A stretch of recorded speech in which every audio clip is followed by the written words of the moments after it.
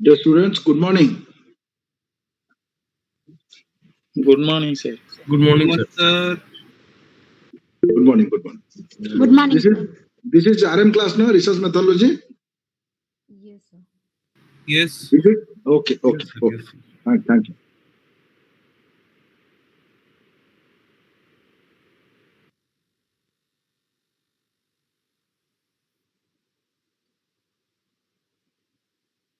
So, good morning, sir.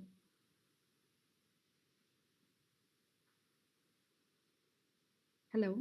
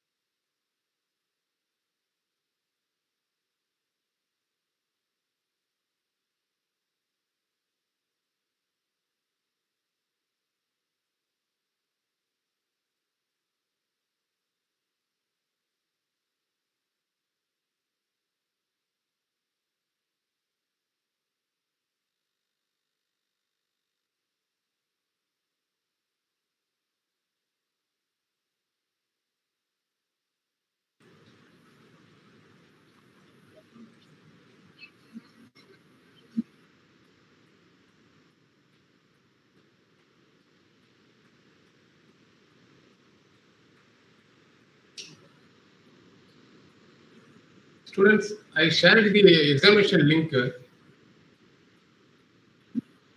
Yes, yes, sir. 3rd June, sir. Yes, yes. Please click this link. Yeah, all the application, registration, instruction, and examination, everything is there. Hello? Okay, sir. Hello? Yes, sir. Is it We can RM hear class? you. RM class, na? Yes, Research sir. method? Okay. So, somebody's from DD was informing you about exam. Yes, sir. Sivaraman, sir. Sivaraman, Oh, sir. Shivaramanji. Okay, good. Okay. Thank you. Thank you.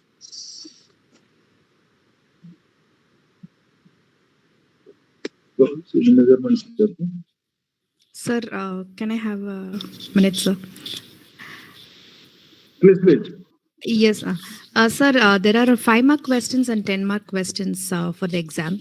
Can I have an idea on how many words for 5-mark question is needed and 10-mark question is needed? Like, Can we discuss between 11:30 to 12 about the exam pattern of questions? yes, sir. Sure, sir. Thank you. Okay.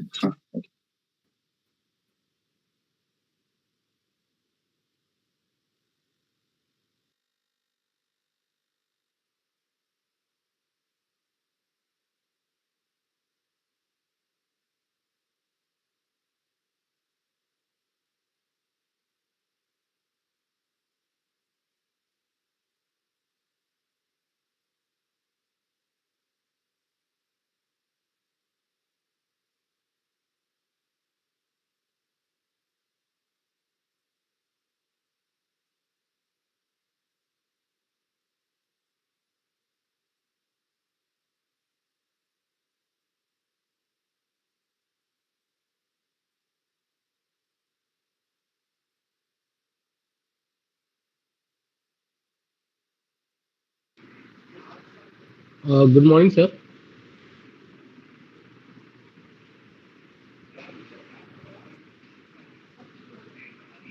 Yes.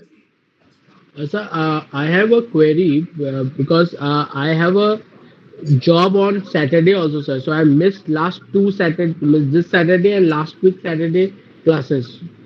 Okay. So I could get a recording somewhere where I could review what happened last Saturday and yesterday classes.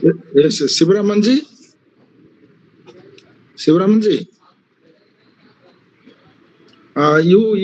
You contact the DD. They may share the video of the classes with you. Okay. Okay, thank you, sir. There is a There YouTube is a YouTube link. There is a YouTube link. The classes are also being recorded. Okay. Sir, I have already subscribed that, but I could not find the recorded videos. I have already subscribed that channel. There may be a small technical problem temporarily. Any participants can help. Yes, Go sir, to it the is live available. classes. Go to the live link, brother, whoever called now, YouTube, and go to live. We will put it in the chat. Let's not waste time here. We'll put it in the chat with the link. No problem. Okay. That is excellent. Yeah.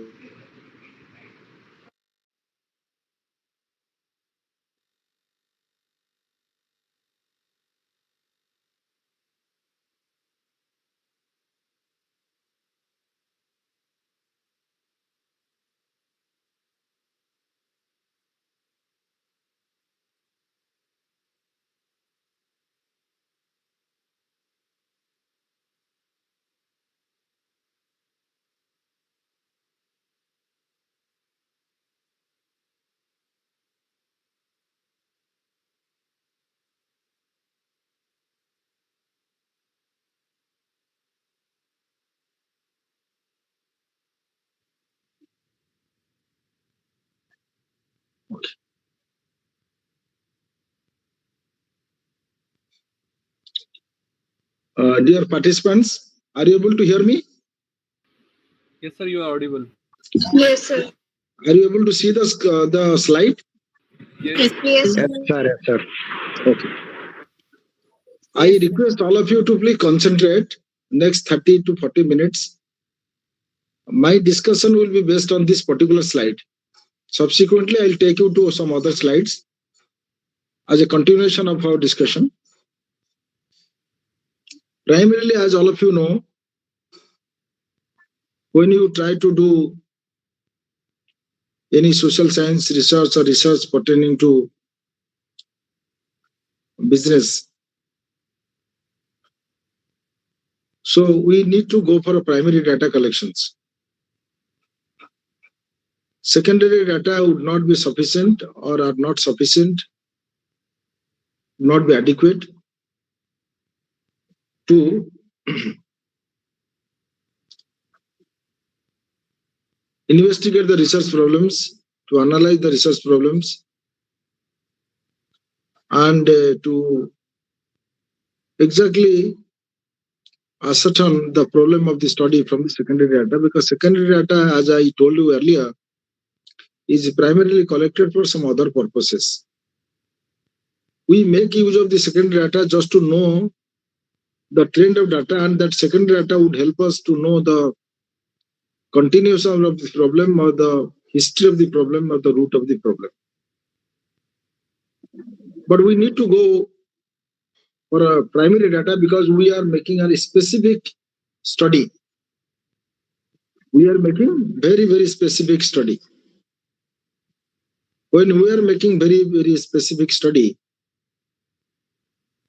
so we need to collect our own data. We need to analyze them, and we need to target a specific respondents or the audience, and questions must be customized for them.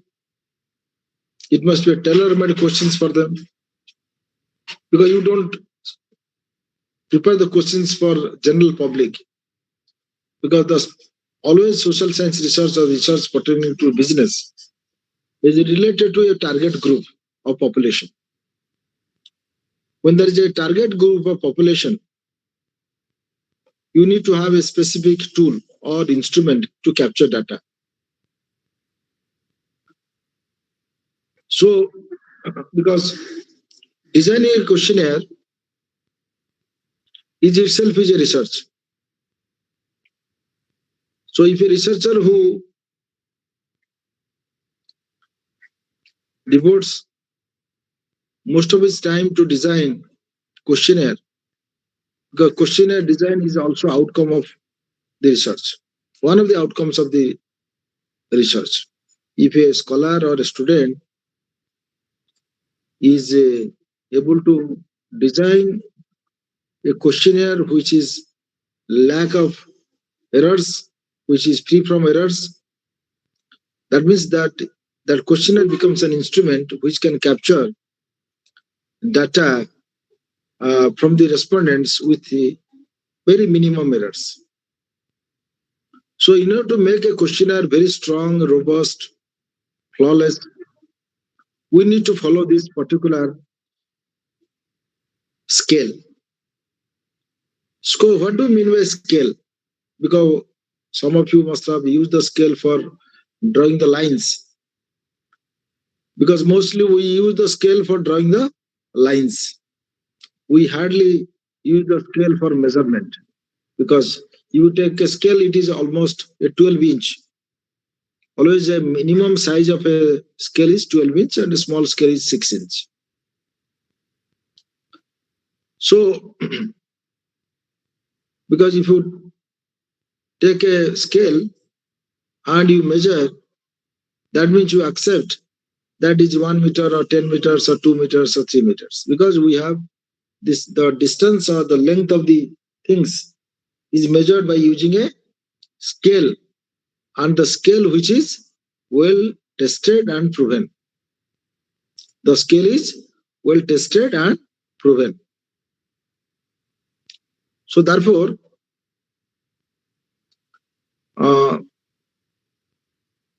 there is nominal scale, ordinal scale, interval scale, and ratio scale.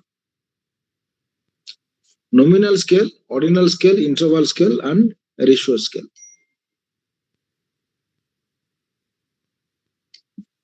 So the nominal scale identify single definition of numbers. There are 4 scales: nominal scale, ordinal scale, interval scale, and ratio scale. And in the nominal scale, identify single definition of numbers. For example, brands, gender, race, colors, types of stores, religion. Because your questionnaire would contain certain questions in the pattern of nominal scale. For example, you may ask about gender, male, female, or transgender.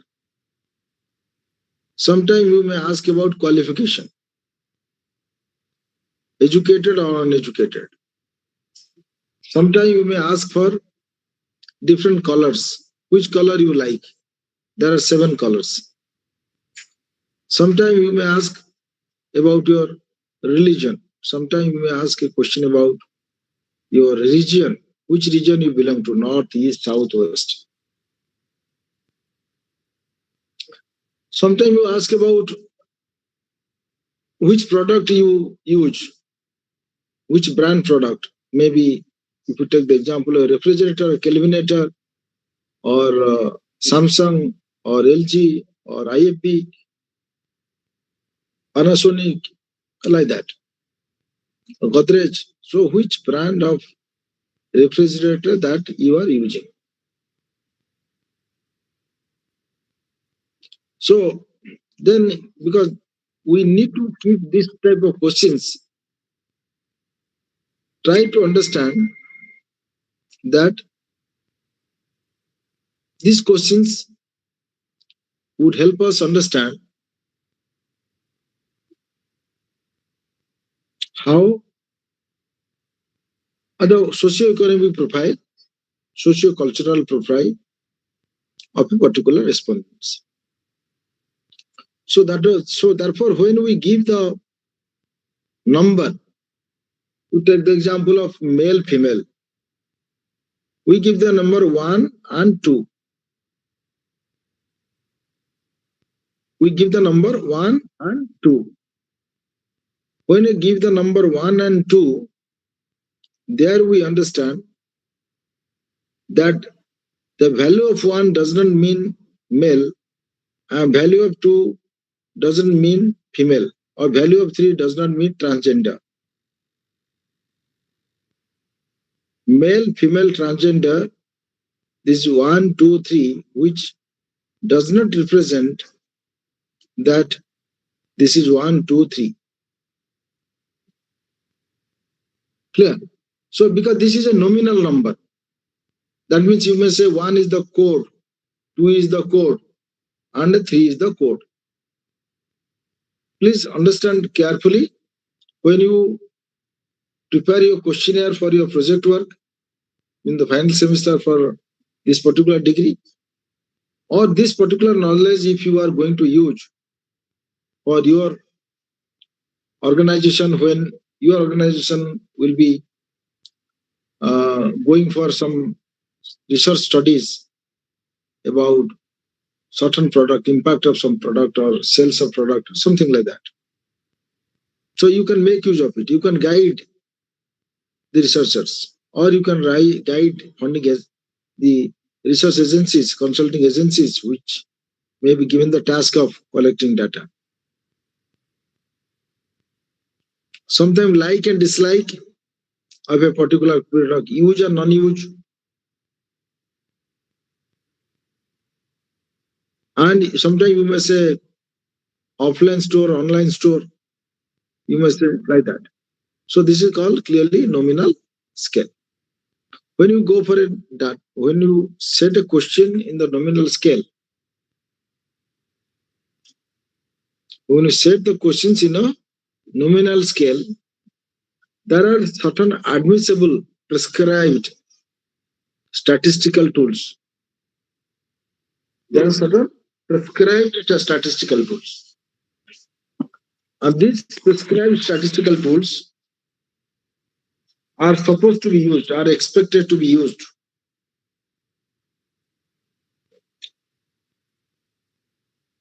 These statistical tools are expected to be used.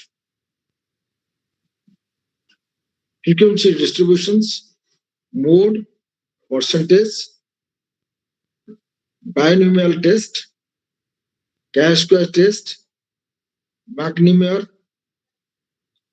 So, because I'm not going to teach you about the meaning, significance, how to use the test, only I am supposed to tell you these are the tests to be used when the questions will be collected in the nominal scales.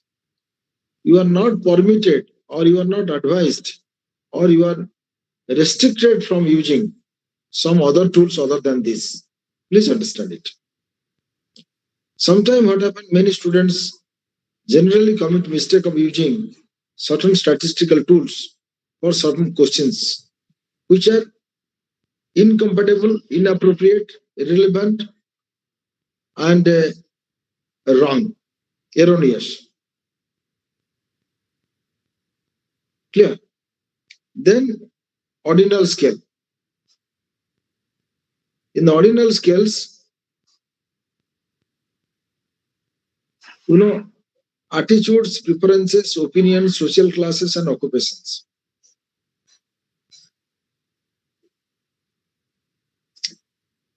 So many of you must be knowing about the Likert scale. 5-point Likert scale, or staple scale, or semantic scale. So, because attitude, preferences, opinions, you may only collect from by using this scale. For example, you may ask a question using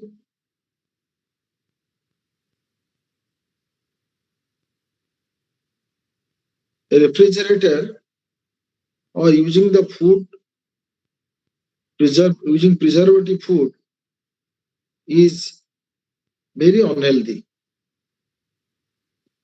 because indirectly we try to know whether a respondent is aware of the preservative foods impact, negative impacts on the health.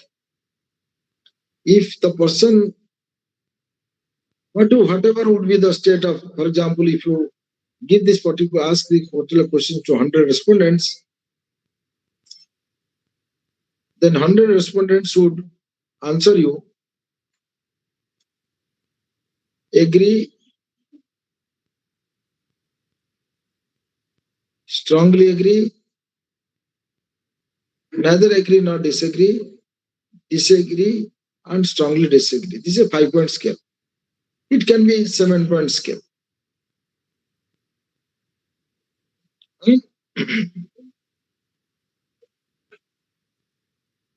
Here you are supposed to use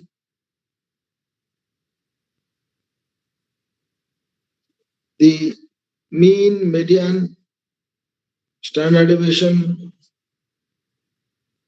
Mann-Whitney test, Ruskal-Wallis test, correlation of Spearman test, like that. And in the interval, comparison of intervals, attitudes, opinions, awareness, preferences, index. So you may use standard deviation, t-test, f-test, all these things. And last one is the questions which are collected in the ratio style. In the example age, which starts from 0. You may say 1, because, or you may say price, number, consumer, sales, volume, income, inheritance, like that.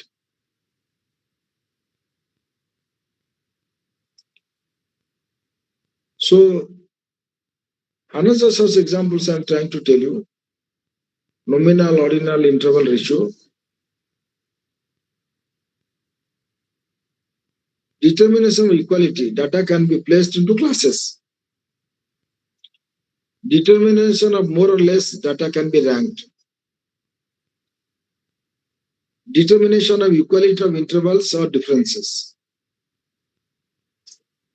determination of equality of ratios, measurements, mode median mean, range, standard deviation,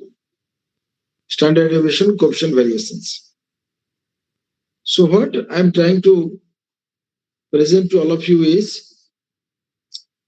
that you are expected to refer to this measurement scale table sincerely and religiously, and without having any deviations, so that your research output will be correct, data can be captured correctly, questions can be, the responses on the questions can be analyzed by using very prescribed statistical tools, and the results will be flawless, and a business, any managerial decisions can be taken very easily.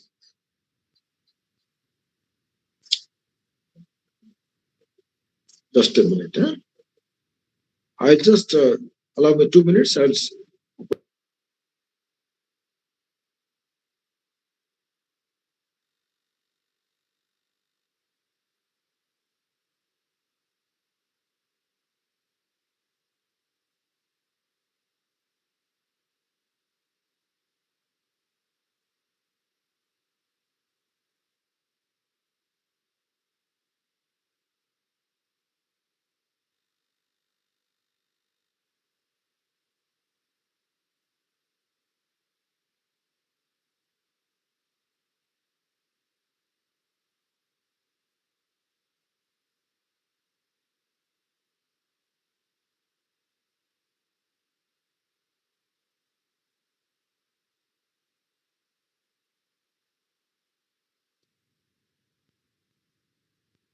sorry.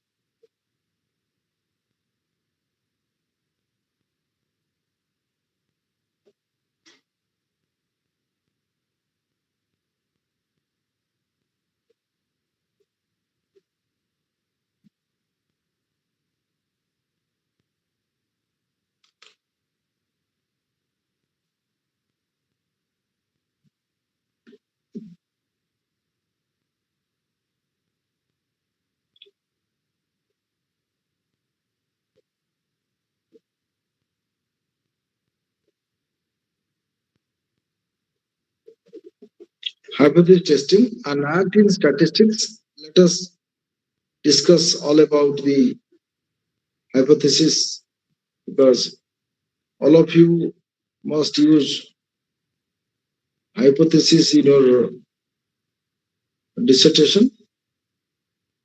And let me understand from all of you, what do you mean by hypothesis?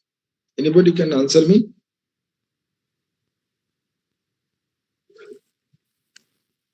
Sir, it's just to visualizing and imagine our Sir, assumptions. Pardon? Assumptions. Very correct.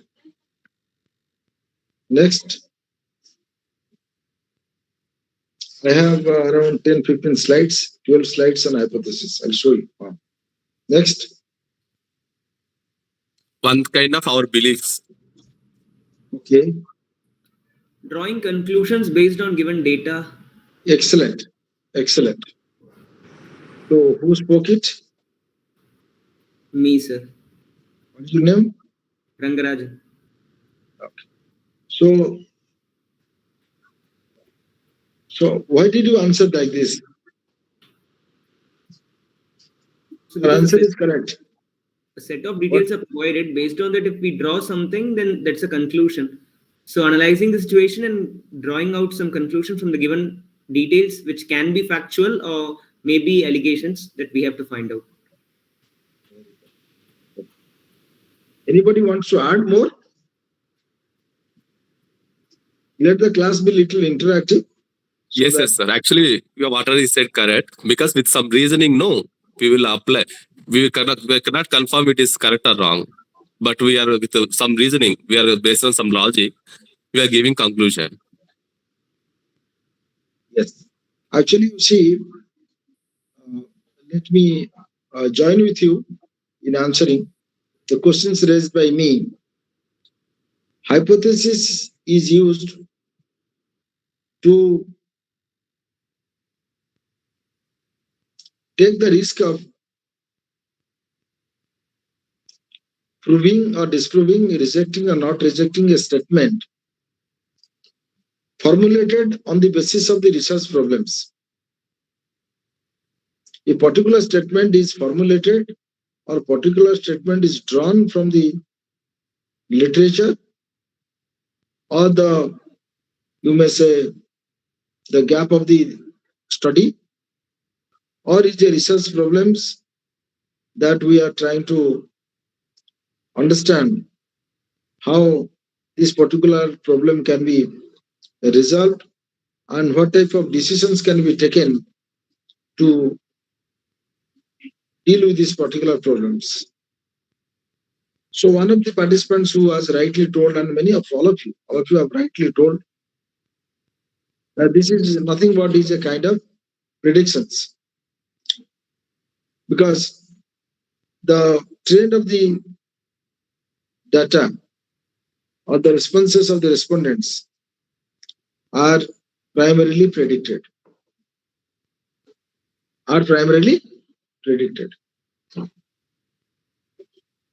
When it is primarily predicted, we try to predict in such a way that the behavior of a particular phenomena, the behavior of or the trend of a particular phenomena can be very influential or not influential, can be very impactful, not impactful, or can play a very determining role or not determining role, or can make a big difference in the business decisions. So we go for using a hypothesis. The fundamental reason is we don't do, when there is a census study, the population study, we don't require any hypothesis to predict. Prediction in the sense, we test the hypothesis on the basis of the opinions of a sample respondents to predict the behavior of the other populations or the population in the universe. Am I right? Am I right? Yes, yes, sir. Yeah. So why? Yeah, why? Why we want to do that? Because when you take a small set of population from bigger population, you take the representative of the population. So we take a 5%, 2%, 3%, 1%, or 10% risk, that is called the significance level of rejecting hypothesis or not rejecting hypothesis. Rejecting null hypothesis or not rejecting null hypothesis. That means we take the support of 95%. 95% of the respondents, we take them with us. No, I'm going to share it. Just a minute. Yeah. Is it okay? Is it okay now? Yes, yes, sir. Yeah. Yeah. Because just I want to see who, that is why I minimize the screen. Now you can see.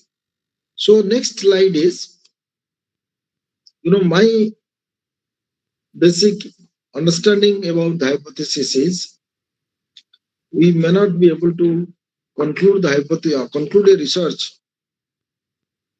without using a hypothesis or hypothesis. When you start using hypothesis, when you we start using hypothesis. We try to use certain statistical tools.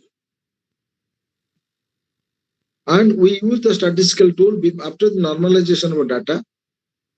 We normalize the data because when you collect the data in different scales, so you use skewness and kurtosis, to normalize the data, to make to see the data is distributed equally in the normal distribution curve or not.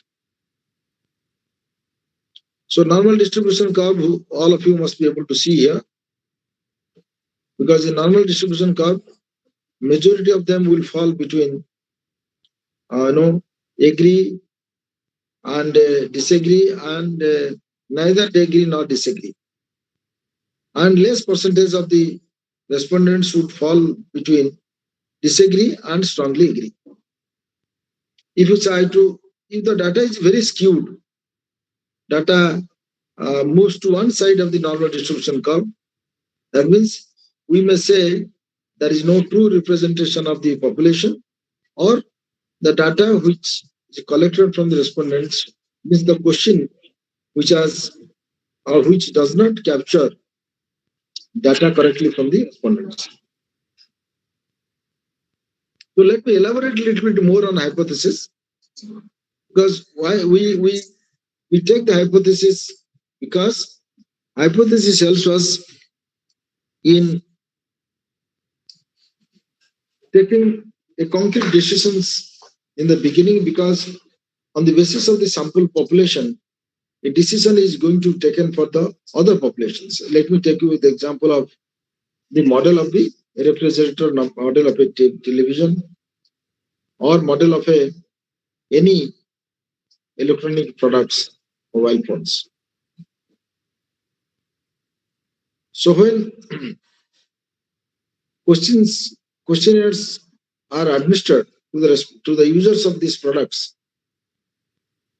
and there are questions which are framed in different scales. Even you can design a questionnaire with one scale.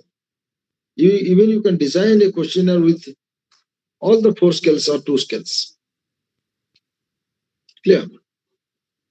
So the basic idea is we take a small population, analyze the behavior, and predict for the remaining population. In the research parlance, we call the generalization. Because when you go for suggestions, when you go for findings are very specific. But when you go for suggestions, so you primarily generalize the sample respondents have been picked up from each strata or each group equally or proportionately. That means the output or the results of the hypothesis hold good.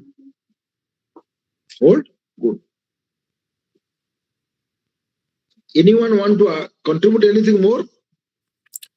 Yes, sir. Actually, for all proven theory, first started with hypothesis only, sir.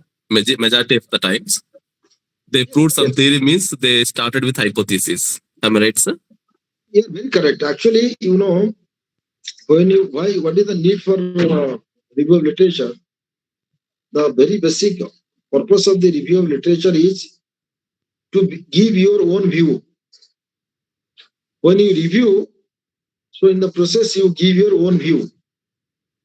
So when you start reviewing 100 research papers, 200 research papers, or reports, etc., so in the process you start giving your own view, analyze, synthesize the views. And when you try to assimilate, synthesize the views, there you come to know that there are differences of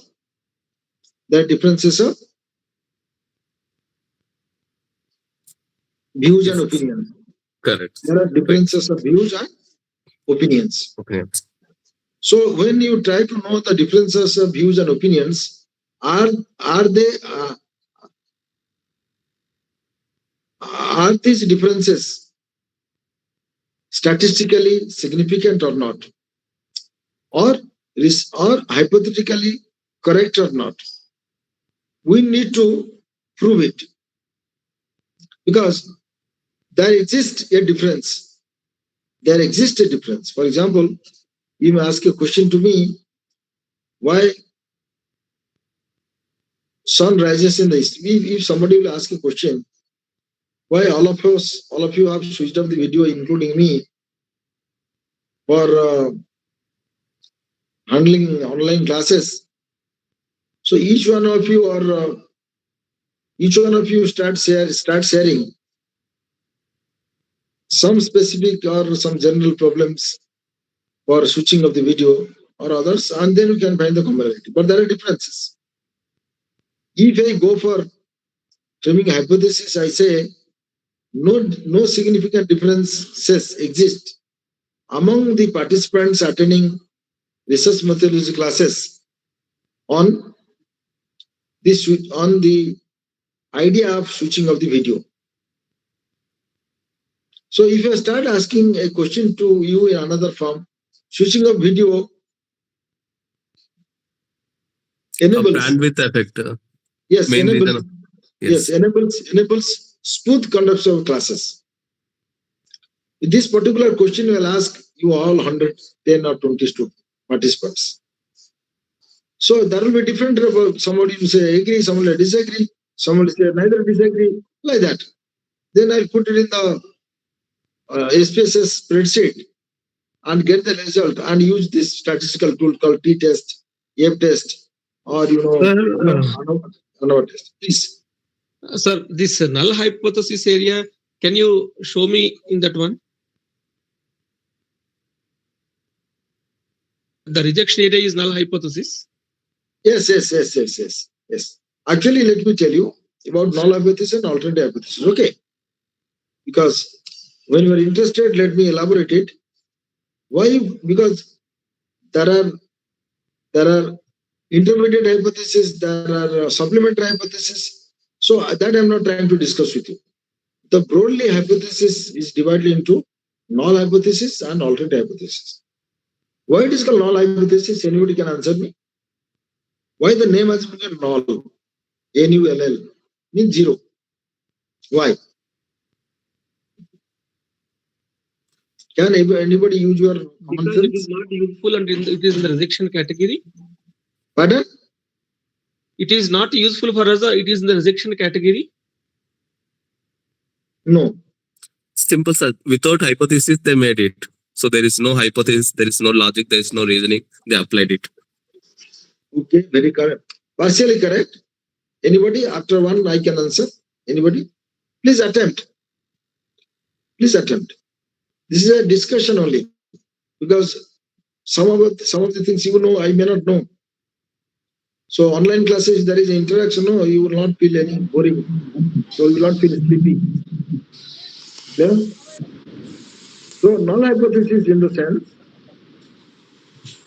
a researcher tries to keep null hypothesis in the beginning, saying that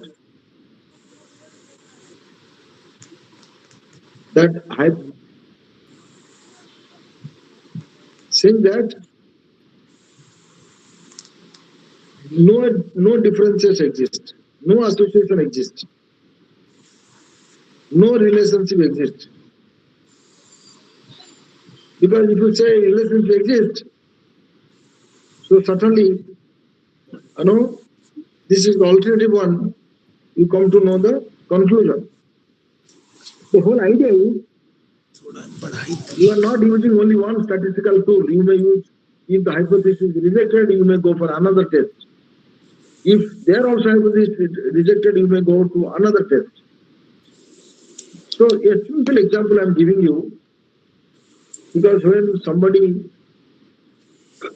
is guilty of killing somebody and he's in the bar,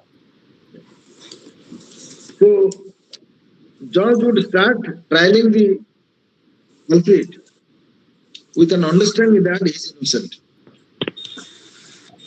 Clear?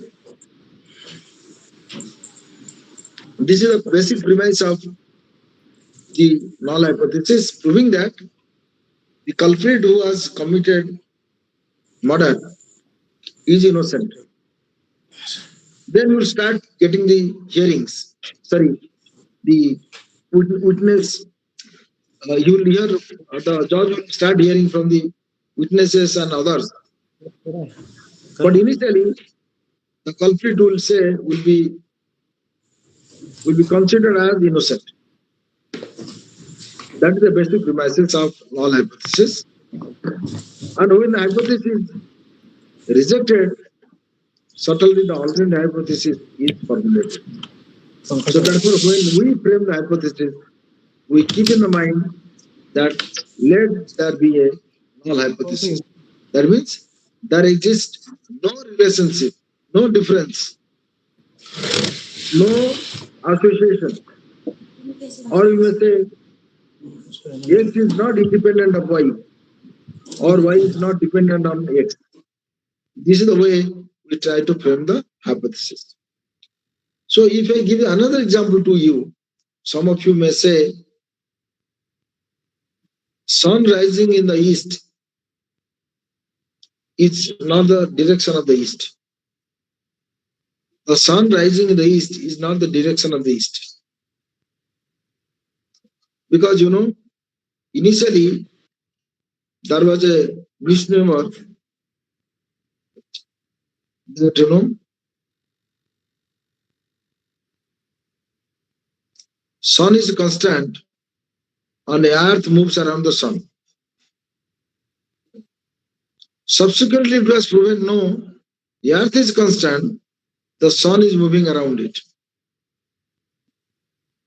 So even today, if somebody will prove it, again, with justifications, that is all about the research. So hypothesis, null and alternative, these are the two statements. When null hypothesis is rejected, so there will be alternate hypothesis.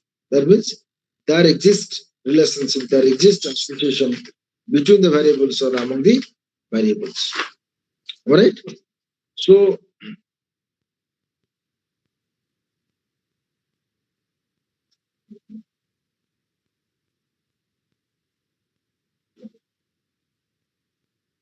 this is the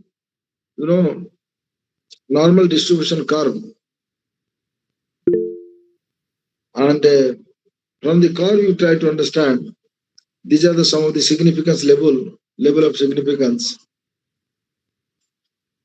And with this level of significance, the hypothesis is rejected or accepted.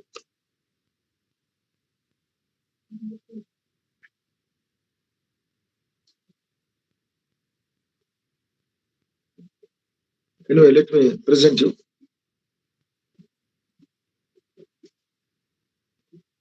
Hypothesis testing, because sometimes it is a continuous data and attribute data. This is a very interesting table. I'll share the slide with all of you.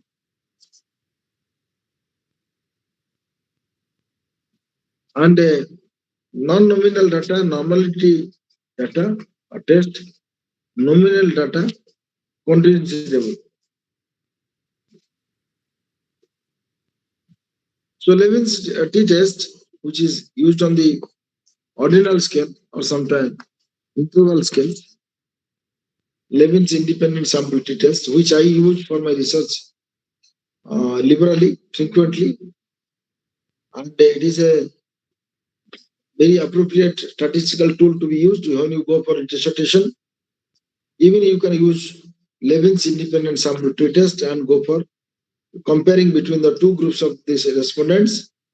And Levin's t-test is a limitation of only testing the difference between the two groups, not among the 3 or 4 or even.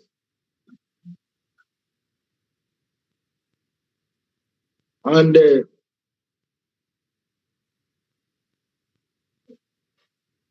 Bartlett test, one sample t-test, etc.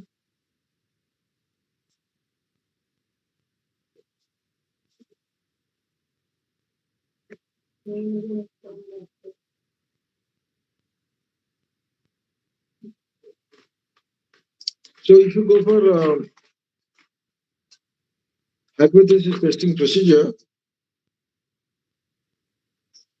Set up a hypothesis, as all of you know from the discussion, deliberations, contemplations from the review of literature, or from your own observations from the field, or from the interactions that you do from a key resource persons. You can formulate hypothesis. And sometimes you may test the hypothesis even without using the statistical tool. You take the example of students, scholars of English literature, Hindi literature, any language subjects, social science, many subjects, except you know anthropology and sociology or social work. Some of the hybrid programs, they are using the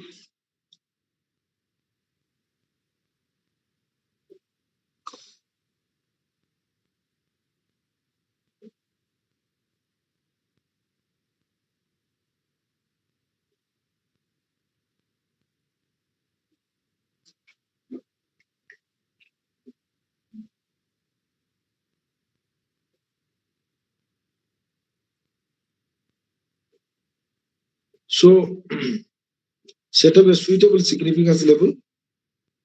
Primarily,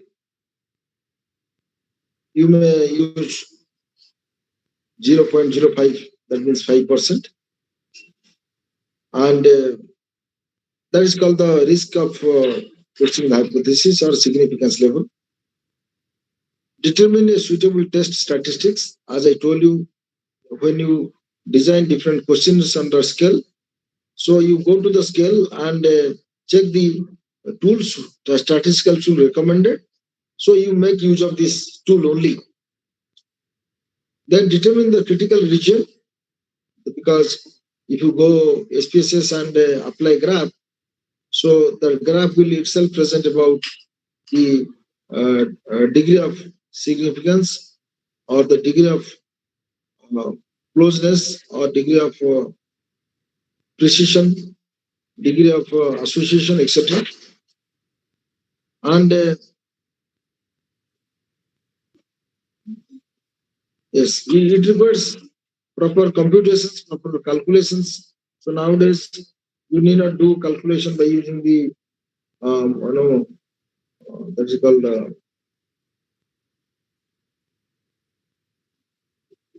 wallet. Sorry, perform computations and SPSS, especially many statistical tools are there. Proper computation should be there. Then once you get the results table, so you transfer them to the word table, and you need not keep so many things. You may keep two groups and their level of significance. If you keep some table, some columns of the table, that will be fine. So that um, the future researchers can refer to the data and continue the research. Then subsequently, decision making stage, where as one of our participants told today, the hypothesis statement is nothing but this is a statement to help decision makers take appropriate decisions at the appropriate time.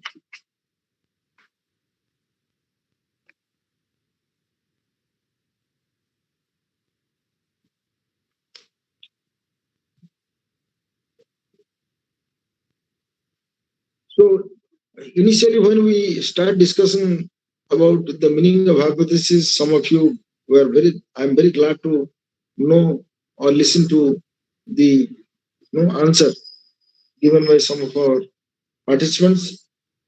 The hypothesis is a claim or a statement about a property of a population, in our case about the mean or proportion of the population.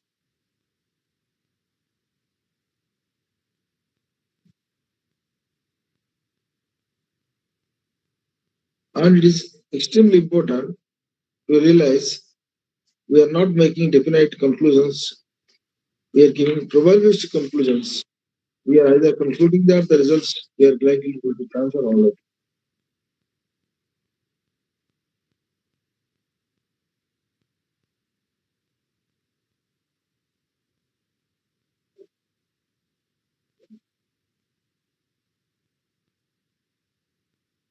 And a hypothesis should always explain why you expect to happen. It must be clear and understandable because there must not be ambiguity in the statement.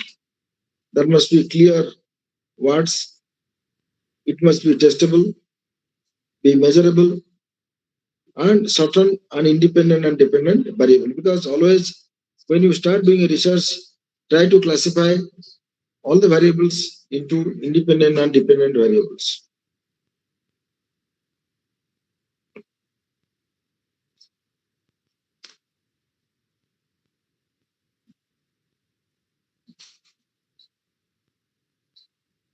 Write a hypothesis. Always try to create a hypothesis that interestingly addresses the problem statement. Always try to create a hypothesis that interestingly addresses the problem statement. That I have already explained you. Keep the hypothesis statement short, focused on the problem statement with a clear and concise manner. It should be very clear. You may say that rainfall is independent of the change of the climate, or the erratic climate is a determinant of the erratic rainfall. That is a very small and concise statement. You may say aggressive cells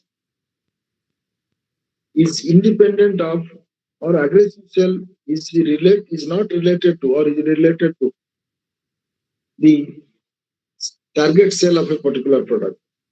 So you try to say aggressive selling or target achievement. So you try to establish relationship or test that which you can do. When creating a statement or paraphrasing theories, keep your audience in mind. Because if you frame a statement hypothesis, many of them may not be able to understand and read. So don't do a study which will only be used by you or by your supervisor or by maximum by very talented or people with core knowledge. No, because even I'm a student of management. Let me understand a PhD which has been done in physics. If I go to library, pick up a physics thesis and a chemistry thesis, so I'll go through it and understand the research in the physics and chemistry. That much of simple. The complex things should be simplified. Accurately define the variable you will be using in the hypothesis and through the course of the research. Conduct thorough preliminary research, go through all the relevant scholarly sources regarding you together.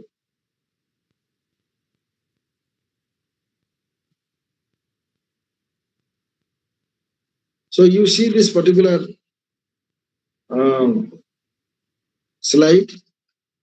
So a boy who is holding his ring fingers on the chin and under the lip, and think beyond that what is about hypothesis.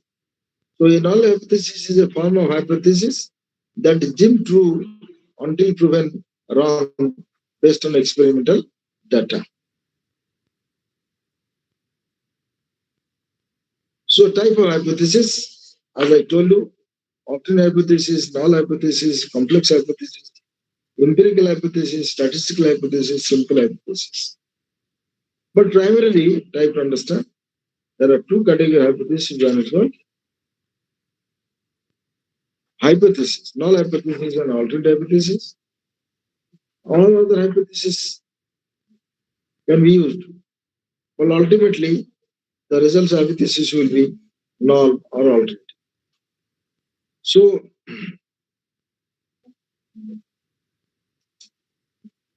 can we have a break for 5 minutes?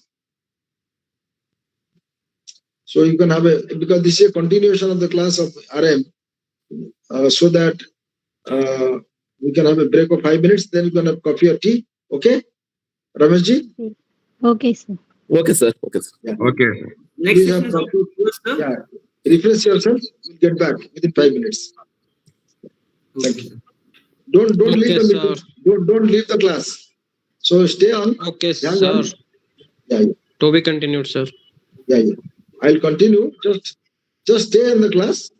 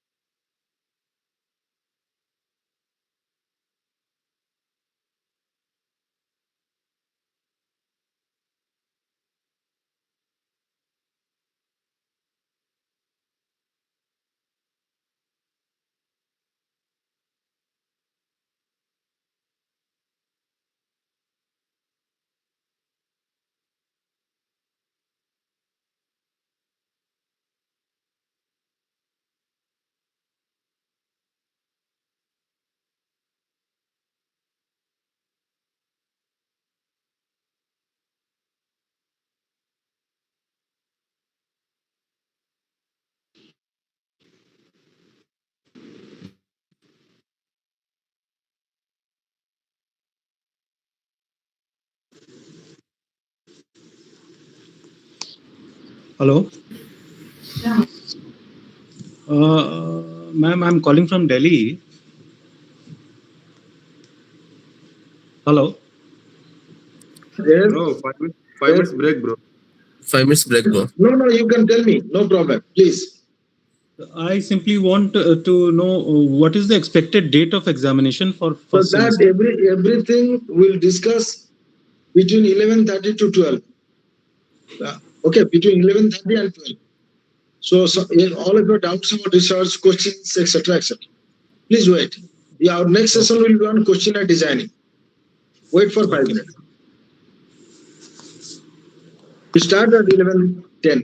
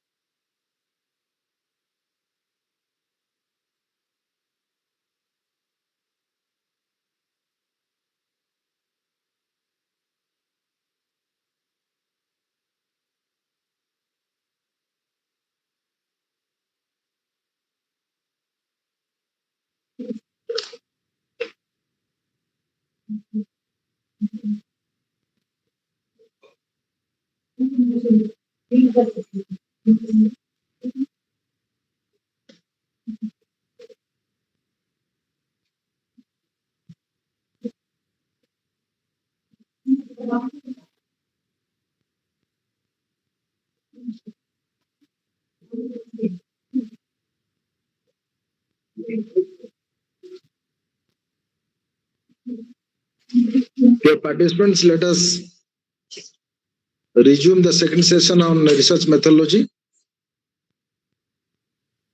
This is about the questionnaire design. As I have told you in the beginning, we may take little longer time to complete this particular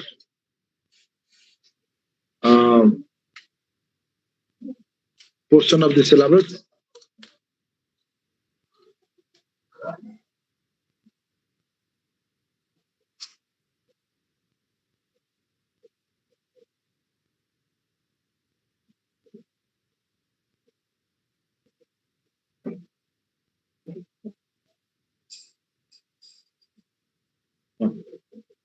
Portion of the syllabus. Determine the required information and the target respondents. Prepare a draft questionnaire.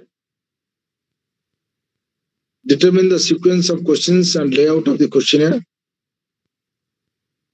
Pilot test and assess reliability, validity of the questionnaires.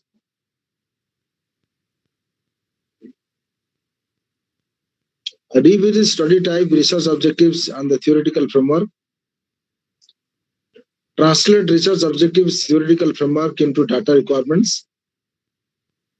Determine questionnaire administration method, target respondents, data analysis method.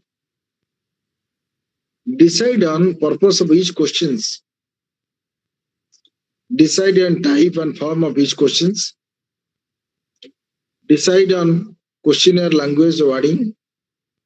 Decide on type of measurement scales that we have discussed. I will also discuss more. Evaluate questions on the basis of comprehensibility, knowledge, ability, and willingness to respond. Determine question order, physical appearance of questionnaire. Determine questionnaire length. Determine introduction to respondents. Determine return instructions. Check questionnaire for errors. Pilot test questionnaire. Assess questionnaire validity and reliability. So let us start explaining from the step 1. Determine the required information on the target respondents. When we go for designing a questionnaire, as I told you, which is the outcome of a research, and designing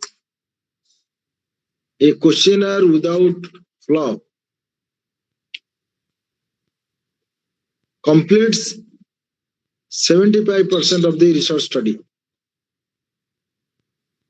Our rest 25% is the data collection, analysis, and interpretations. To me, because when you have a right instruments, you can capture the data correctly. When your instrument does not have correctness, perhaps data cannot be captured correctly. So in this context,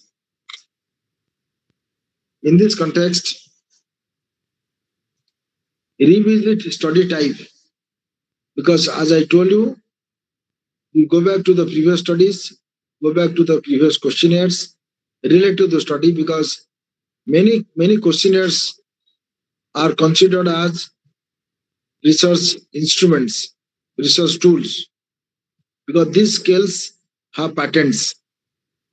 Many of the scales used by the previous researchers have obtained the patents, intellectual property rights. If you try to use these scales, so you have to refer them. You have to refer to the site, you have to acknowledge them in your research study. And sometimes you may pay and get the right of using this scale. But you have to mention the contribution name of the person contributed the development of the scale. So therefore,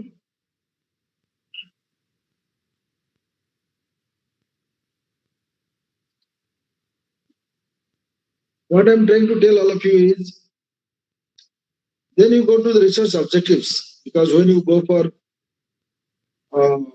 conducting a research, so the research project or research studies can be conducted on the basis of the objectives. If there are objectives, on the basis of each objective, if you have 4 objectives, so you may classify the analysis into 4 parts, and you classify the findings into 4 parts, classify the recommendation into 4 parts, classify the review literature into 4 parts. So each objective would represent review literature, questions, analysis, interpretations, findings, and suggestions.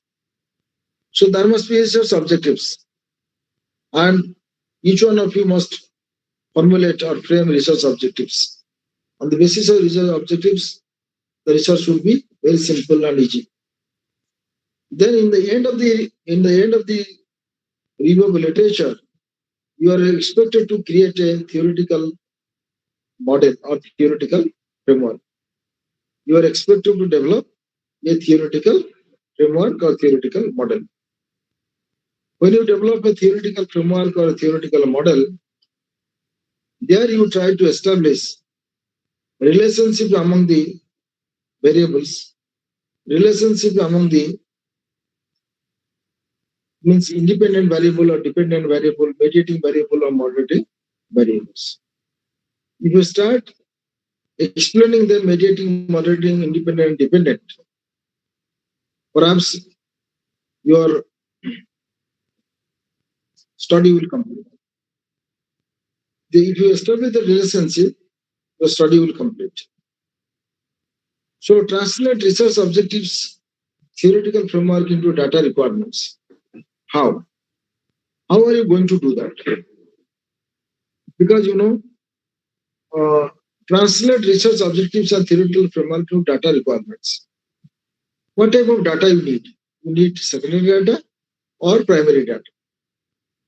Because sometimes you may complete your research by using secondary data. For example, if you do any type of research pertaining to stock exchange, pertaining to economic development of a country, or trade and commerce, so you can use of many published literature data reports, and you can compile the data, take that secondary data, make analysis by using statistical tool, and draw the inferences.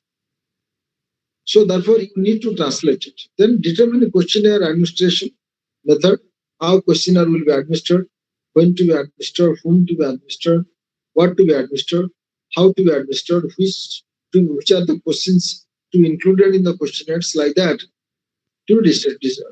So question administration method also, because either it will be a schedule method that a researcher with himself or herself will be present to collect the data, or researcher may get the data collected through someone, or keep the questionnaire at the place where the respondents may have access to the questionnaire and answer it, and decide the target respondents, who will be the target respondents, and data analysis method, whether it's a primary data analysis or secondary data analysis methods. That means what type of statistical tools you are going to use.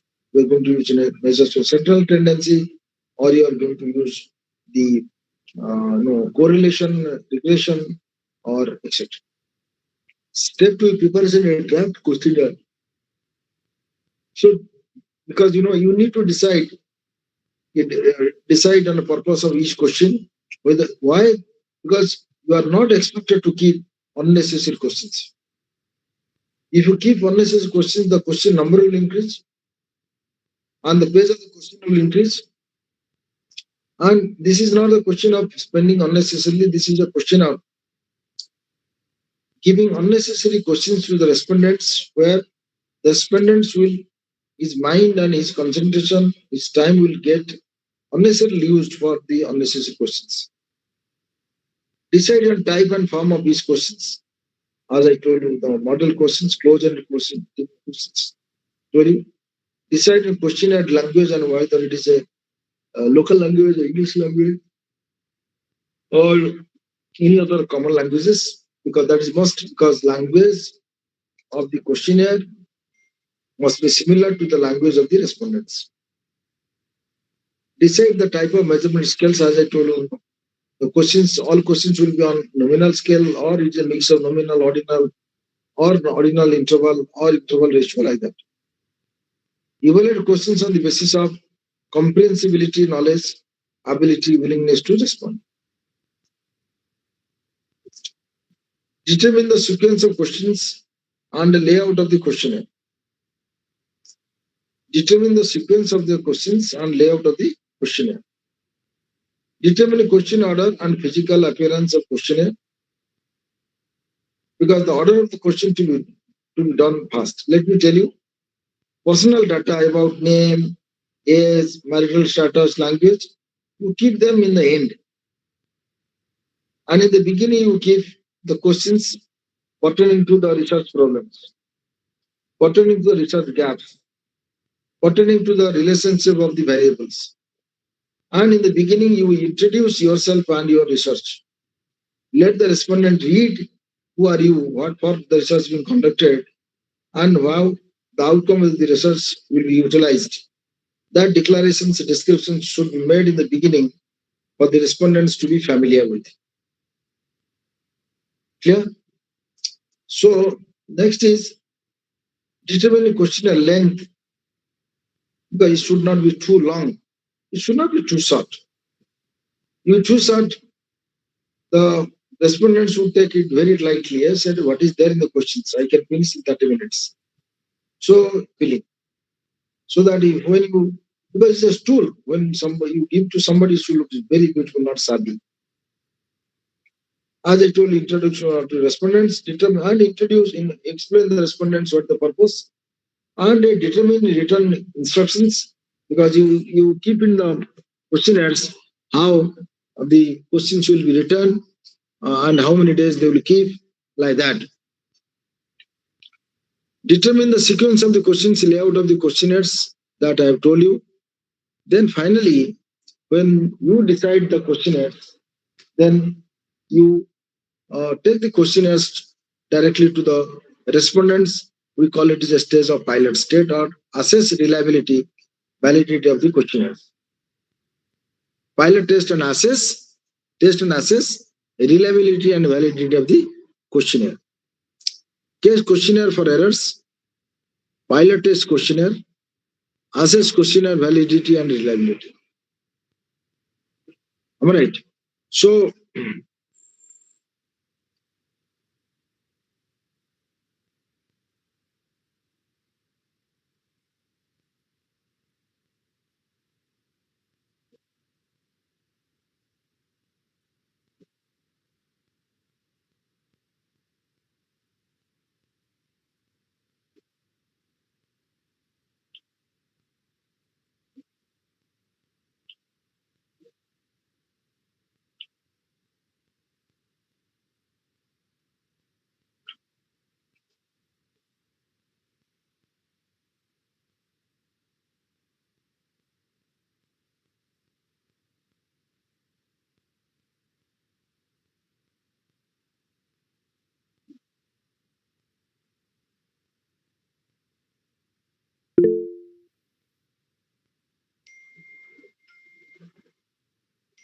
the stage of the pilot,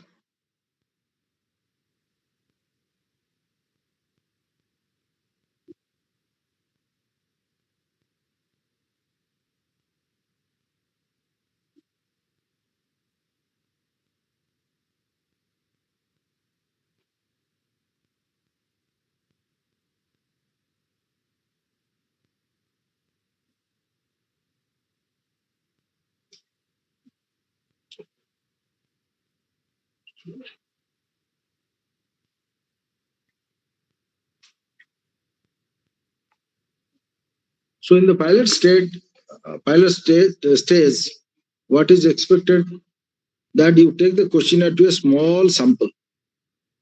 Convenient, you can use convenient sampling method. You go to focus group respondents who have time to spare on your questionnaire, respondents who can thoroughly read and comprehensively read, respondents should provide very free, frank, and candid opinions. Respondents would be very free in answering the questions. So check questionnaire for errors, pilot test questionnaires, assess questionnaire validity and reliability. Check questionnaire for errors, because questionnaires are designed by applying your research knowledge, your subject knowledge, your own wisdom. And you have used your own judgment, own logic to develop the questionnaire.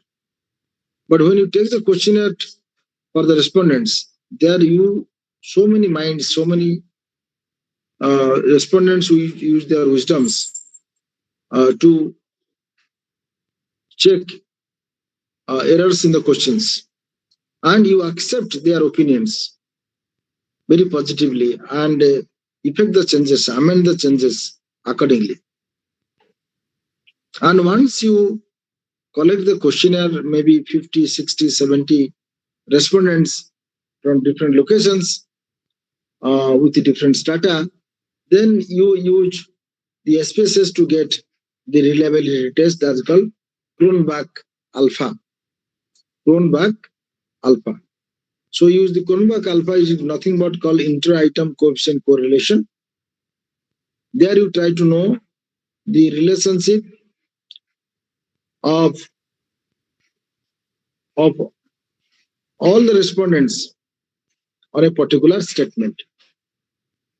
So if there are 80, 70, then we try to establish the relationship equally.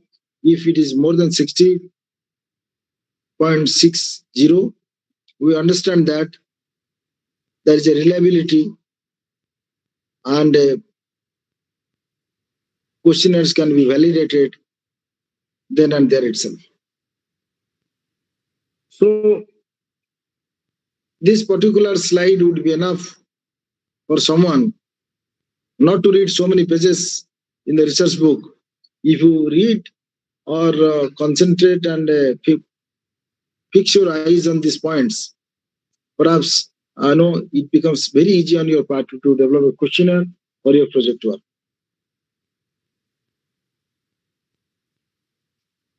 So, because as I told you, all your questions fall under the 4 categories of the scale. So, some of the open-ended questions, you can use ratio scale. From 1 to 5 scales like Likert scale, you can use interval. A rank ordering, you may 1, 2, 3, 4. You place 5 factors, ask the respondent to rank them on the basis of their experience. The rank given by a first respondent may vary in case of the second respondents when it is given the ranks. And select all that apply nominal or categorical.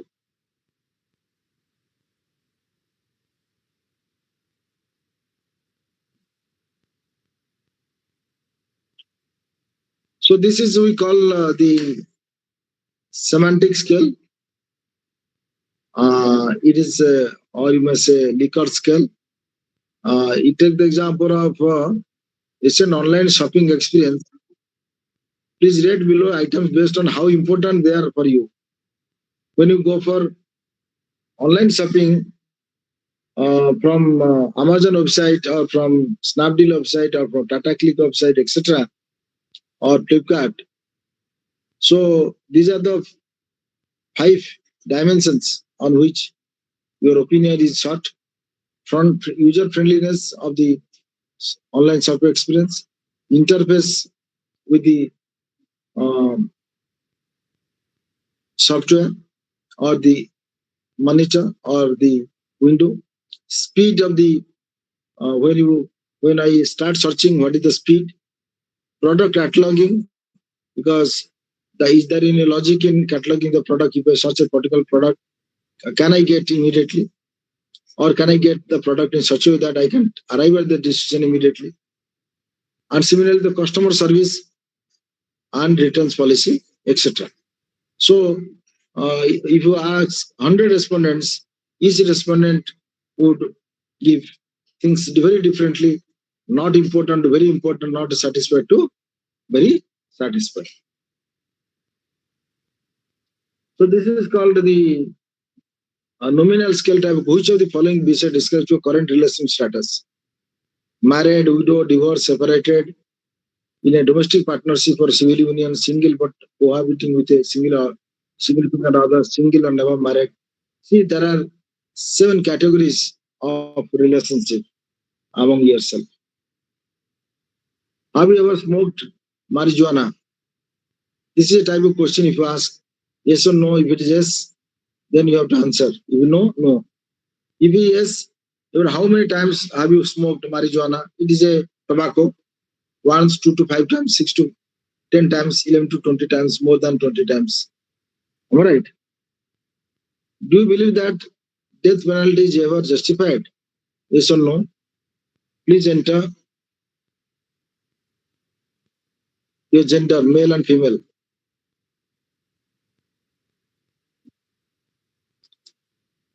So a typical questionnaire, a study on consumer satisfaction and perception level on refrigeration generators with separate reference to erode in Tamil Nadu.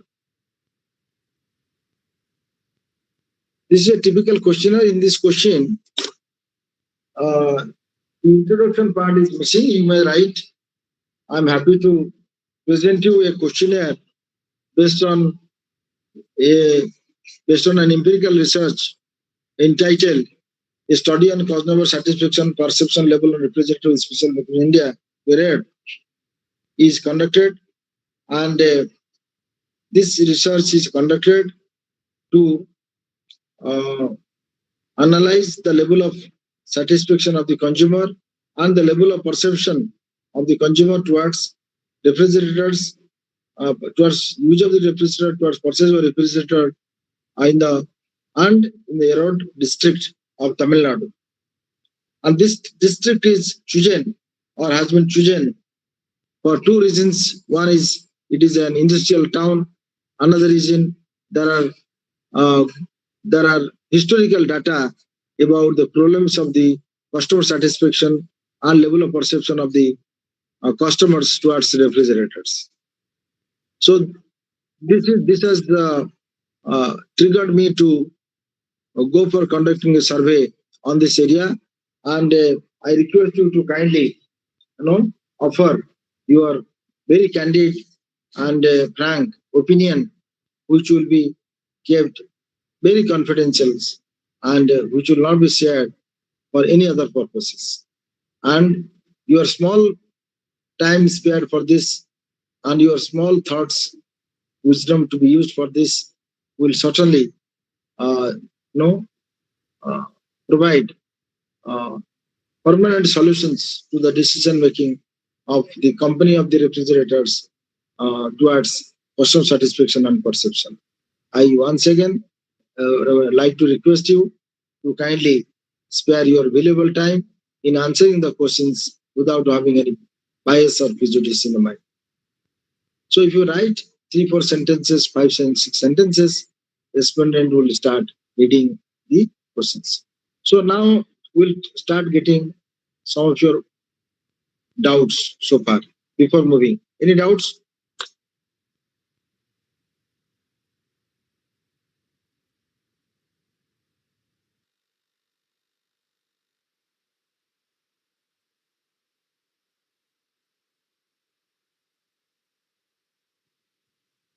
Anybody?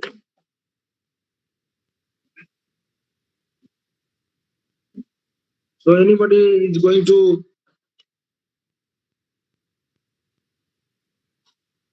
no? Yes, yes. You are free, Sridevi. You may share your understanding. How did you understand? Anybody can reflect upon how much you have understood about the questionnaire.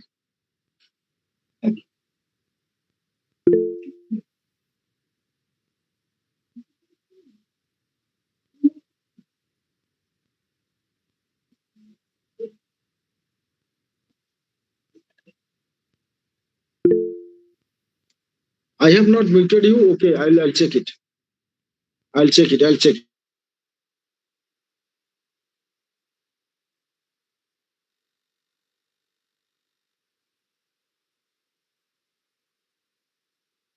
Person. No, I have not muted you. I have not muted you. You are not able to speak.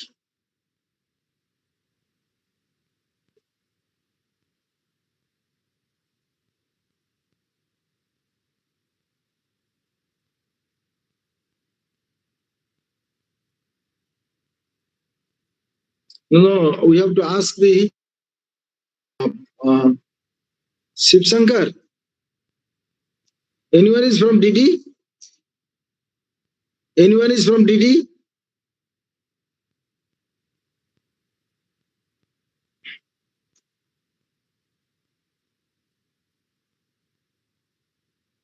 No, I understand. I have not done it. It must have been done from DD.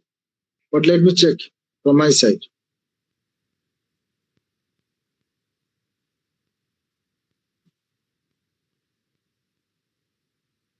Hello. Now, I think it come.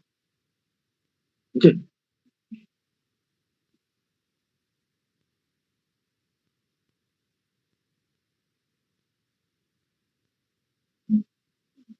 Just a minute.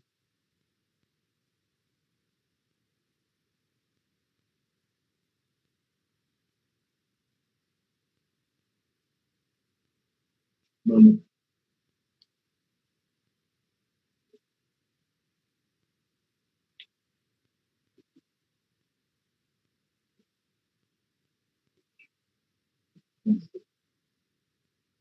So, are you able to? Yes, yes. You can now, Manish.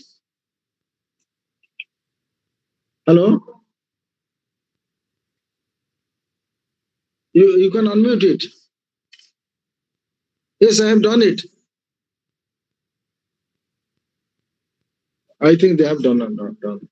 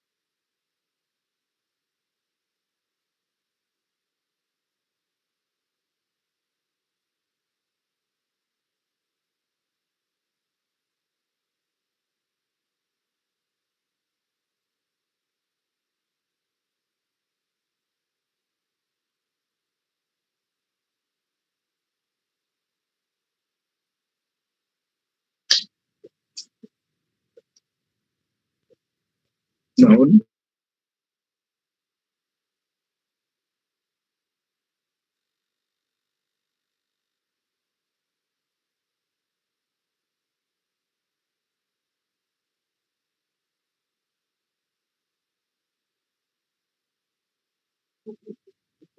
So can you be able to answer? So the question which you have showed, can we expect similar question in exam? No. No, you will not get similar questions. It is just an example. So because yeah.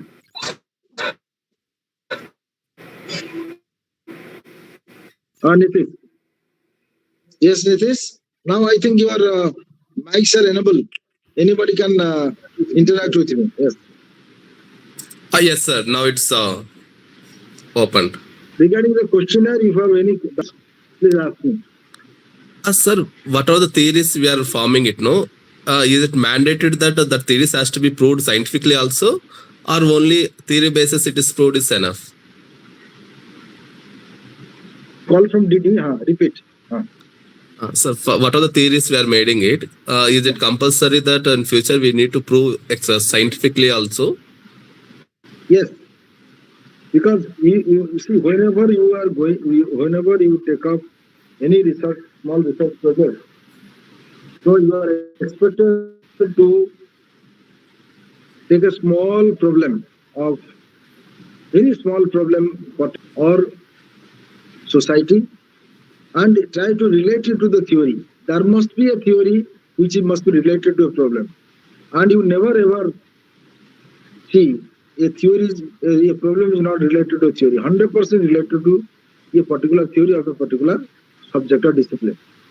You try to relate it, then try to understand to what extent the problem exists or has been in existence.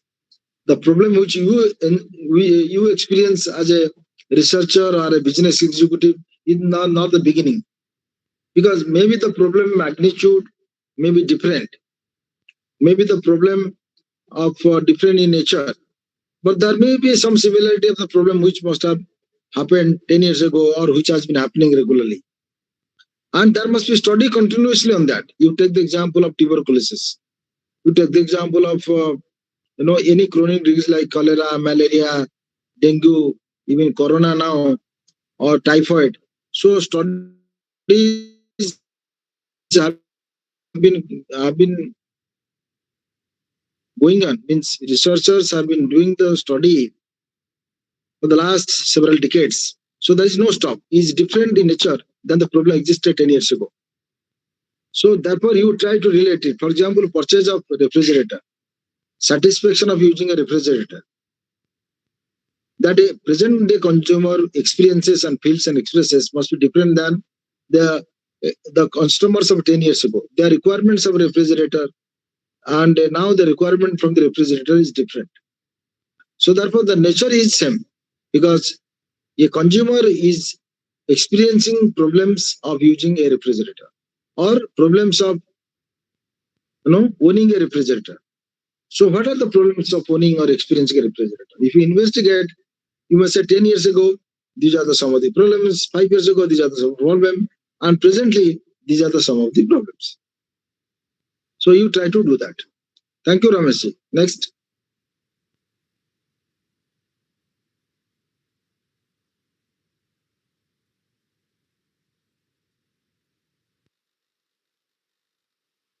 Next, please. Sir, how many questions would be in question IR in case of primary data? Yes.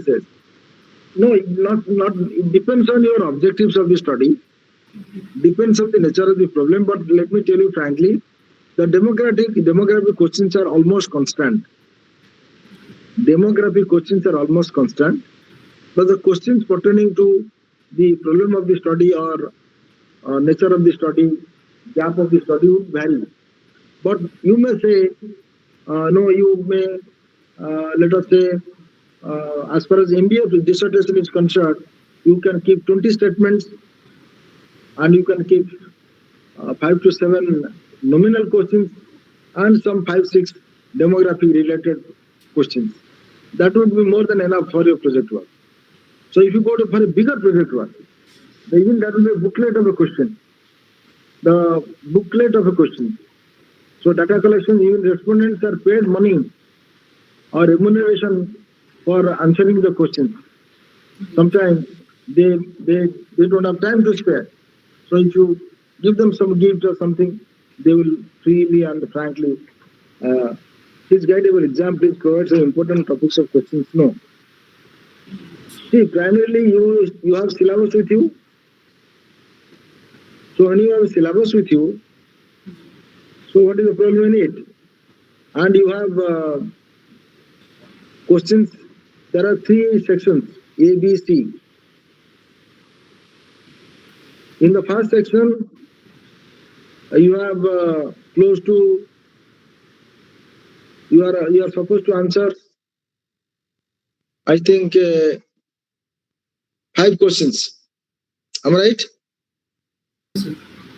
Or 6 questions. How many questions you are supposed to and in the second section, you are also expected to answer 5 questions. And last one is a case study. That means you are going to appear 11 questions. There will be choices. And in the 5 questions, in the section B, you have almost 10 questions or 8 questions you have to appear, and from each unit. All right. So you will have, for example, you say, what if you get a describe qualitative research with examples. What do you mean by quantitative research? Answer with examples. Like that, they will formula. You take the previous year questions, and you yourself, what is the expected length of 5 marks, 10 marks question? Explain. Devi. Because what is the common mistake that we come across, that majority of the students, they start writing 5-mark questions too much, and in the end they fail to find the time to answer the last questions or case study.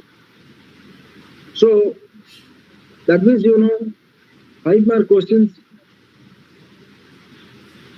yes, which are available. I think if you pay money or something, you will get it from the distance education. But let me answer the questions. How many? For example, 5-mark questions, maximum you can write 7 to 8 sentences or 10 sentences. Maximum. Even it can be answered in 5 to 6 sentences. Because they primarily, not long type questions or short type questions. It is a question either long nor short. All right. And section B, certainly it is a long type question. You may, for example, 5-mark questions you write 1 page.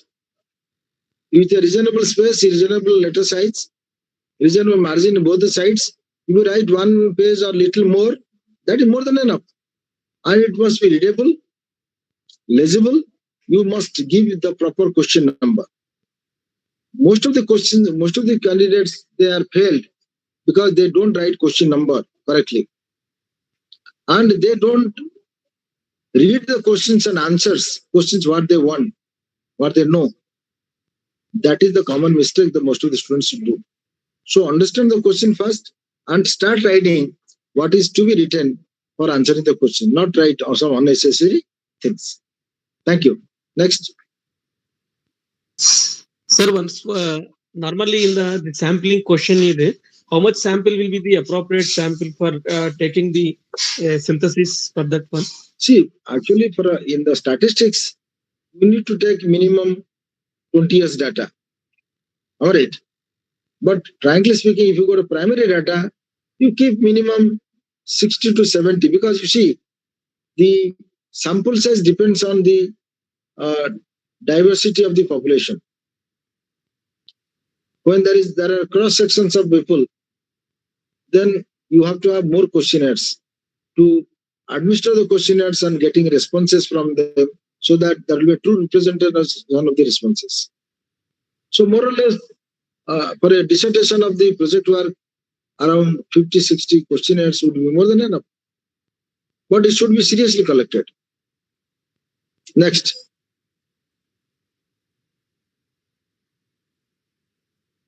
Sir, tips for the case study, sir, how we need to represent that.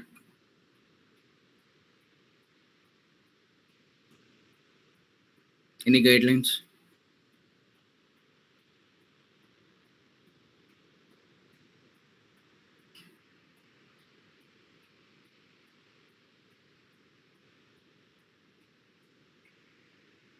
Sir, any textbook for this case studies in the research methodology or some other things? Any reference material? Sir, you are on mute, sir. DD will provide you the reading materials which are prepared as per the syllabus and which are prepared after referring to many books by the author. So therefore, you read the distance education study material thoroughly and minutely. Perhaps you will understand clearly. And you may get a case study wherein you are expected to design a questionnaire, or they may ask you to formulate hypothesis, or they may ask you how this particular research can be conducted, or they may ask you prepare a proposal out of the cases so that you can get a research project from a funding agency, like that. So it is an application part of your study, how we are going to apply. Next.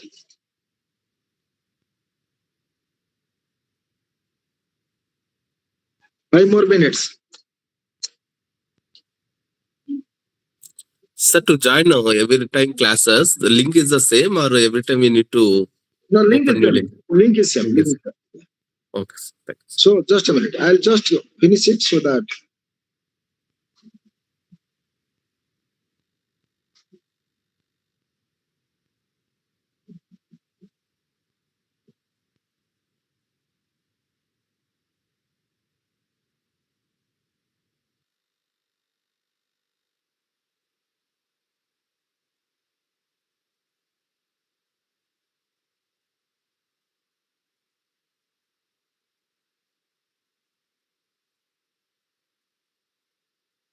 Please wait. I will wind up the again. Just wait.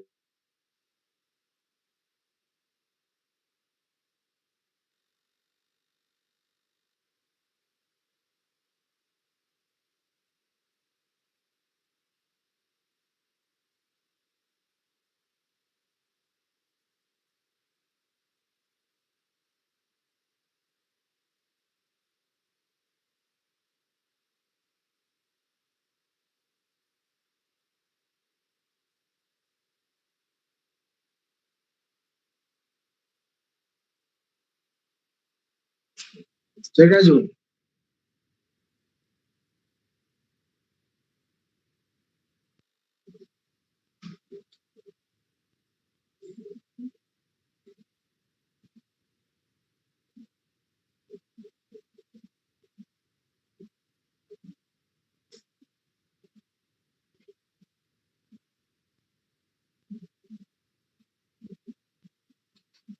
Only.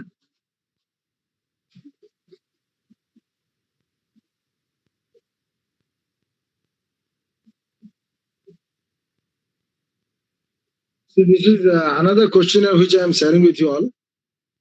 We had a study on consumer satisfaction of towards service provider mother horlicks in eroticity. Am I right? So if you Sir, read, can you please put it in presentable mode? It's it is difficult. not can I enlarge it? Is okay?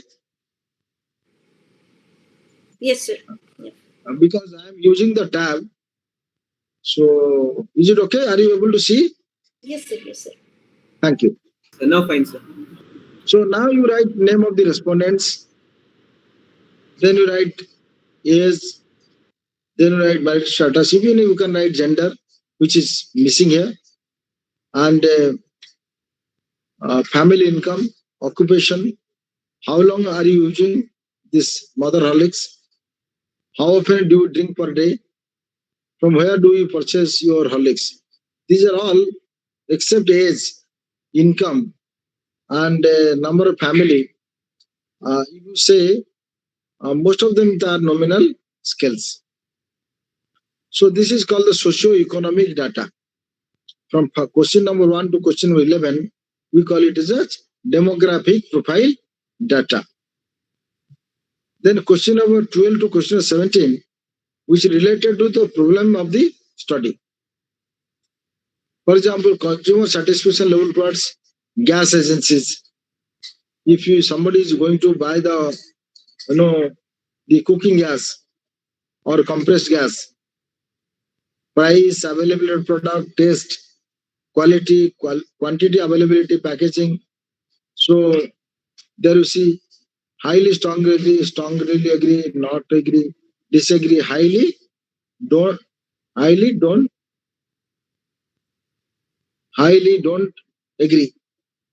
highly satisfied, I think. Highly satisfied, neither dissatisfied, not satisfied, don't satisfied, highly dissatisfied, highly dissatisfied. So if you give the questionnaire to a respondent, the respondent will put one tick mark for this, one tick mark for this, one tick mark for this, like that. Then you have to individually enter these responses in the. Then you go for a coding. You may give 1, 2, 3, 4, 5, 6. Or sorry, 5. So those who give strongly disagree, we give them let us say 1, 2, 3, 4. 4 you can give, 5 highly satisfied. So if you give them let us say 4, next maybe 3, maybe 2, like that. So if you administer to 10 respondents, so you enter the spreadsheet and you can get the result. Similarly, held understanding comprehension, these are some of the responses or the analysis: disagree, unsure, agree, like that. This is the way you can analyze the data. Okay, so we'll continue to discuss on 20th, and 20th also I'm going to take 2 hours for all of you, so that maximum portion of our syllabus of the RM will be over or complete. So then we'll take some interaction, feedback, etc., etc. So finally, the final class when I will take on 28 Sunday. So I expect each one of you should come with a each one will come with a research title and your research objectives and research hypothesis. Am I right, Rameshji? Am I right, Renga? Yes. Yes, sir. Yes, sir. Yes, sir. Yeah, that is the outcome of attending the online classes. Thank you. Have a nice Sunday. Excuse me, sir. Yes. Hello. Sir, what, sir? Sir, like to ask one thing that do we have exams scheduled for July? That you will get the email. Don't worry about that. You will get the email. You will get the SMS alert, WhatsApp alert, and email also get from BT. So this is not the June month, sir? Pardon? Previously they said exam was in June month. I mean, you mean to say that it has been postponed, sir? Actually, I don't deal with the exam. Please don't ask questions about the exam. Okay. Hello. Excuse me, sir. Is there any question bank with answer is available?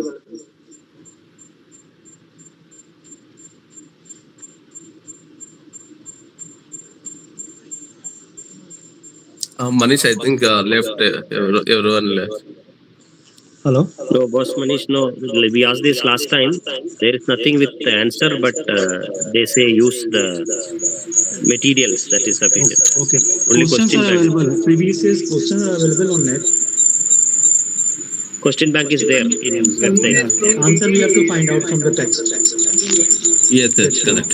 Someone is from DD here. Let me ask. Is this voice echoing for everyone?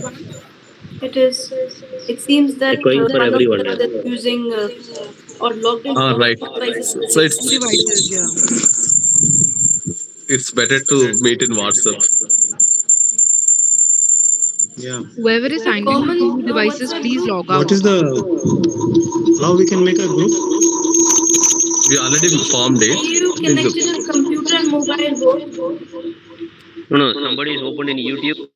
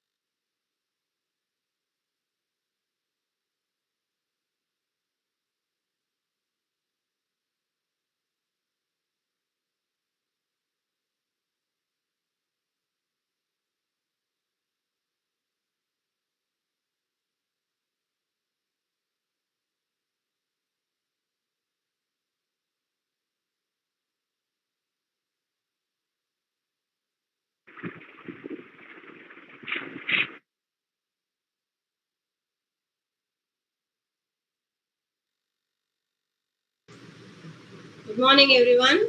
Morning, ma'am. Good morning, ma'am. Good morning, ma'am. Good morning, ma'am. See the screen? Good Yes, morning, ma'am. ma'am. Yes, ma'am. Okay. We'll start the class. Morning, ma'am. Good morning, everyone. So we'll start the class, right? Okay. So, as in the first class itself, as I told you, MCOB is about two papers, right? Management concepts and organizational behavior.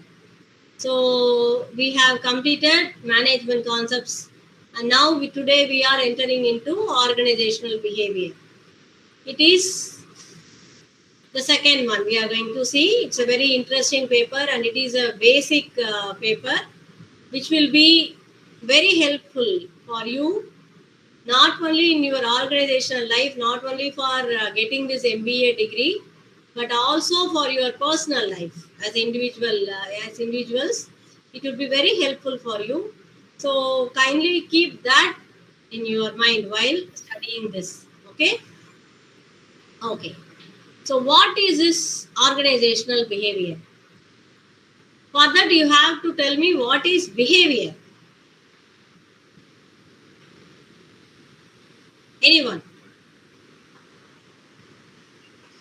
How a person conducts himself, maybe. Very good. How a person reacts to what's happening around him based on Very good. circumstances. Very good. Right. Enough. You got nicely the start, right? So how a person conducts himself. First point, right? How I do things. Second one, Rangarajan told. What is that?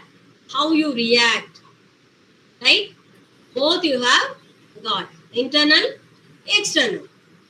What I am inside, I would like to showcase it. That's how I conduct myself. I behave. When I am provoked, when I am given with a situation, external factors, how I react, how I behave, both combined together is my behavior. Right? Every action has its opposite reaction. What I do, I get back. What I get back, I give back. Right? So when you understand this, very good, behavior. So what is organizational behavior? Why we have to study that separately? What is organizational behavior? Anyone?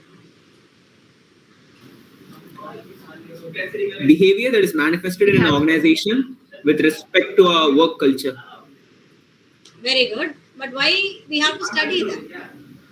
Because our general behavior is different from how we are going to react in working environment. Okay, what is that, Meskan? What do you say? Ma'am, I said that the organization behavior cannot be just a general one. It has to be a more a professional way, maybe. I don't know. Okay, right.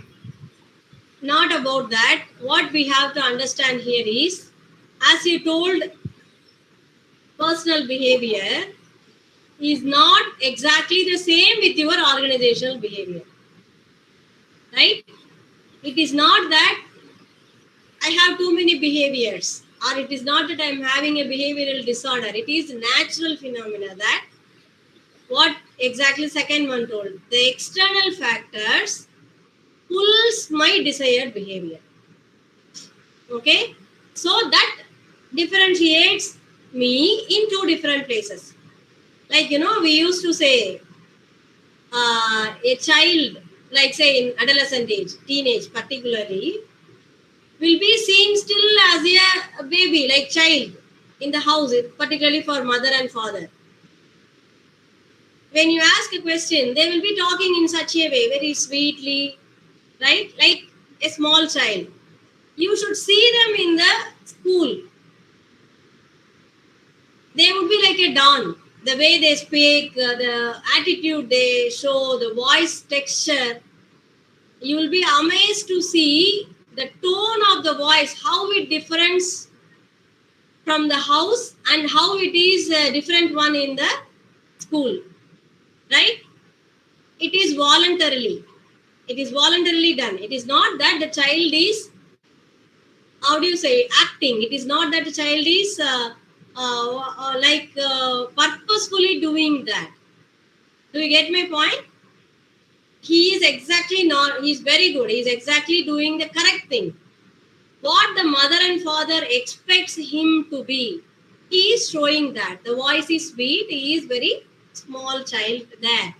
But in the school, for the group, he is a don. He is a leader. He depicts that behavior there because the external factors are pulling that behavior from him. Do you get my point? That is why we have to study organizational behavior, because the same way, like a child, we are one person in our personal life and we behave differently as another person in the organization. Right? See, for example, now, as a teacher sitting here, I'm very courteous, I'm very slow, I'm talking to you nicely. But I may not be depicting the same behavior in my house with my son. Really, I act very crazily. You cannot believe that the same person is in the two places. Right? I am saying, don't worry. Do you get my point? So, situation decides many times the behavior of you. Right? So, to become a good HR manager or team leader, or even for that a subordinate, because many times you have to understand your superior, you are more mature than the superior many times. So to become a subordinate or superior or a good HR manager or leader, whatever it is, it's the basic understanding that you should know the organizational behavior is totally different and what is it, how to tackle it. Right? That is the purpose of this study. Are you able to understand? So we get into that study. So what is organizational behavior? It is about what people think, feel, and do in the organization, right? And what we are going to study, the behavior, the decision makings, perceptions, and the emotional responses in that. For whom the study will be useful, not only for managers, whoever has a part in organization. Why? Simple, because it helps us to make sense of the world. You will understand why that person is behaving like that.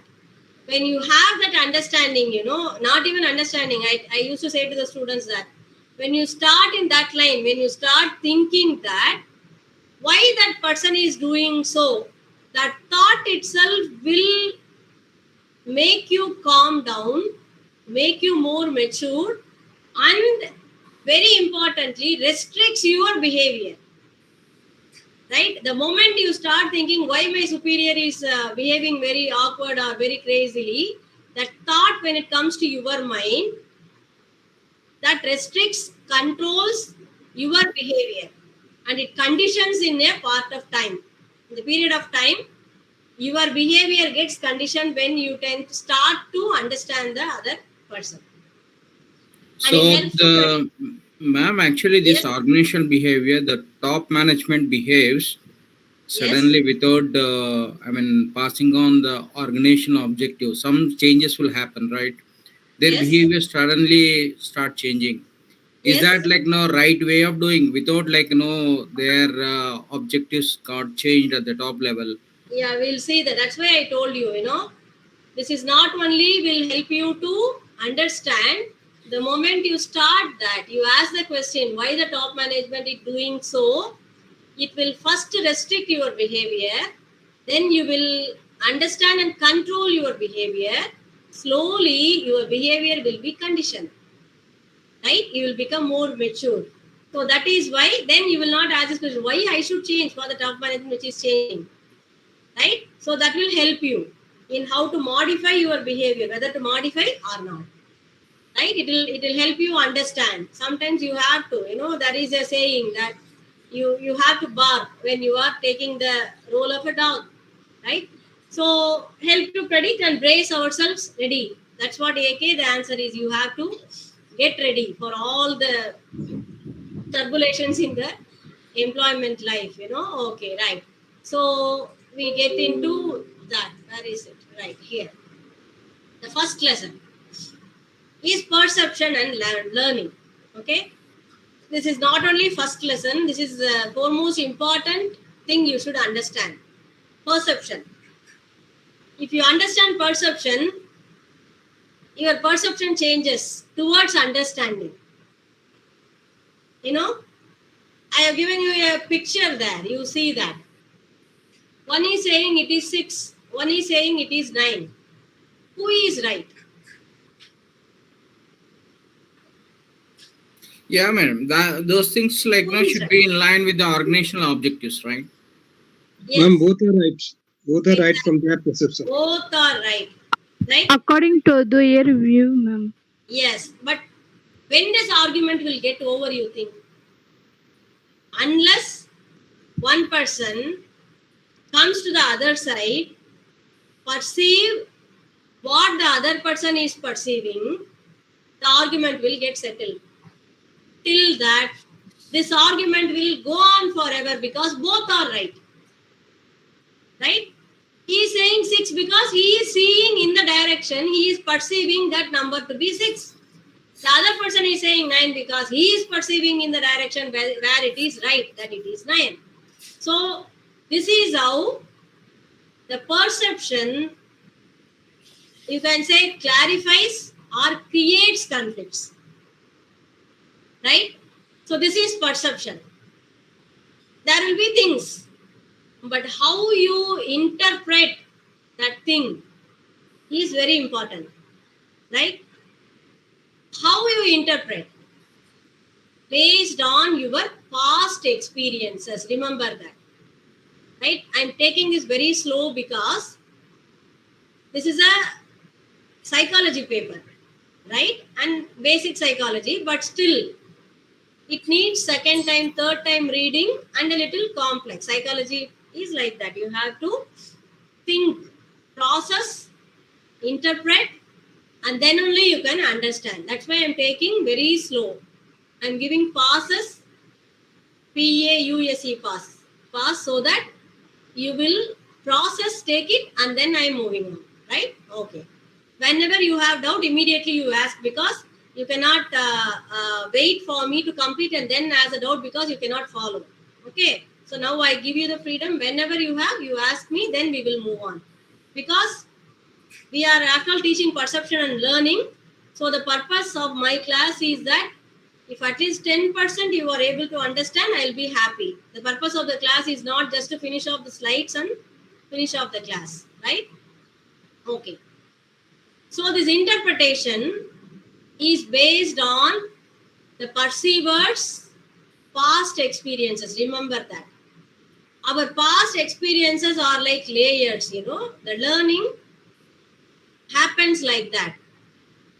First thing you learn is your mother. How? Because you know the heartbeat. That is the first experience. In the 9 months when you are in your mother's womb, you are listening to the heartbeat, right? So that is your first experience. When you come out, you are searching for the heartbeat. Once she takes you, immediately you are happy because you are experienced to that sound. Okay, I am safe and secure. I am once again with my mother. I know the heartbeat. Do you understand where the perception starts? From the day one of you, which you don't remember, but you perceive that to be the secured place because of your past experience. Are you able to understand the point? Why you are safe and secure with your mother? Past experience. 9 months you have listened to the heartbeat. You know her.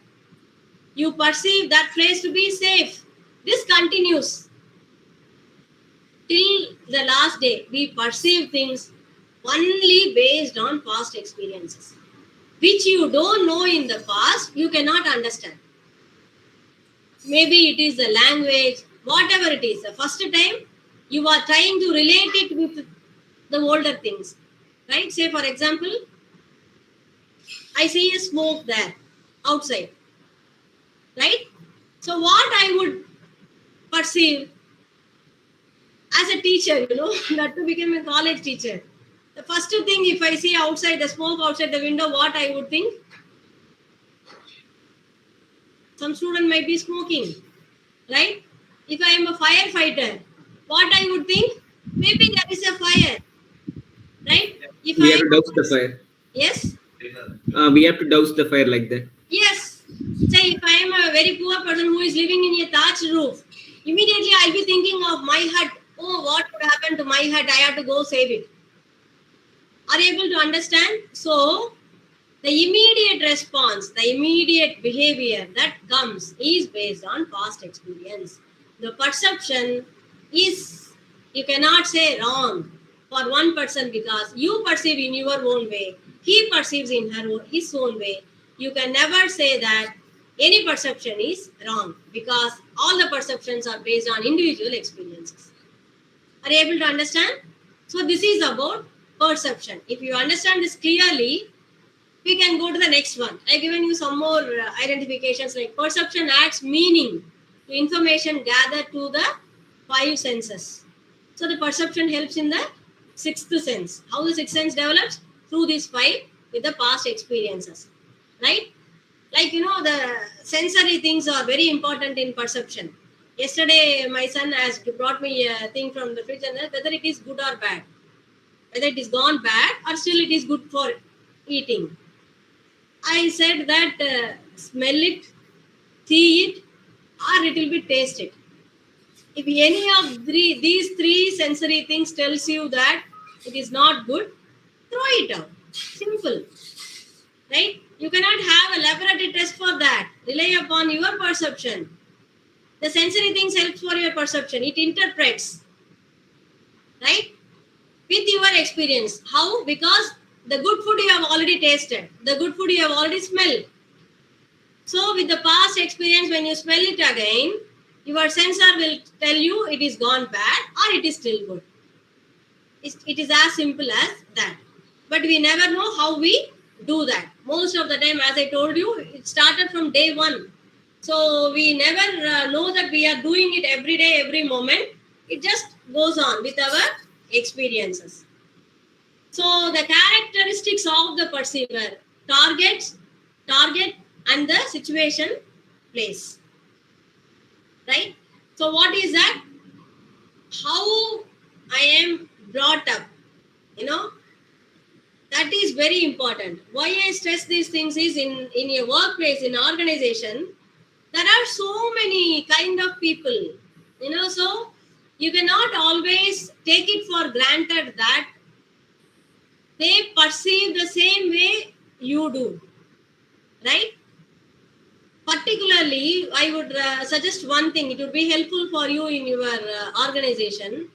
Never perceive, never take it for granted that when you understand a problem, a mathematical problem or a ratio, or in a meeting somebody is saying a complex calculation and you understood, never take it for granted that all of them have understood that. Somebody may be slow in maths, right? Somebody may be very slow in perceiving the thing, doing it again and again. The calculation time, the reasoning time, the decision time, the interpreting time, everything differs for every individual. How they are brought up, right? See, when you have grown up in a city, the exposure in the city will make you accept many things. I have seen this experience many times where it is very hard for a person coming from a rural background to accept and digest and move forward. You cannot tease them, you cannot criticize them.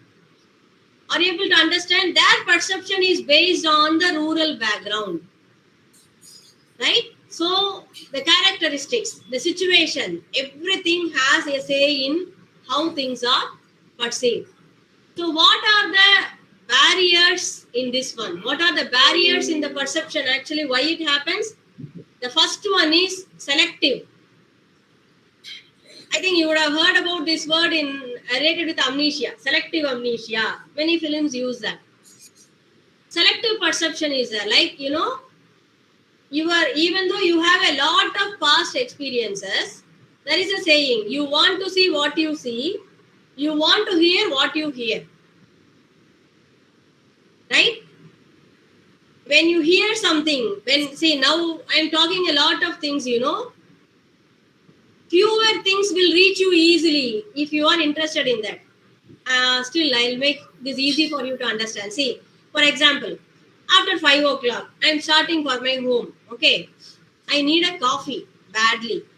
So all the way, what I can see, you know, coffee shops. All the other shops will not be entering into the brain for interpreting.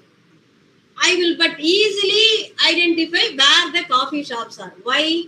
I am seeing what I want to see. Right? So selective perceptions. When I perceive, I want to see only what I want to. In the news, I'm not in a good mood, right? I see only positive news. Or I am thinking of something, newspaper, I will see only all those news things, negative things, right? This is selective. The second one is stereotype. As I told you,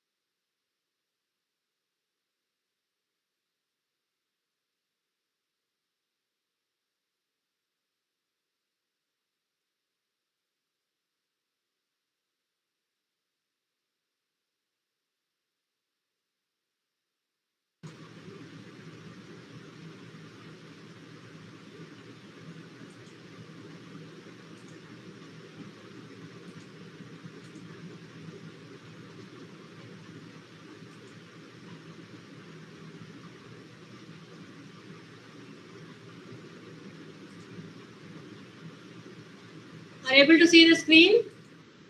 Yes, ma'am. Yes, ma'am. Okay. Yes, madam. Okay. Sorry for that. Yes, madam. Now connect. Yeah. Actually, the power went off in the building, so now we got back fortunately. No issue, ma'am. Yeah. Okay. So we come back. Okay. Where are we? Yeah. We were thinking about the stereotypes, right? Stereotypes perceptions. Like, as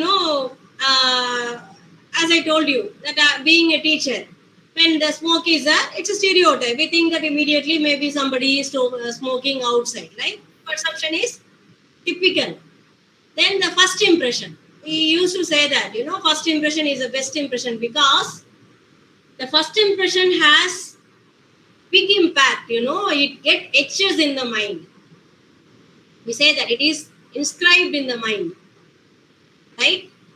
That's why it is very important that the childhood memories or childhood is very important because many of the first time experiences happens in the childhood. That's why childhood trauma is very dangerous than the adult trauma. That's why we have to be very careful when parenting the kid or being a teacher for the kids, whatever it is. That's why we used to say when a nail is given into the tree, green tree, the impact will be very heavy. So first impression gives the perception very strong that it will be very hard to change that, right? Whatever comes first will be perceived first, always. It will take a lot of other memories, other layers, so much heavy so that this goes underneath and doesn't comes when something you need to interpret, right? Because it is very strong. Next one is projection. Projection is, how you expect things to be. Desire is also as strong as the first impression, what you want. We are driven by the desires after all. The whole day, see, today is Sunday. When we are reaching towards the lunch, the desire of the lunch, a special lunch, would be too strong. A small disturbance in a smell also will create thinking about the food. Projection, interpretations of projections, that what polarization I want next, right? So these are some of the barriers for correct perception. We cannot say that entirely wrong, but whether you are exactly perceiving the same thing what it is intended to be, that is the question. That there can be barriers in the perception for this, right? So what is Ma'am, stereotype you not describe, please. Yeah, stereotype is the typical things that, like there is a saying in our side. They say that if you don't like your daughter-in-law or mother-in-law, whatever they do, you can find fault with.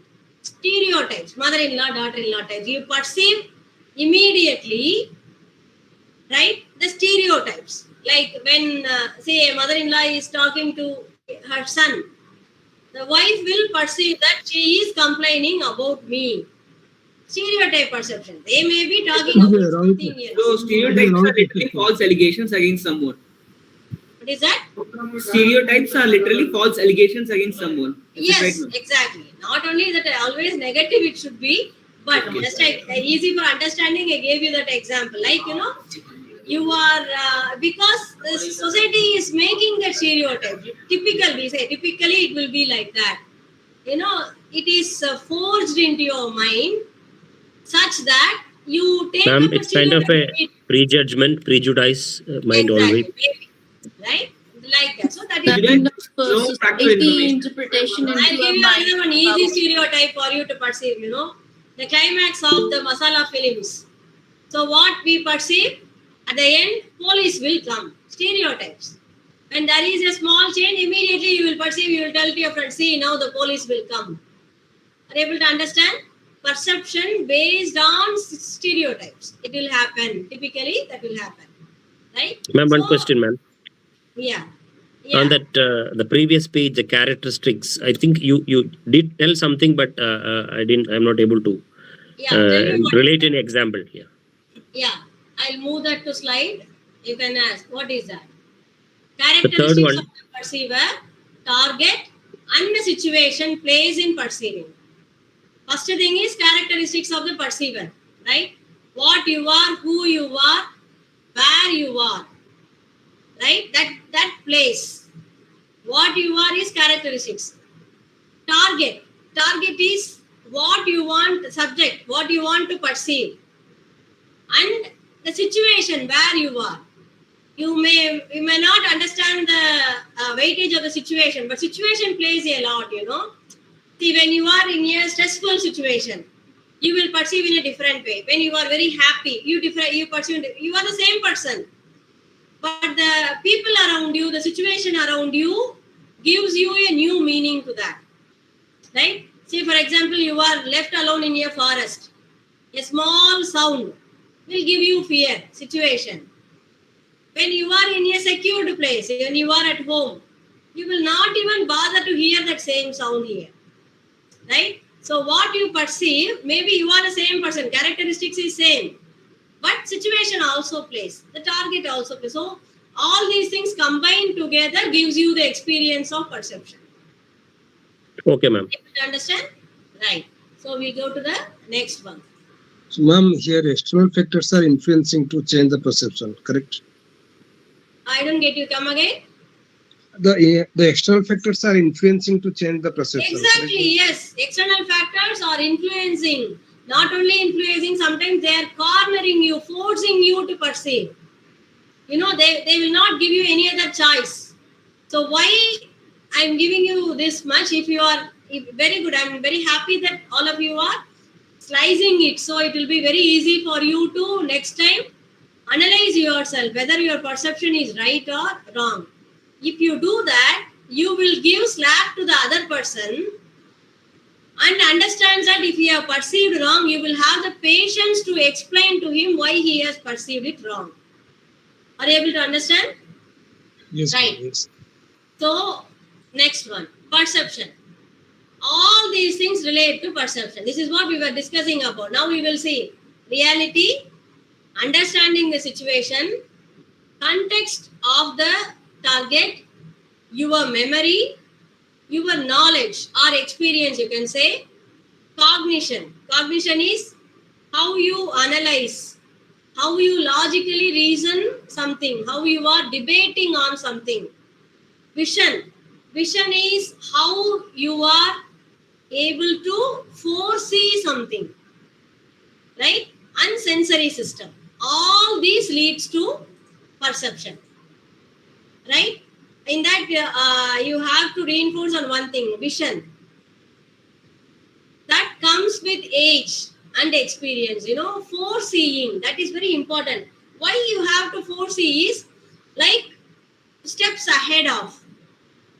That will help you in understanding correctly what this leads to. That will help you to come back to the correct perception. And as we have discussed, our sensory things, all these 5 sensory things helps a lot in perception, right? Because, first thing is what you see. When you see what only you want to see and you are missing other things, gone. Your perception is wrong, right? So the first thing is your eye. You have to see through it properly to perceive something. You should not miss the other things. That is why other things comes in. Your knowledge, your vision, and your experience comes in to see through that. See the other things around, right? Okay, I'll tell you a small story so that you will understand. You will remember this always. There was a small sub-bridge and a container wanted to go through the bridge. Container vehicle, it went, and in the half of it, because of the height of the bridge, the container got stuck, right? The driver is not able to move forward or move backward. It is stuck. The container is exactly stuck into the bridge. So everything came, that all the, para forces came, right? Police force, a fire engine, because the bridge is stopped, nobody is able to move.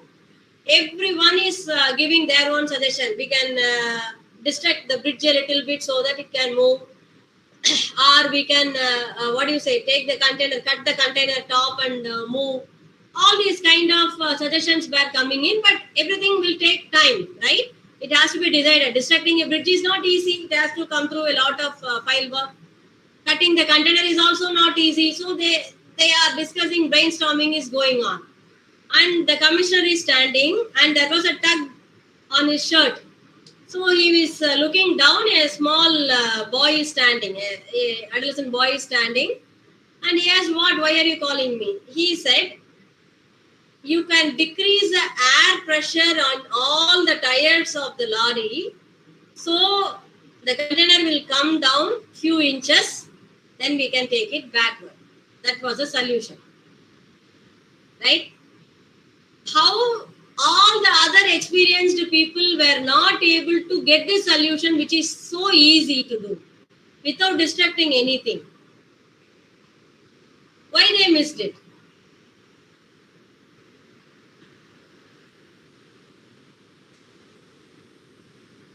Anyone? Because they focused on the top level. Very good. Exactly.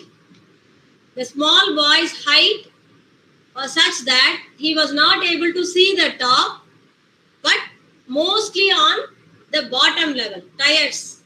So they were thinking about decreasing the top side where his vision is lower, so he thought about decreasing the bottom side. Right? Simple as that. So perception starts with what you see, right?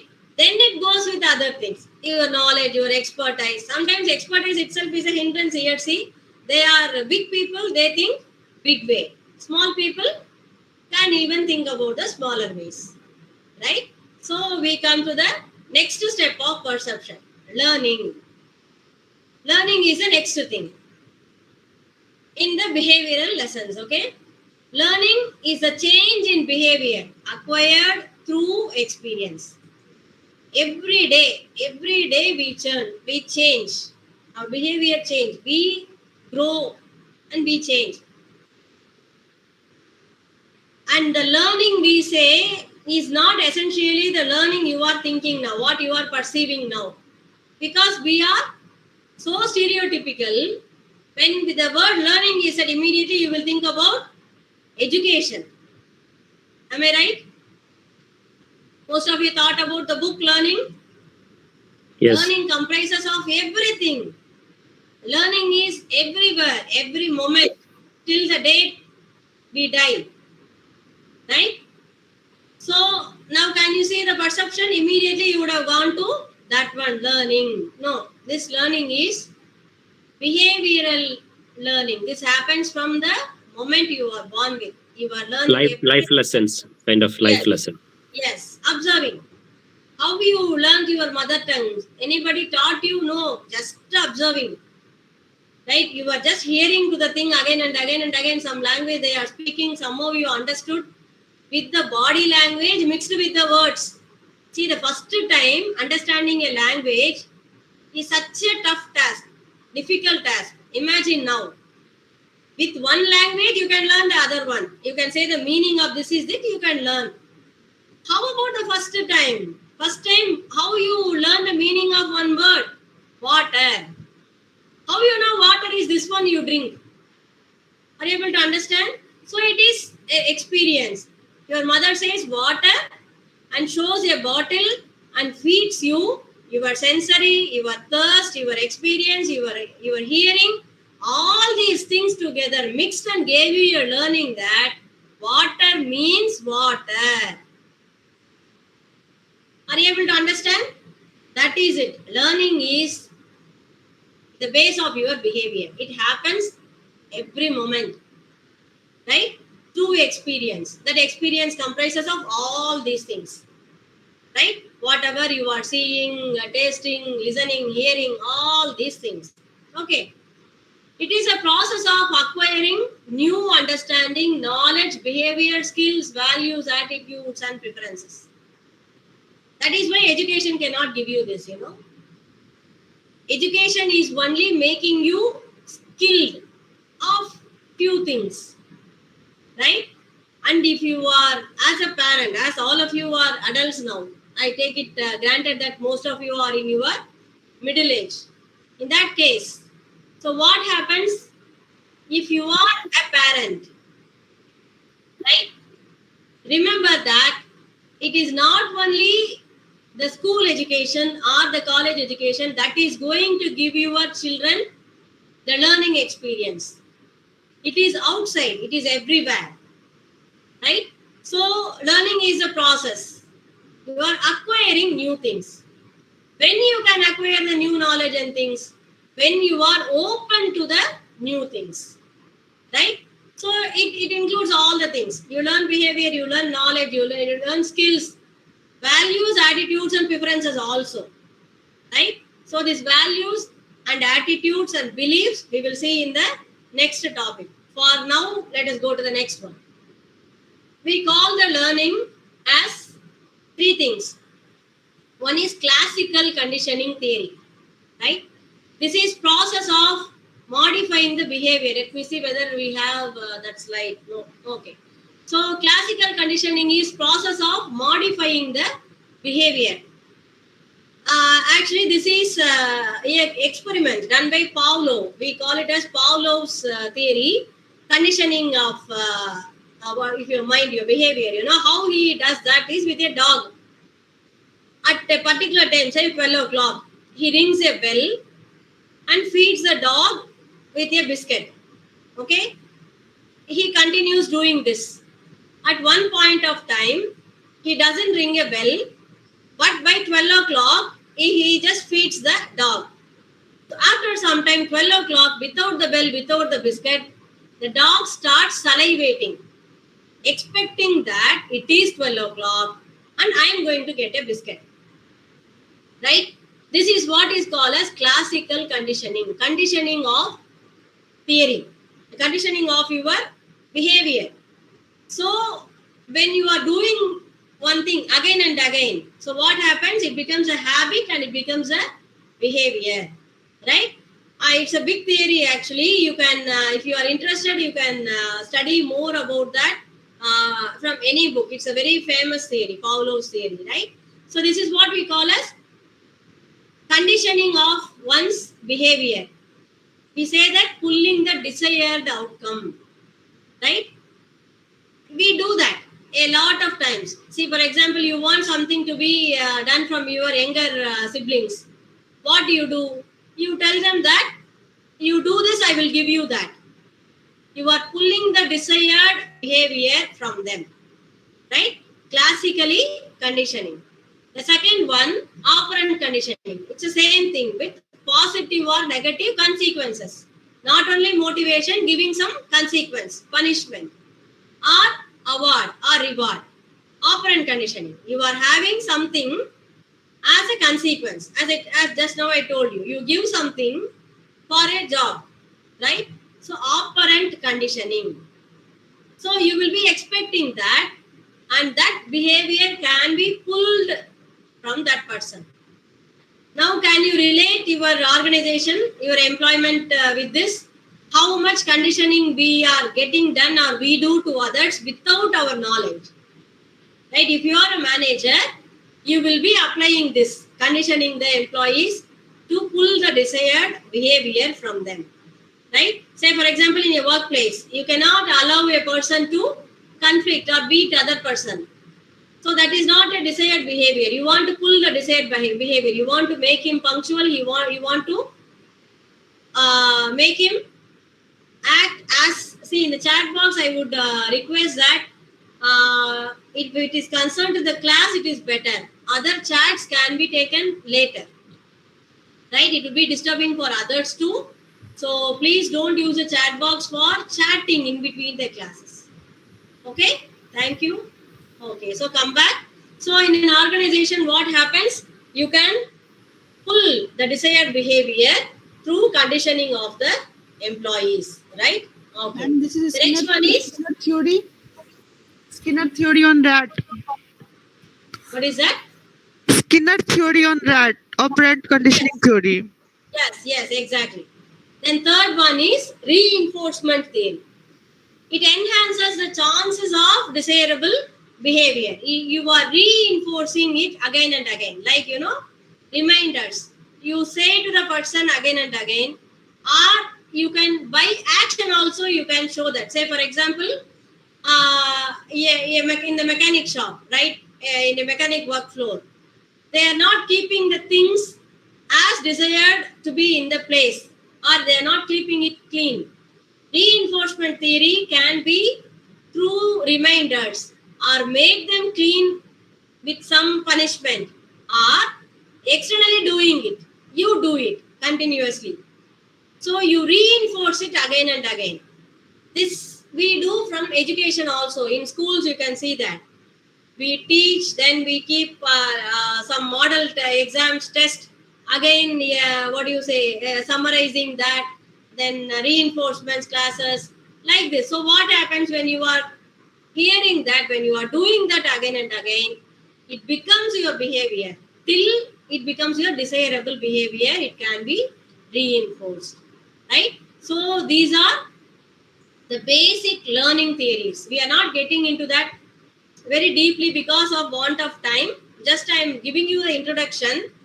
Those who are interested, you can go back and learn it. It will be very helpful for working in the organization and in managing the people, right? Okay, those who are specializing in HRM, we will be seeing this in deeper senses in the third and fourth semester also. Okay, right. The next topic is personality. I think I can take till another 10 minutes because already because of power problem we had lost some 10 minutes. So we go back. We'll take some 10 minutes, okay, with your permission. So personality is the next topic we are going to see. See, this is the basic of an individual, okay. See, individual personality has a lot of components in it. What are they? I've given you some, like skills, abilities, perceptions, attitudes, values, beliefs, ethics, all these things together. That is what it makes you a personality together. But colloquially, what do we often do a mistake, when we say about personality, we think it is their physique, right? It is not right. A personality is not only how they look. A personality is essentially how they want you to look, how they make themselves presentable, how they display themselves. That is a personality. Okay? Not the exterior, not how the physique is, not how beautiful they are. Do you get my point? Personality is very deep. It is underneath the exterior. Personality has lot of components, all these things. Okay? So personality is relatively a stable set of characteristics that influence the individual behavior. This is the right definition actually, right? Why I have given you stable set of characteristics, because it is not easily changeable. It's not flexible. A personality is more solid underneath. Okay? Maybe the layers on the top may change, but the core of the person, that stays. Okay? But how does that core forms? It is not born with you, right?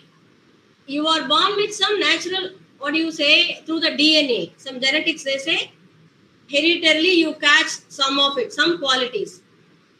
But not all. Your personality is formed, that core person is formed through family, culture, education, friends, religion, food. Can you believe food also determines your personality?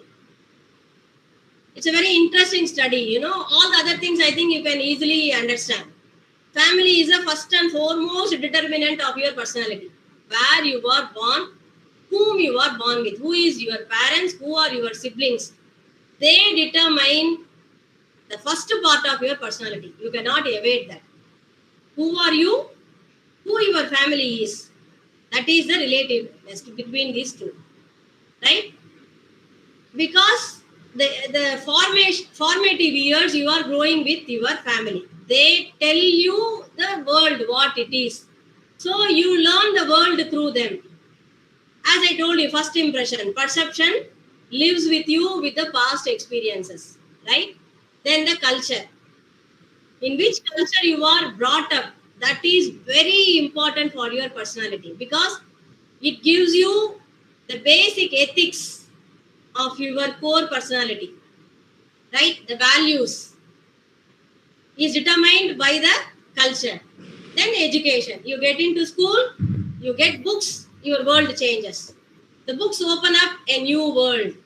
A lot of stories you start studying. You start studying about other geographical areas, other parts of the world, other cultures, right? So through the books, new world opens.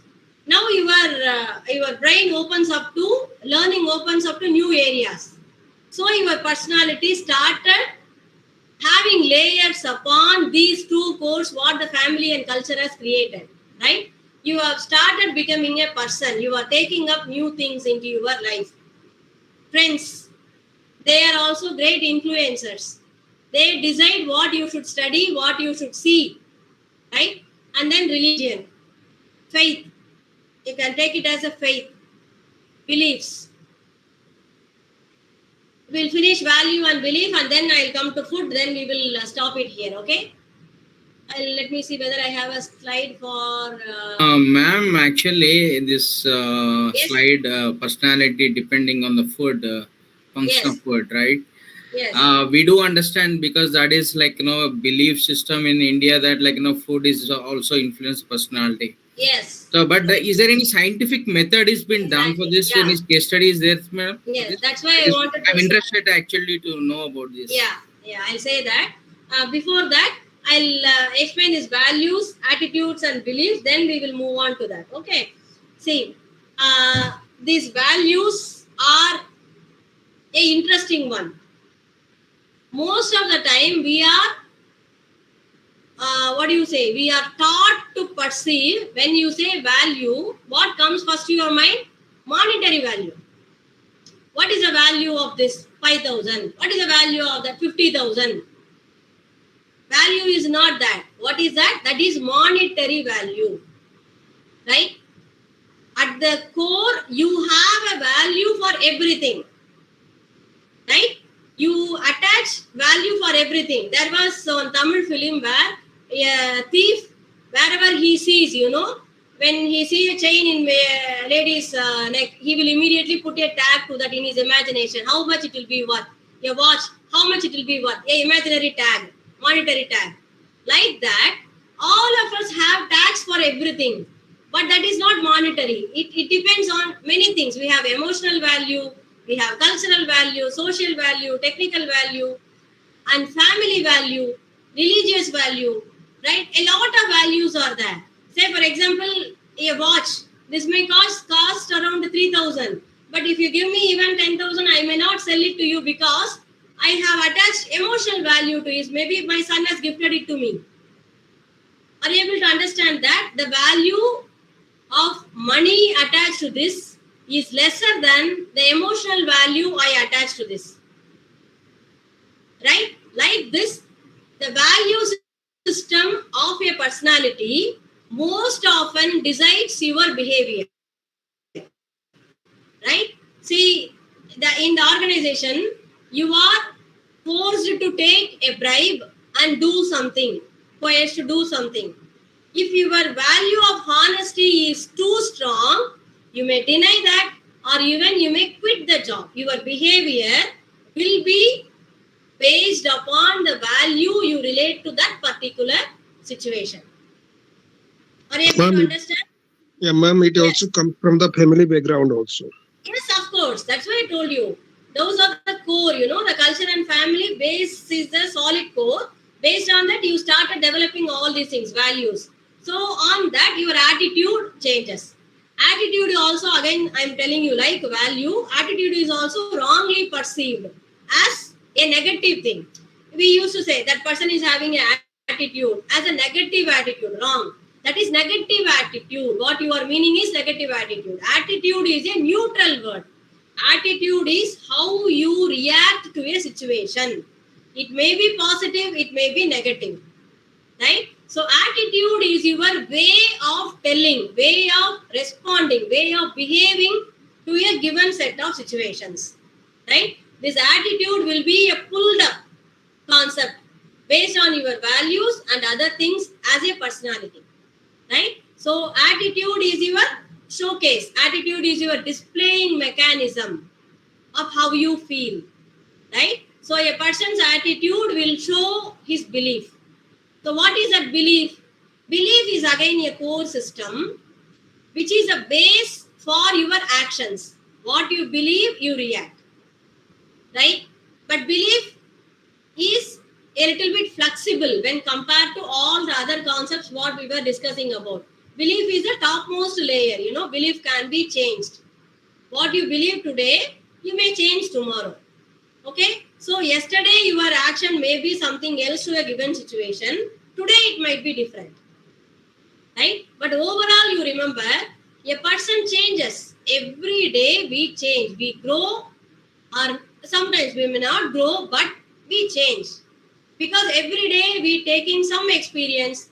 Through the experience, every day we take in some learning. Through the learning, every day we get matured, the perception changes, and the personality changes a little bit every day, every moment. Right?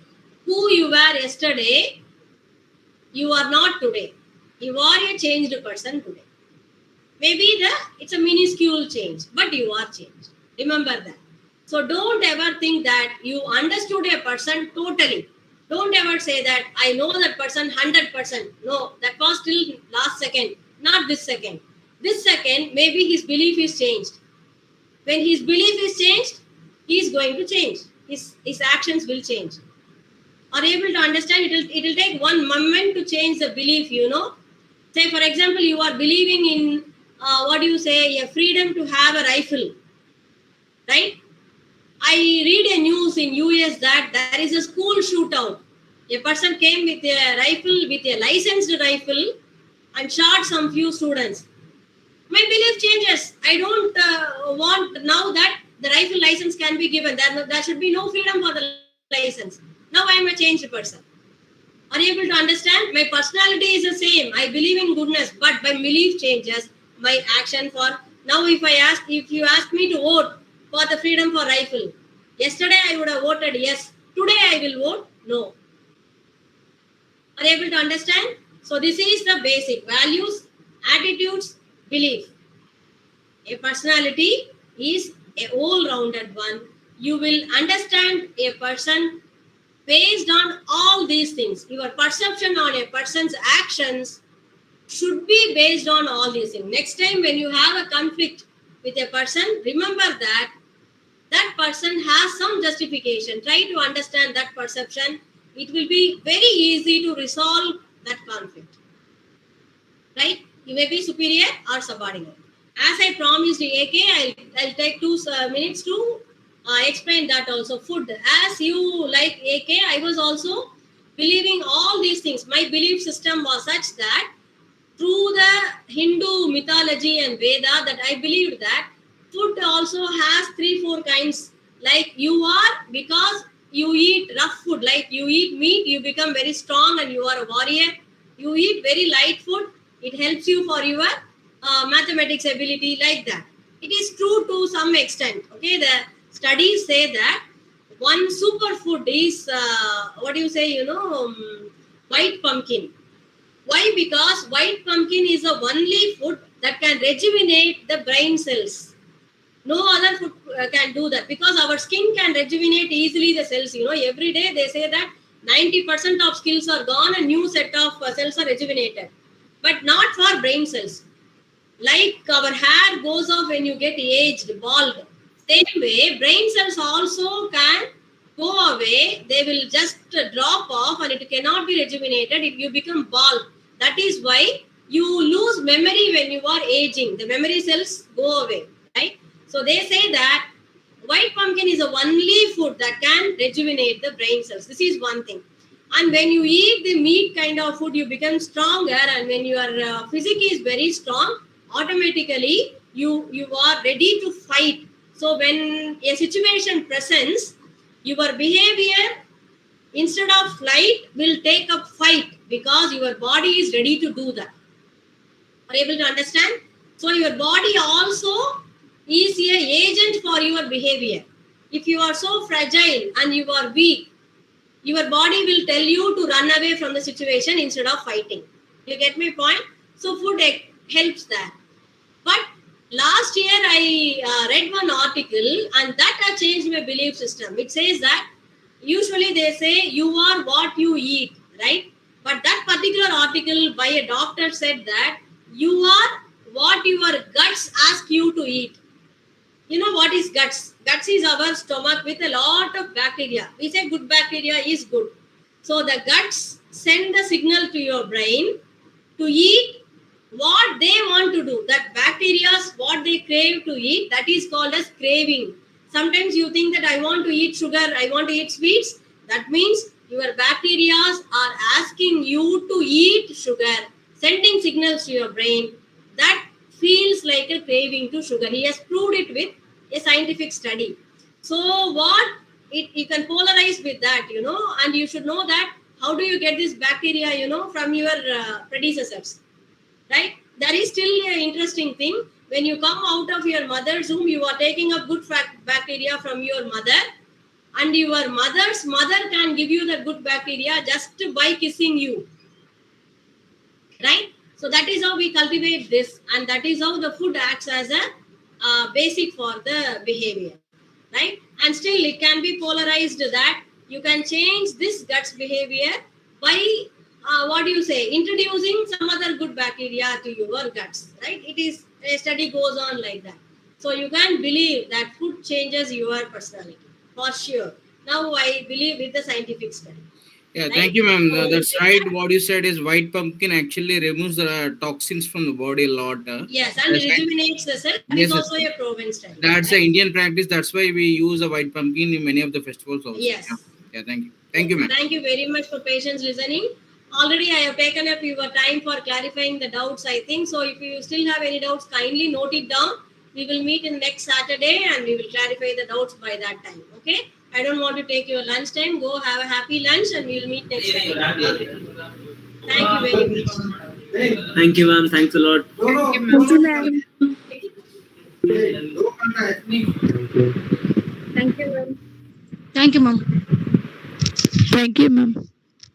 Thank you, ma'am.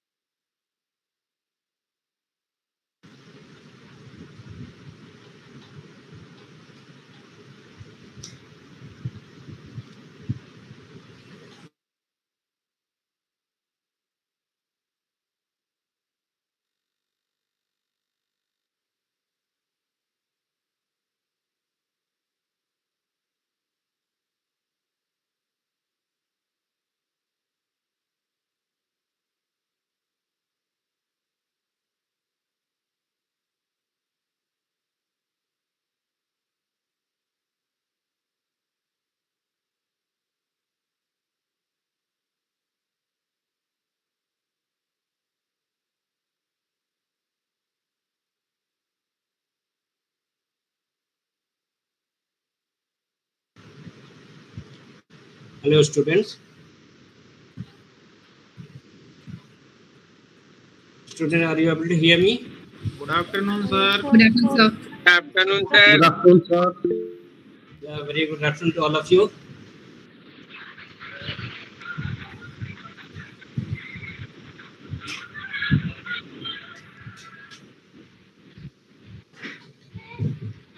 Yeah, once again, we are here to discuss about business environment law. Okay? Okay, sir. Yes, let me upload my PPT first.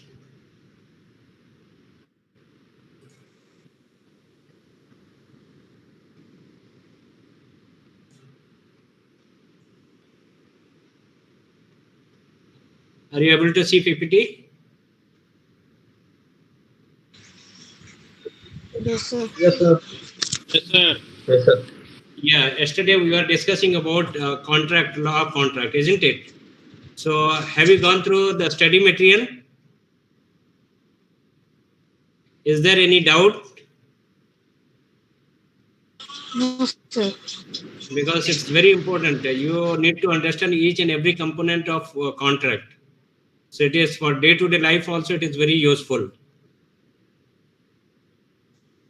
Okay, yesterday we have discussed about Indian Contract Act, what is contract, like agreement, and which is enforceable by law. An agreement which is enforceable by law is a contract, and several examples we have discussed.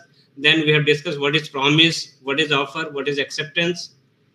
Then who is promiser and who is promisee. Similarly, we have discussed about the legal obligation. What is the legal obligation? Obligation to a certain duty, do a certain duty, or promise to do whichever you have promised to do, you need to do it. All agreements are contract if they are made by the free consent that we have discussed. Free consent, competent to enter, who are competent to enter contract, and what is the capacity of the parties, free consent, lawful consideration, and we have also discussed about legal obligation. What is the legal obligation while making a contract? From here we'll start once again. What is legal obligation? So as you know that an agreement which is enforceable by law is a contract, and again there is an agreement, offer, acceptance, and there is lawful consideration, and the person should be competent to contract. These are the all technicalities in contract. And what is legal obligation? For example, A promised to pay a sum of money to B if B smuggles the object proposed by A. In this case, there is no lawful object because smuggling of good is an unlawful act. So it will not be a legal obligation. In this case, there won't be considered as a legal obligation because it is the contract will be void. Intention to create legal relationship. You should have intention to create legal relationship. For example, I gave you the father promised his son to pay rupees 100 per day for pocket expenses. So father, he has promised, son is studying in engineering college, and father has promised daily I'll give you 100 rupee. However, later on did not pay the said amount. Therefore, if the parties do not intend to be bound by law at the time they make promise, nothing can bind them to their promises later on. So because it is due to social obligation, father has promised to pay sum of rupee 100 per day, but he never thought that it will be, if he doesn't pay that it will be legal obligation will be there. They never thought in that way. So it will not be there has to be intention to create legal relationship. If there is intention to create legal relationship, then only it will be possible. Otherwise, due to social obligation, it is not to be considered. Similarly, possibility of performance. If possibility of performance is there, then only it will be accepted. If there is no possibility, then it will not be accepted. Like if A promised to B that he would make the sun rises in the west, because it is not possible that sun will rise from the west. In that case, it will not be, the agreement does not create any legal obligation. Similarly, meaning should be certain. As I gave you example yesterday also, suppose Maruti 800 car is there, Alto car is there. Both a person is having both the cars, but he wanted to sell one of the car. Which car, if he is not mentioning, then again it will not be accepted, because it is to be clear which car you wanted there, whether 800 or whether Alto. So legal formality, there has to be some legal formality. Where there is legal formality is required, like if father gift a property to son, in that case there will be a written agreement has to be made in the stamp paper, and in that case legal formality has to be completed. Otherwise, it will not be accepted. If required, formality has to be completed by a written statement. Similarly, agreements not declared void. The agreement which is not declared void will be accepted. For Indian contractors, especially declares some agreement to be not to be enforceable by law. For example, drugs business, it is not accepted. In that case, agreement will not be accepted. Okay, these are the various points over the legal obligation. Now, contract, agreement, promise, and offer. A contract essentially is an agreement. First of all, it is basically an agreement. What is an agreement? Agreement is a set of two promises. As we discussed, there will be a set of two promises. One has to, somebody has to propose, and other one to accept. Proposing is the one promise, and acceptance is another promise. This is a set of promise, one flowing from the offerer and other from the acceptor. Both the side, one promise. It's called a set of promise. A promise is an accepted offer and or proposal. It is when the promise is accepted or offer is accepted or proposal is accepted, it can be said as promise. An offer or proposal is promise of performance, which is, however, conditional upon a written promise or an act for forbearance, receipt, exchange for it. Whatever it is, proposal is made, based on that, if it is performed or other party is accepted, then it will be a contract. So here you can say offer or proposal. First, there has to be an offer. Somebody has to put an offer, or somebody has to give proposal. then other party he has to accept. There has to be acceptance, and once acceptance there has to be then promise. When it is accepted, offer is accepted, it becomes a promise, and promise become, if it is promise is enforceable by law, legal obligation there, it you can say agreement. Agreement which is again enforceable by law is a contract. Promise, which is set of promise which is accepted by both the parties, and it becomes agreement, and agreement which is enforceable by law with legal obligation, that will be called as contract. Now, as we discussed, we are competent to contract. Competent to contract is one of the essential element of the enforceability of an agreement. When agreement will enforceable, it is one of the component that the party has to be competent to contract. Or sometimes question comes, who are incompetent to contract? Both the things may be there. So, who are competent to contract? The following persons are incapable of entering into a contract. That means they are incompetent to make a contract. A person who has not attained the age of majority, a minor, that means a minor is incompetent to contract. A person who is not of sound mind, person of unsound mind, is not like lunar person, he is incompetent to contract. A person who is disqualified by any other law to which he is subject. If any person is disqualified by law, and in that case he cannot make a contract. Like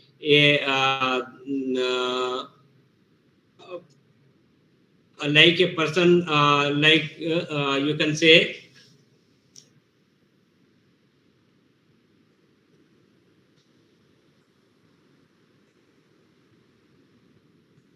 next is a person who is disqualified by any other law who is competent to contract. Next is rules relating to an agreement with a minor. Agreement with a minor is void ab initio. Since beginning, if you are doing any agreement with a minor, it will be void. So you need to see that to whom you are making contract or making agreement. Minor can be a promise.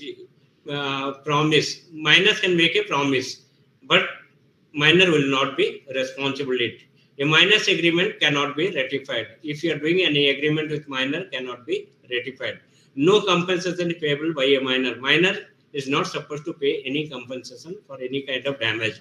Rule of estoppel does not apply to a minor. No recovering back the money paid. If you are paying, if you have paid some money to minor, you cannot make recovery. A minor cannot be can be sued in tort. In case of tort, it will be sued because you are not. We are talking about the law of contract. It is not law of tort. In case of law of contract, minor is not cannot be sued. But in case of tort, minor can be sued. Agency. It is not. You cannot make an agency with a minor. Negotiable instrument. In case of negotiable instrument, also minor will not be held as responsible. Partnership Act also. Similarly, minor will not be. In these cases, minor will not be held responsible. And we have discussed yesterday different types of contract. Again, we are repeating valid contract. It is an agreement which fulfills all the essential enforceability and can be enforced by either of the parties of the courts of law. Valid contract is contract which is having all the components, like which we have discussed earlier. It should be enforceable by law. That is the person to be competent to contract. All these essential components has to be present there and can be enforced either of the parties. If one party is failing to do as he promised, then other party can take him to the court of law. Similarly, voidable contract, an agreement which is enforceable by law at the option of one or more of the parties thereto, but not the option of the others, is a voidable contract. This arises where the consent of one of the party to the contract is not free. That means forcibly you have taken agreement from one of the party. In that case, it will not be a valid contract. It will be void contract. For example, at the point of pistol, makes B agrees to sell his bicycle for rupees. He has shown pistol to A. If you will not sell your bike, then I will kill you. In that case, he says that I will pay 500. You sell your cycle. Here, B's consent is not free. So it is a voidable contract. What are the circumstances in which contract is voidable? Consent caused by fraud. It is mentioned in section 14, 17 and 19 in the law of contract. The consent caused by the fraud is voidable contract. Consent caused by coercion, by force, it is a voidable contract. Consent caused by misrepresentation. You have misrepresented, wrong thing you have mentioned, wrong impression you have created, and you have made the contract. It's a voidable contract. Consent caused by undue influence, by giving bribe or something like that, you have made the contract. Is next. Other is void contract. A contract which ceases to be enforceable by law becomes void when it creates to be when it ceases to be enforceable. When it is stopped earlier, it may be, but when it ceases to be enforceable by law, it is not accepted. Then it cannot be. It will be a void contract. What are the circumstances? Like contingent contract. A contingent contract to do or not to do something on the happening of an uncertain future event becomes void. When the event becomes impossible, then it will be contract will be void. Repudiation or voidable contract. When a voidable contract is rescinded by the party at whose option it is voidable, the contract becomes void. So the parties which who are making contract, if they make a contract for the which is not enforceable by law, it will be void contract.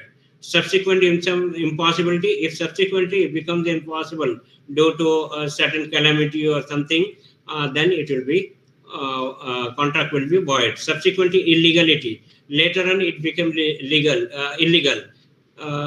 When making a contract, it was legal, but government later on declares it is a illegal thing. So in that case, it will be, by the time it will be, a contract will be void. So illegal agreement is one which is forbidden by law, that is entered into the intention of violating the law, is a illegal agreement. It is to steal furniture for B for consideration rupees 1 lakh. It is illegal, and therefore it is void because he wanted to steal. So in that case, stealing is illegal. It attracts the penal provision for the law it is violating. That is IPC case, that is different. But now it will be called as illegal agreement. Unlawful agreement, in simple words, agreement may be unlawful because it's a immoral, contrary to sound and positive morality as recognized by the law. Like prohibition, oppose public policy as contrary to the welfare of the state. For example, bribing a public servant is illegal.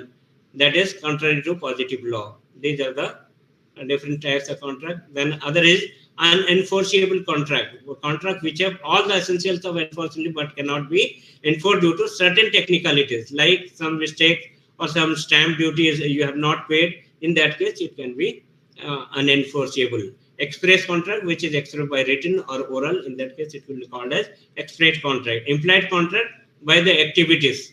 It will be understood that you have, like for example, you have gone to a restaurant, you have given an order and taken the food and you have paid money. Similarly, while traveling public transport, you have just given money to the conductor, he has got given you ticket and you have gone to your destination. This is implied contract. Next, quasi-contract. These are those obligations which are imposed by the Contract Act and do not arise from the consensus between the parties. For example, yesterday we had discussed that somebody has left his goods on the B's house and B has taken care, and B has all the right to get the compensation from A. Executive contract, that means both the parties, they have done it. Executive contract, the one of the party or both the parties had to perform their duties. Similarly, unilateral contract, one party has performed, other party has not done it. Bilateral contract, both the parties, where at the time of entering into the contract, both the parties to the contract are yet to perform their respective promise. This is bilateral contract. What are the different modes of discharge of contract? A contract is discharged when the rights and obligations created by the two parties came to an end. When the discharge contract came to an end. Discharge or termination contract means termination of the contract relation between the parties to contract. It is means for suppose for example 1 year contract has been made, one year is complete. That means it is contracted discharge. Contracts may be discharged or terminated by any one of the following. What are those? By performance. When both the parties have performed their duties, and that is contract is performed or discharged.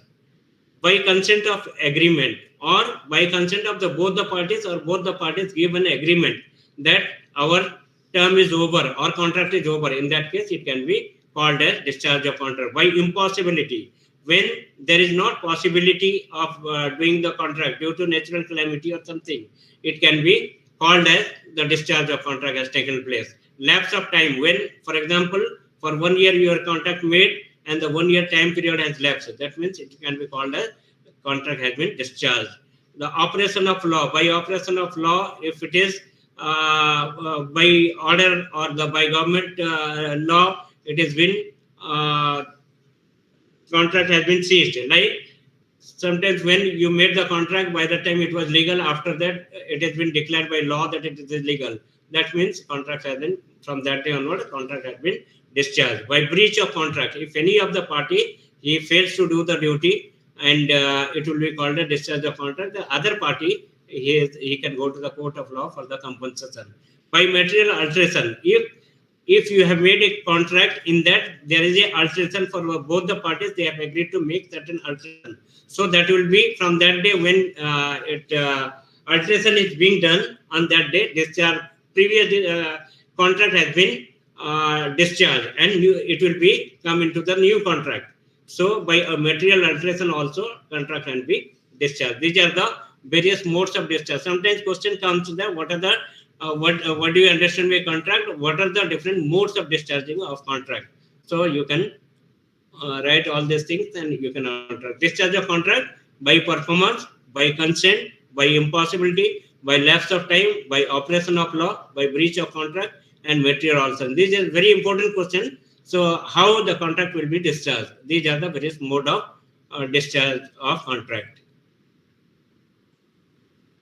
Remedies of breach of contract. If somebody breaches contract, then what are the remedies?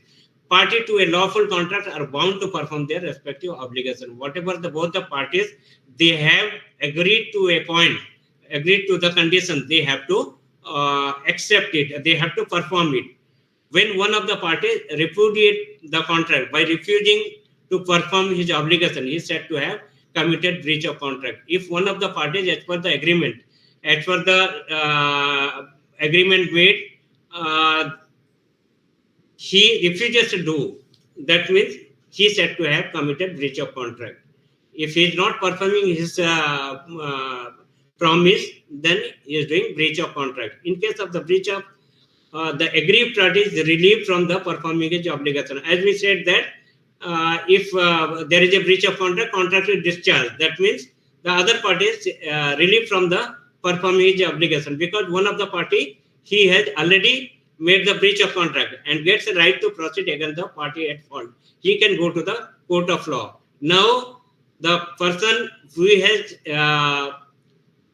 committed breach of contract, that day itself, it will be understood that contract had been discharged, and the aggrieved party, now he is relieved from doing whatever he has promised, and he can move to the court of law for his compensation. Is it clear,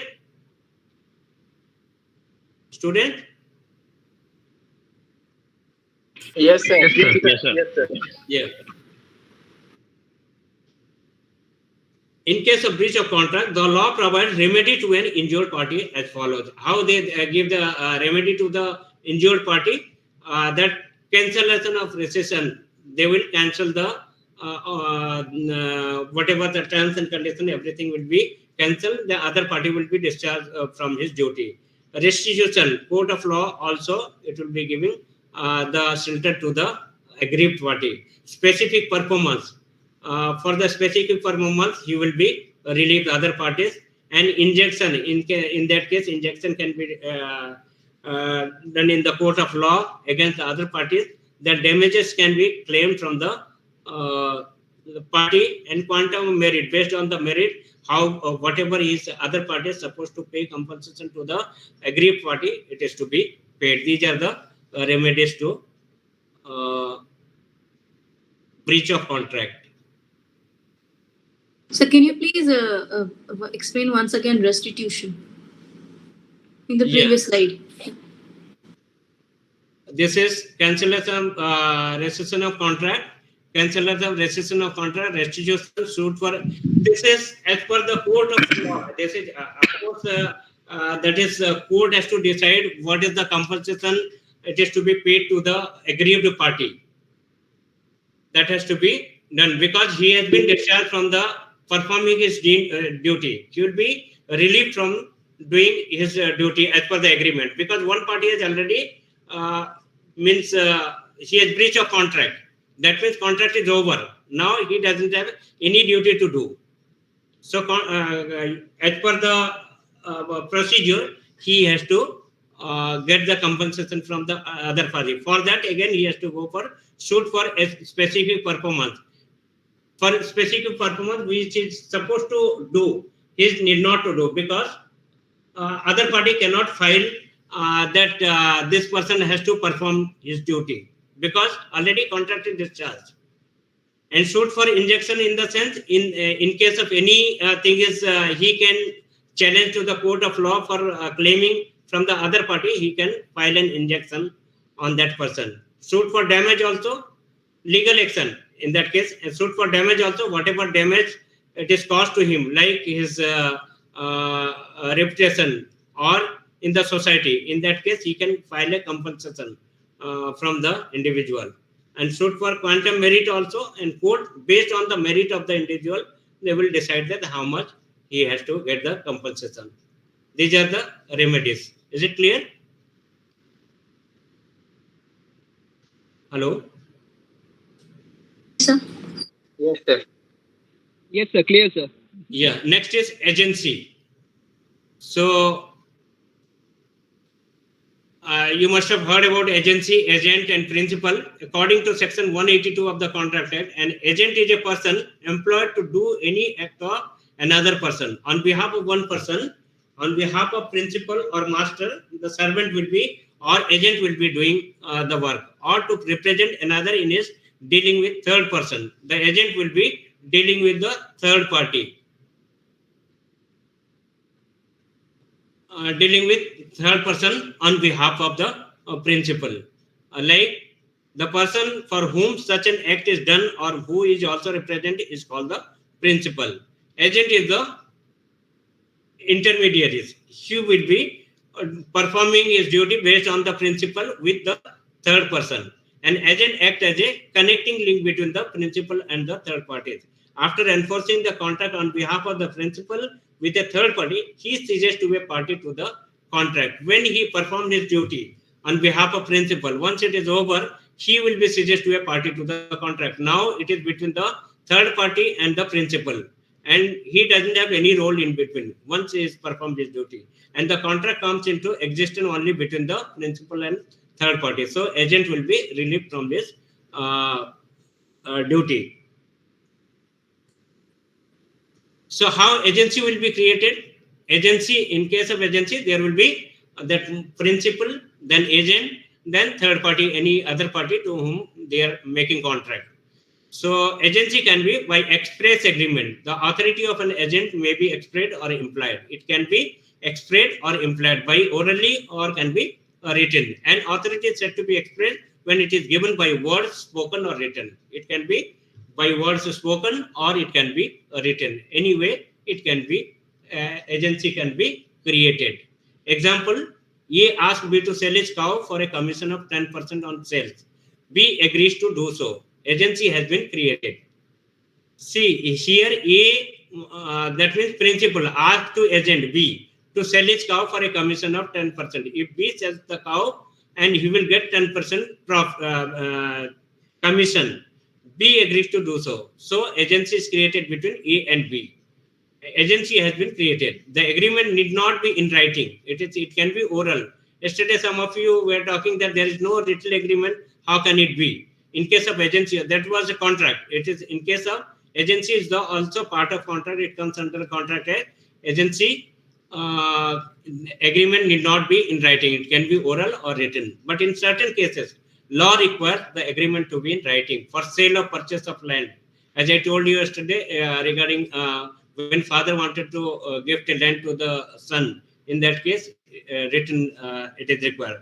For sale or purchase of land, the law requires the agent to be appointed by executing a formal power of attorney. What they do, they give power of attorney to the agent on behalf of principal. He gets the power and he can deal with the third party. You must have heard about the this land purchase. Power of attorney is to be given to the someone, and on behalf of principal he will be dealing. Another one is by implied agreement. An authority is said to be implied when it is to be inferred from the circumstances of the case and things spoken or written or the ordinary cause of dealing. Implied agreement, like I told you in case of contract also, when you enter the public transport without saying anything, just bought a ticket, got inside without any communication. So similarly, an authority is said to be implied when it is to be inferred from the circumstances. In circumstances, you can observe that it is agency has been created and things are spoken or written or the ordinary course of dealing. For example, you can see A owns a shop. A is shopkeeper. The shop is managed by A owns a shop. The shop is managed by B. B is managing the shop. He is the manager, and he is in the habit of ordering goods from the C in the name of A. So B, what is doing? He is the manager in the name of A. In the name of owner, he is ordering good from the third party. C in the name of A for the purpose of shop.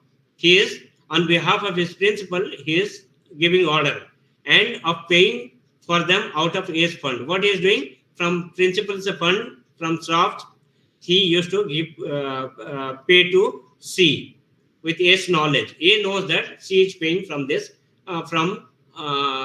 this shop or from my property, my this asset. B has an implied authority from A to order goods from in the name of the A for the purpose of the shop.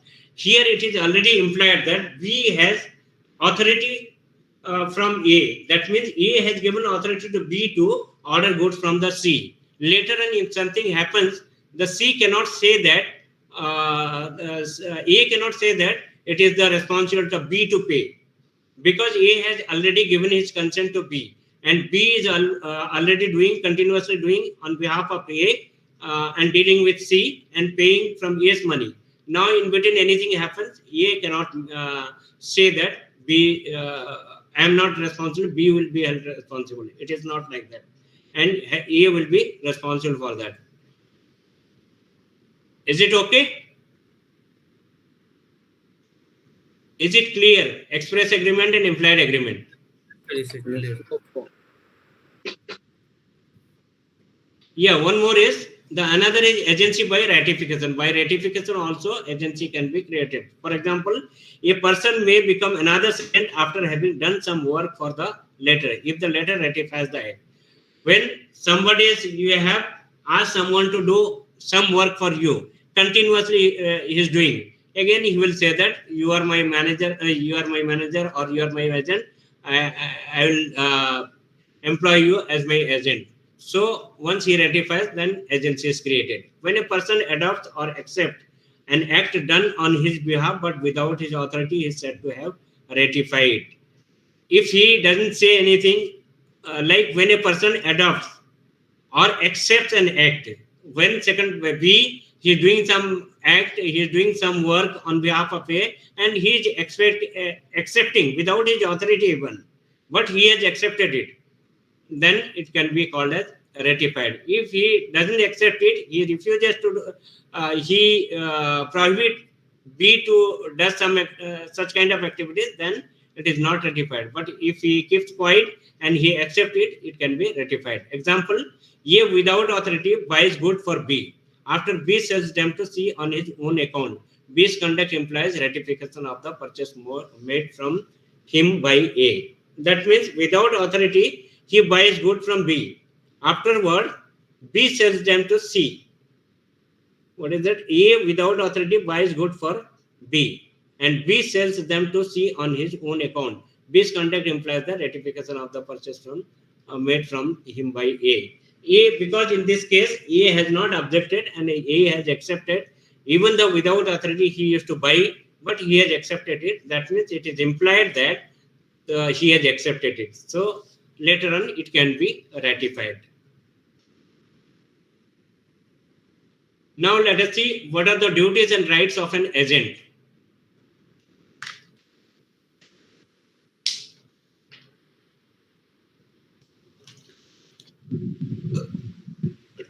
Duties and rights of an agent. What are the duties of an agent? To follow principal direction or customs. Whatever principal gives direction, it is the duty of the agent to follow him. He cannot do of his own way. The way the principal gives direction, he has to follow. Then skill and diligence to work with for that particular work, whatever the skill and diligence is required, he need to do. He cannot just avoid the work. So in general, what he is supposed to do with his skill, he has to do. To render proper account, he has to give proper account to the principal. Whatever he is dealing with the third party on behalf of me, he has to give render account to the principal. To communicate with the principal, whatever he does, he has to inform his principal about the activities, so that the principal will be aware of the thing, and it seems that he has been accepted, and on behalf of him he is doing the work. Not to deal on his own account. He cannot do from his own account. He has to do from the principal's account, because he is agent of the principal. So from his account he has to deal. To pay some receipt for principal. To pay some receipt for principal. Whatever it is to be paid, he will receive from the principal. Not to delegate authority. He cannot delegate authority to others. Like principal has taken you, consider you as an agent. You cannot ask somebody else to do on behalf of you. In that case, you cannot delegate the authority. Next is, what are the rights of agent? Right to remuneration. Every agent is entitled to receive the remuneration agreed upon with the principal. Whatever the principal is promised to pay to the agent as a remuneration, he has to pay. It is his duty to pay to him, and it is the right of the agent to get the remuneration from the principal. Right of retainer. He has to retain his own whatever this remuneration he is given, he can retain. A right of lien. He can lien the on behalf of principal, on the instruction of principal. Right to indemnity. He can indemnify the product or goods on behalf of principal on the instruction of principal. These are the few rights and duties of agent. Next, one more that is about agency. One more is Sales of Goods Act. The another act is sales, and it is the part of a small act, essential of a contract of sales of goods act. A contract of sales of goods is a contract whereby the seller transfers or agree to transfer the property in goods to the buyer for a price. This is called Sales of Goods Act. A contract of sale of good is a contract. It is a contract whereby seller transfer or agrees to transfer the property or goods to the buyer for a particular price. There has to be two parties. One party has to be seller, the other party has to be buyer. So mutual consent. Just the presence of two parties is not sufficient. The parties must agree on the transfer of property. Mutually, both the parties have to be accepted for the transfer of property, and the remuneration or the price has to be paid to the seller. There has to be mutual consent. The next is like there has to be two party. First condition is two parties. Then mutual consent. Third is transfer of property. There has to be transfer of property. That is the ownership of the goods and not the possession of the goods. Ownership has to property has to be transferred from the seller to buyer. Next is goods. The goods means every kind of movable property other than the actionable claims and money. So goods means every kind of movable property. There are movable property and immovable property also, like lands, etc. Next is price. Under a contract of sales, property in the goods is transferred to the buyer for a particular price. Price is the money consideration for the goods. There has to be some consideration by when a seller sells the product to the buyer had to pay some price for it. Varied requirement to deliver and payment. Like in this case, the contract may provide for the immediate delivery of goods or immediately payment of the price or both. So if you want immediate payment, for that, whatever the price is to be paid to the seller, you need to paid. Requires no formalities. In this case, buying and selling exchange process goes on, so there is no formalities to be done. Absolute or conditional. It may be absolute or based on the some terms and conditional also. Condition is that if you provide supply product to me in a week, I will pay this much of amount. So in case of conditional also, it can be done. These are the some essentials of contracts of sales go ahead. The one more is small is law of insurance. The contract of insurance is called an hereditary contract because it depends on the uncertain event. Uncertain event in the sense, for example, like law of insurance, you have made life insurance. If something happens, like in case of death or in case of accident, will be paying compensation. The insurance company will be paid by the insurance company. It is on the happening of certain things. Without, if accident doesn't happen, then they will not pay. If it happens, then they will pay. So it depends on an uncertain event. Lord Manifold describes insurance as a contract on speculation.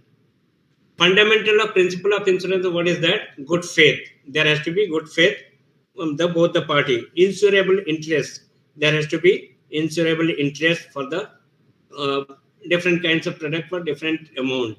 Indemnity. There has to be indemnity and mitigation of loss. There has to be they need to if loss is happened, then they need to mitigate it or they need to pay the compensation. Attachment of risk. There is a risk attachment in this one. If something happens, then in that case, it is to be paid. Causa proxima, that is, it's the legal terminology. If something caused, then only in that case only it is to be paid. There is another term, it's called as reinsurance. Reinsurance is a contract which insures the thing originally insured. Actually, the thing is insured. Your bike is, suppose insurance has been done. Again, the term is over, you need to reinsure it. So, reinsurance is a contract which insures the thing originally insured and by which an insurer is to be indemnified against any loss which he may sustain. If he sustains something loss, then in that case, he is to be indemnified or he is to be paid by the insurance company. By reason of being himself compelled to pay the assured under the original contract of insurance, he has to pay the original amount, whatever insurance amount made by the contract. Similarly, double insurance, when the same subject matter is insured with two or more insurers, and the total sum insured exceeds the actual value of the subject matter, it is known to double insurance and it amounts to be over insurance. In that case, if the insurance has been made by two or more parties and it is value is more than the value of the product, in that case it is called a double insurance or amounts are over insurance. These are the small acts are there in law of contract. That next important is Negotiable Instrument Act 1881. Shall we proceed further? Please. Yes, sir. Yes, sir. Yes, sir. Yeah, next one is Negotiable Instrument Act. What are the different salient features of negotiable instrument? It is freely transferable. Negotiable instrument is freely transferable. Defect-free title to the transferee. There should not be any defect in the title. So it is to be clearly mentioned to the transferees. There should not be any mistake in it. Recovering, he can, the holder of the negotiable instrument, he can recover it. Ceiling on transfer, there will be some ceiling limit for transfer of this amount. Payable to order, when it is ordered, it is to be paid. When the holder is giving the negotiable instrument, and it will be in the instrument is written order to pay. So in that case, payable to order. Payment is to be made, and presumption, based on the presumption whatever made in the instrument, it is to be done. Kinds of negotiable instrument like bill of exchange, promissory note, check. All of you must have heard about all this. Check, all of you know, day-to-day life you are using. Promissory note, in that, like your currency or something like that, I promise to pay this much amount, so that is promissory note. And bill of exchange, some bill has to be given. In that case, third party has to pay on the submission of the that negotiable instrument. These are the few details about negotiable instrument. Next is Sir, DD can be considered under negotiable instrument. Yes, of course. That is the check and demand after all this is the, yeah, it will be considered a negotiable instrument. Okay, sir. Okay. Yes, sir. Next is bill of exchange. A bill of exchange is an instrument in writing containing unconditional order signed by the maker directing a certain person to pay certain sum of money only to the order of a certain person or to the bearer of the instrument. This is bill of exchange. It is an instrument in writing containing an unconditional order signed by the maker directing a certain person to pay a certain sum of money only to the order of a certain person or to the bearer of the instrument. Similarly, promissory note. A promissory note is an instrument in writing, not being a bank note or currency note, containing an unconditional undertaking signed by the maker to pay a certain sum of money only to the order of a certain person or only to the bearer of the instrument. In that, it will be written that I promise to pay this much amount of money, whatever it is mentioned in the instrument, the other party is to pay to the holder of this instrument. Check. A check is the usual method of withdrawing money from an account with a banker. A check in essence is an order by the customer of the bank directing his banker to pay on demand, the specified demand or to the order of the person named there onto the bearer. This check your day-to-day life you are doing, and that also different kinds of check like cross check and account pay, etc. are there.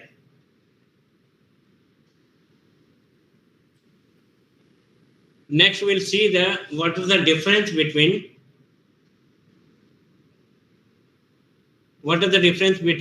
promissory note and bill of exchange. In case of promissory note, there are only two parties, the maker and the payee. One is debtor and another is the creditor. In case of promissory note, I promise to pay this much amount of money. So the maker will promise is called a debtor and the payee will be creditor. When he submit the promissory note, the debtor has to pay to the creditor. In case of bill of exchange, there are three parties: the drawee, the drawer, the drawee, and the payee.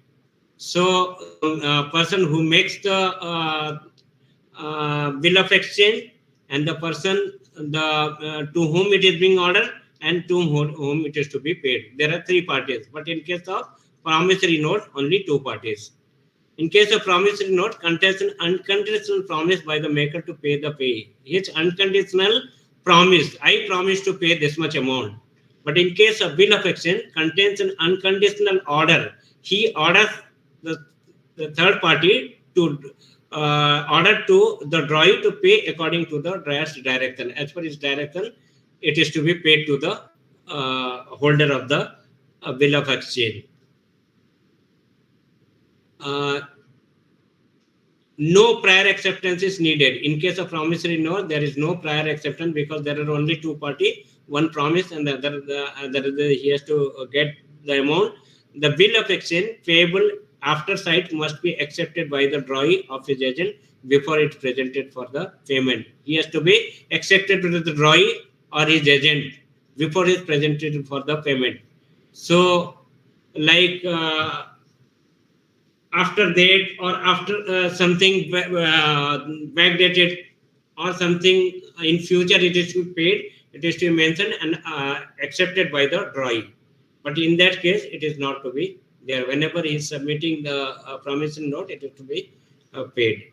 The liability of the maker of drawee is primary and absolute.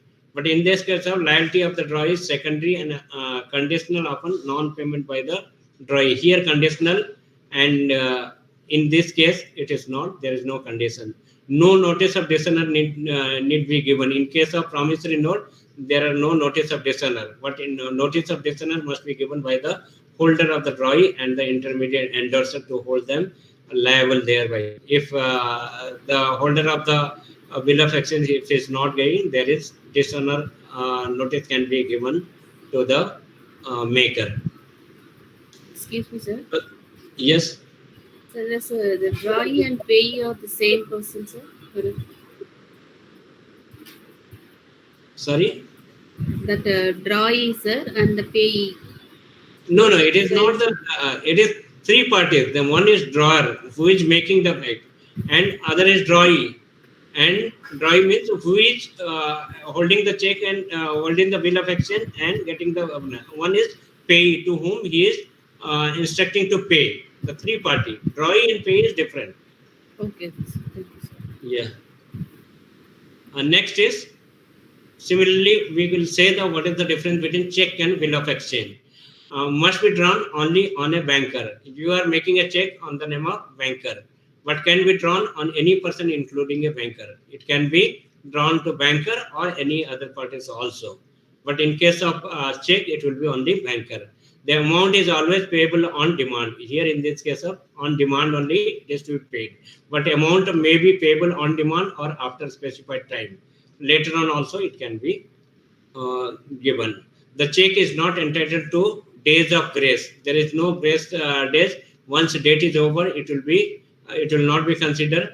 Once a bill is entitled to 3 days of grace. In case of bill of exchange, there is 3 days of grace period. Acceptance is not needed. It's not needed to be give the acceptance, but a bill of payable after sight must be accepted. A check can be crossed. Crossing of bill of exchange is not possible.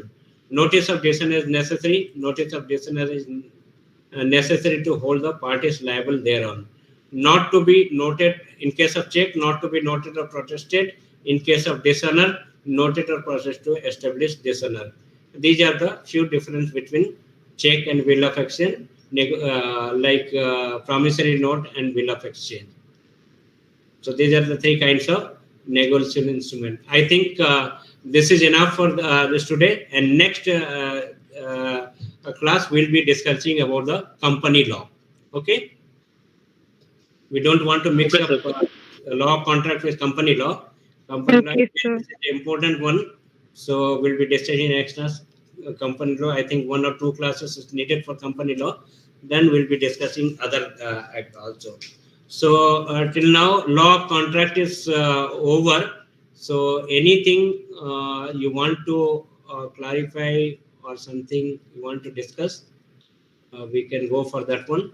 Otherwise, one case studies also we can discuss now. Okay.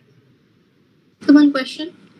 There are a number of differences mentioned in the book between the promissory note and the bill of exchange, check and bill of exchange. So how many differences would we need to write in exams? Will it be the whole?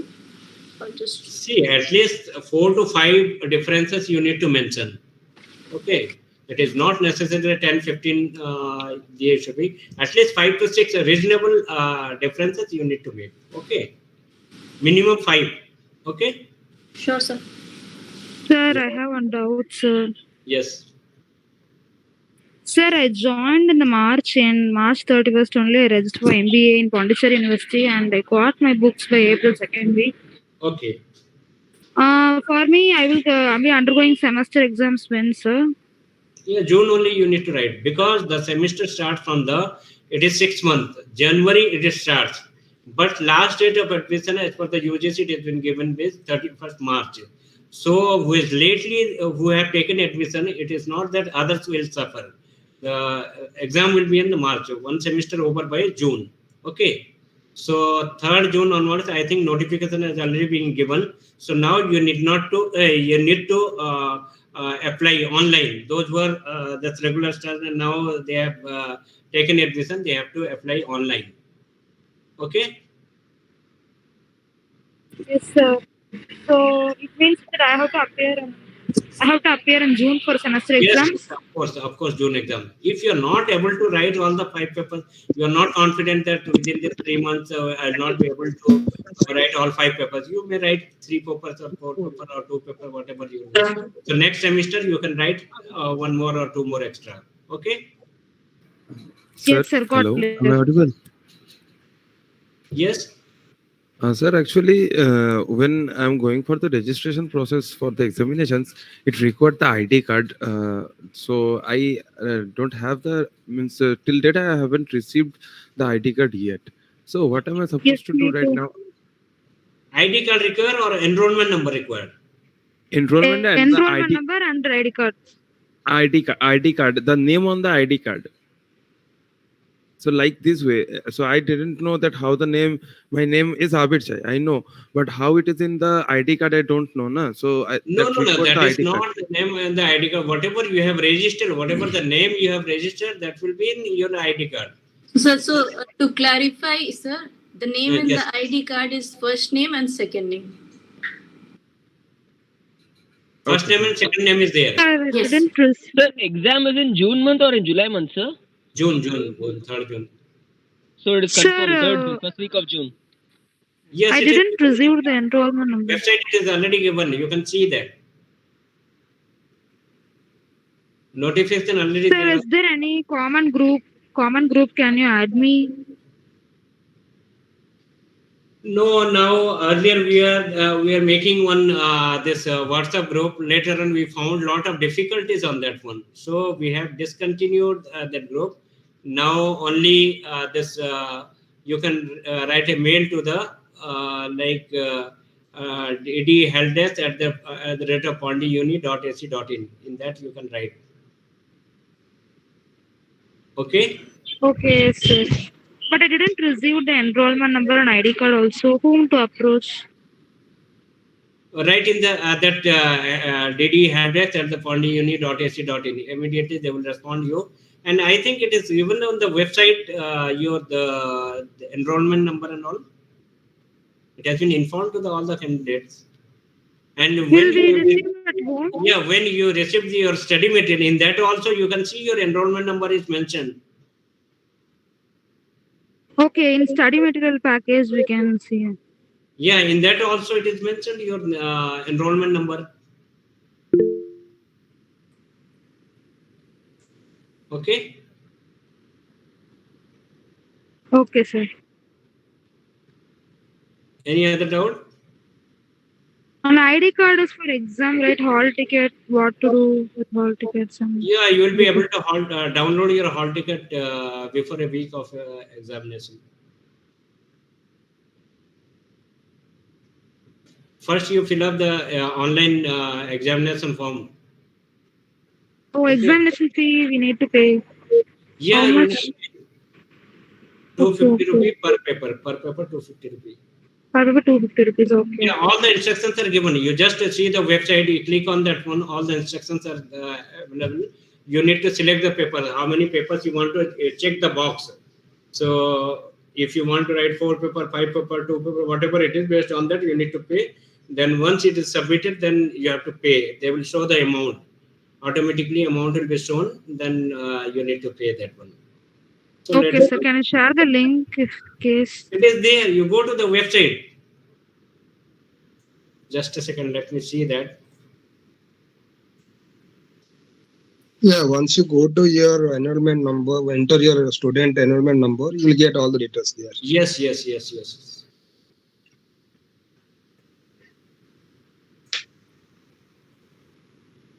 In case of any difficulties, you can write a mail immediately.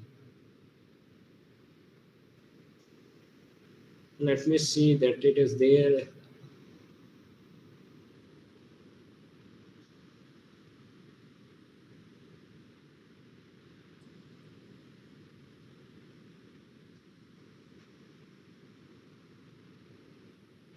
Yeah, you can see flash news, it is there.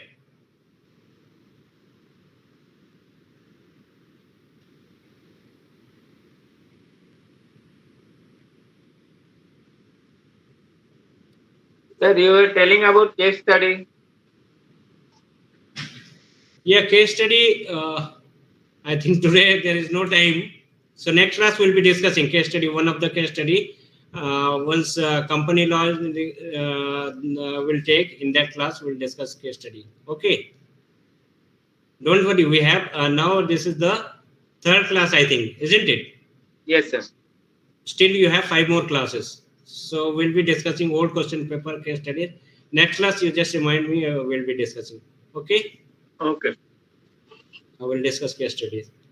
Because you have one more class now, 3 to 4, isn't it? Yes, sir. Okay. So kindly see the website. It is already there. Exam notification. It is mentioned there.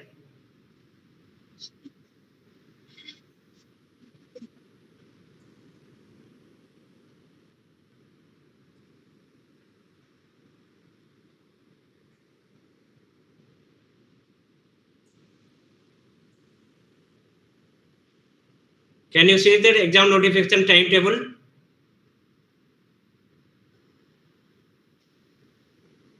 Can you see the screen? Yes, sir. Yes, sir. Visible. Yeah, it is there. Hello.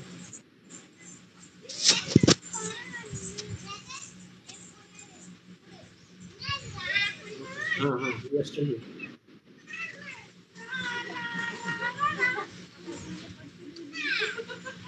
Contact details.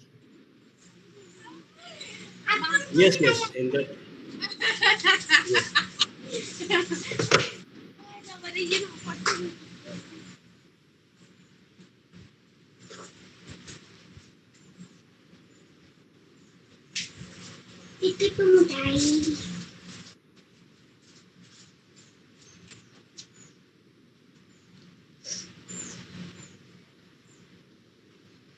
Yeah, anything? Any more questions?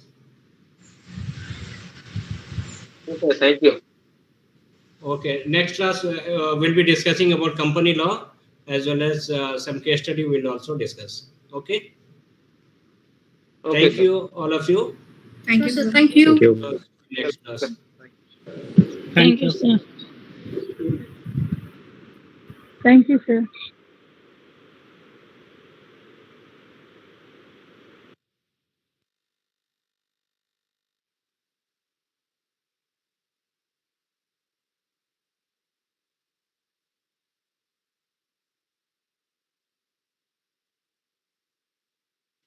Guys, any idea how many chapters will come from each chapter, each subjects?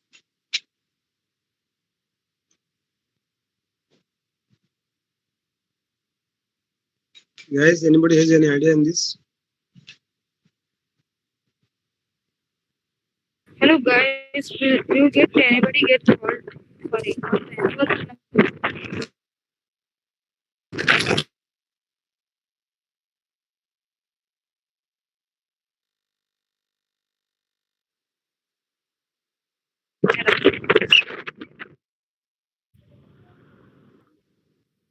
Hi friends, anyone has having idea how much is a pass mark?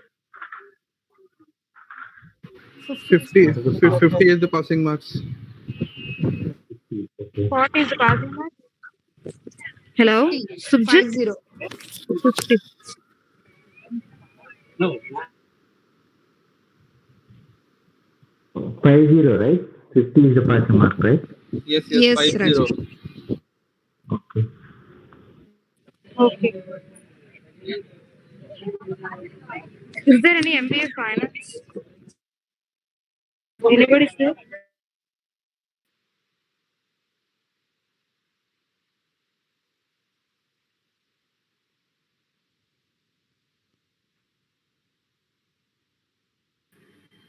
Today only 76 plus 5 or 6 people only attending the class. Lot of people not attending the class.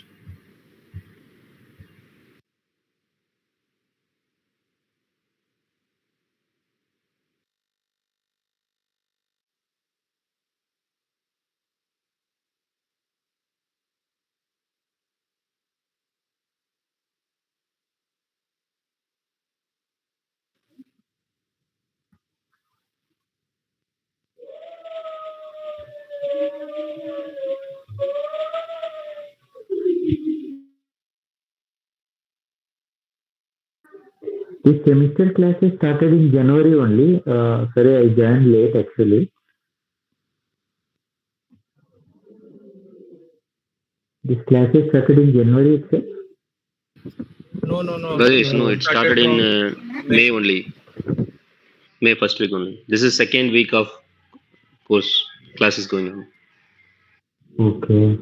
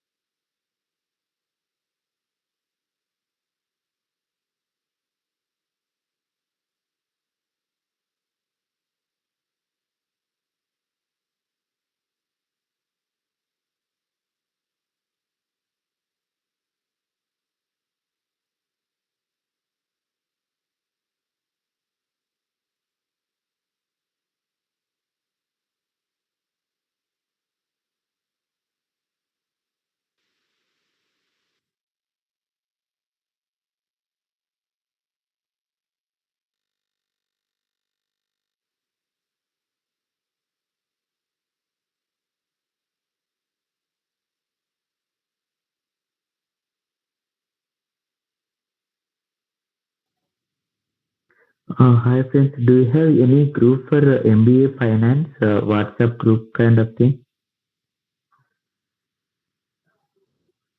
I know. I don't need to say.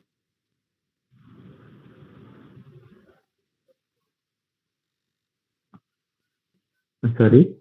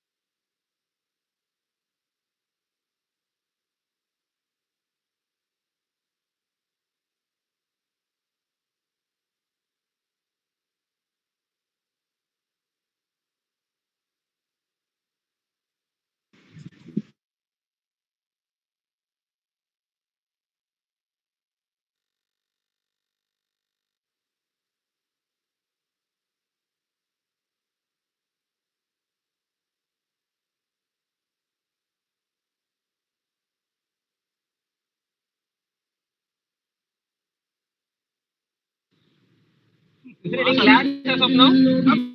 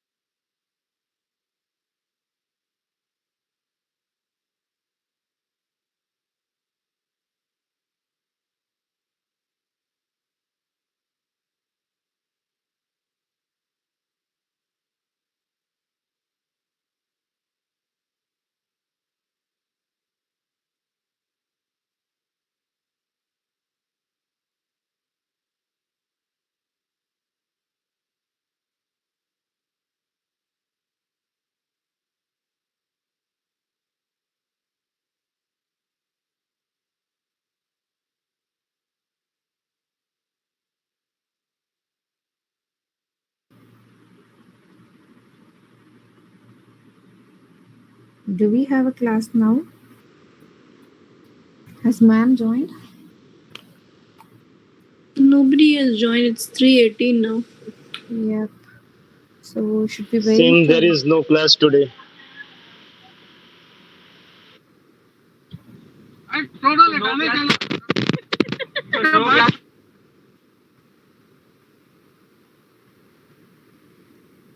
Let's wait for another 5 minutes and Yes. can drop off by 3:25.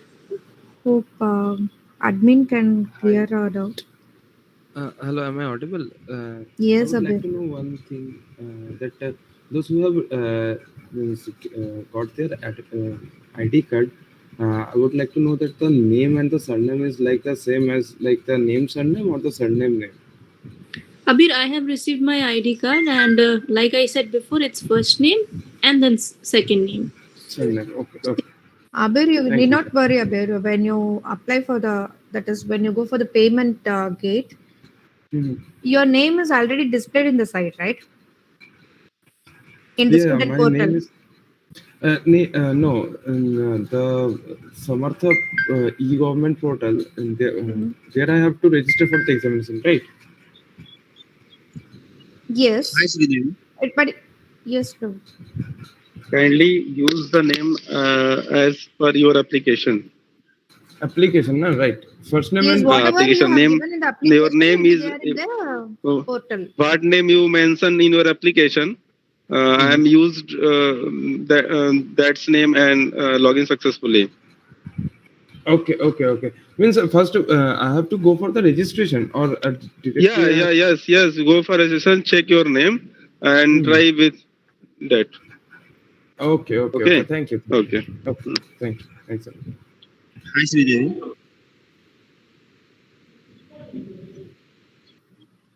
Yes, Prabhu.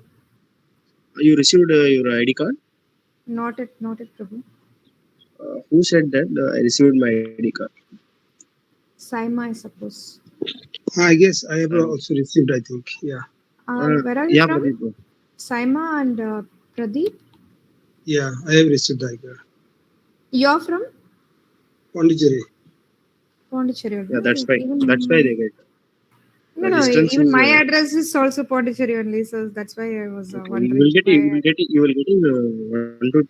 more in 2 days, I think. Hello. Yes. Pradeep. I also received my ID card. I did not receive my ID card. I received my ID. I am from Delhi. But how much time we are getting actually for preparation? It's hardly 1 month. Yeah, but actually, It's almost 21 days. So how it is possible to take up 6 months course in 21 days? Yes, the same That's the case.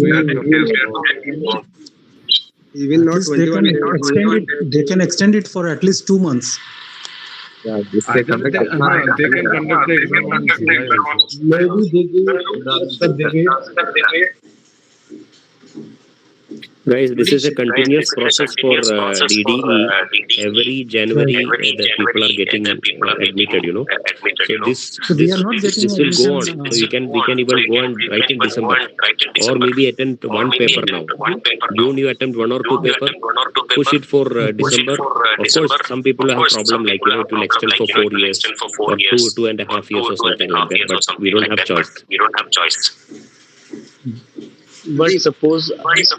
But they have confirmed that our admission in April only. We are all January batch. Batch is okay, but we got confirmation on April. Yeah, even I got. See, this is what I'm telling you. For them, it's January is the academic session, and it extends up to March. Okay, that's what the closing date. March or April, I don't know. But they have to conduct these courses. Examination every 6 months. So this is just consider that this June exam is for the previous batch. Then your problem will be solved. Our exam comes in December. I think we will have to consider something like that. If you are lucky, if you are able to study, you can do 2 papers now. But at the end, Exam is from 3rd to 12th. Veena. I registered for 5 papers. Is there any problem? Appear for all the 5 papers. If you're lucky enough, you'll clear all the 5 papers. If you fail in any paper, you can write it in December. That's it. Exactly. Then December you have then 7-8 papers together. Sorry, I didn't get. Sridevi, can you repeat? When in December you have 5 plus 3, at least 8 papers. Left out papers also there. No, see, you can even plan December the remaining three. I'm just telling an example. Two you did now, three you did for December. Keep the next semester for next June. No? One second, Balasubramanian. Please, Okay, okay, Manish, okay. can you mute?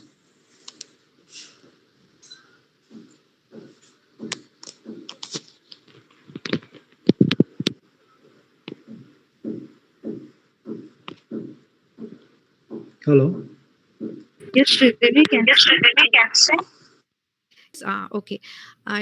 Ma'am has come. We'll talk later. Good afternoon, ma'am. Good afternoon. 1 second. Yeah. 2 seconds. Afternoon, ma'am. Good afternoon. Good afternoon. Good afternoon. Good afternoon.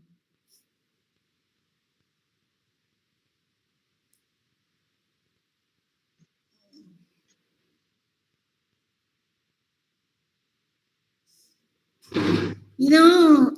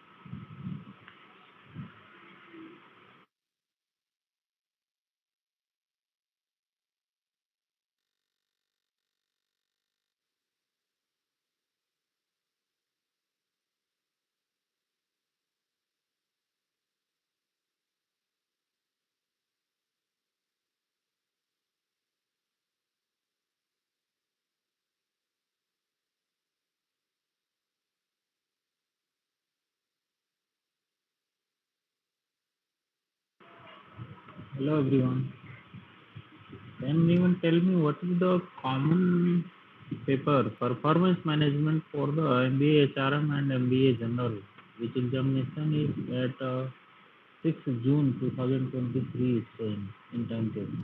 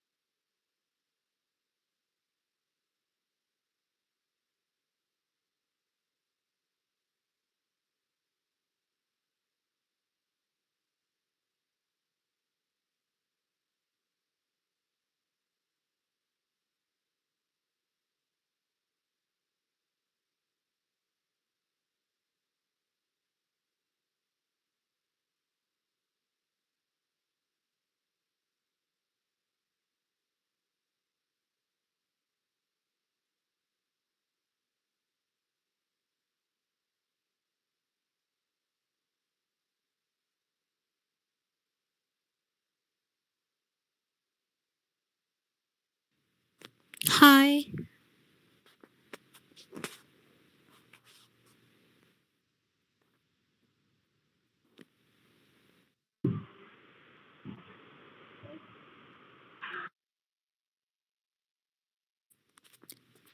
Hi, ma'am. Even I received my ID card. So what? Hello, do you- hello, Vina. Hi. Hello. Hi, one Hi. second, one second. The PPT I'm Hi, hi, Vina.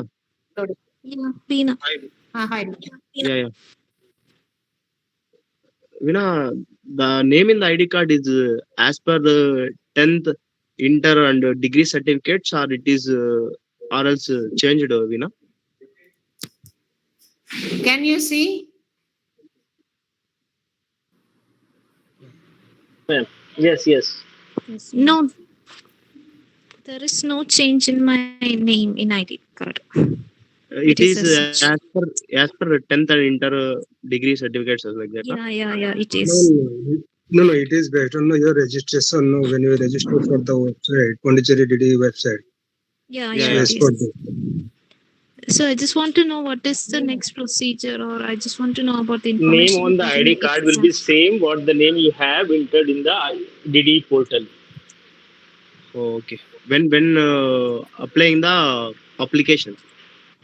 Yes, when you applied the application, the name you have applied in the application that will be shown in your ID card.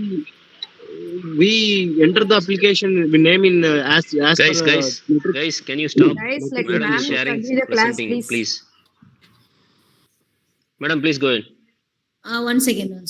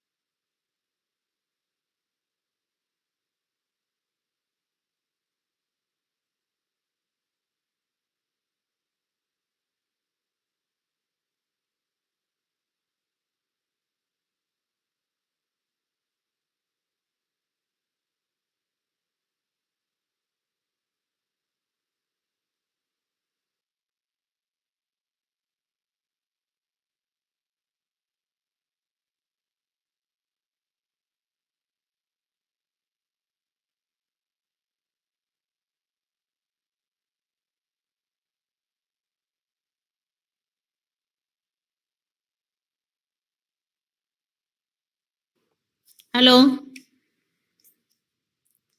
Yes, ma'am. Your PPT is visible. Can you hear me? Yes, we can hear you, ma'am. Yeah. Sorry, actually, my class was some adjustment, some professor, Sambat Kumar Science sir. That is why it is late. Otherwise, I would have continued.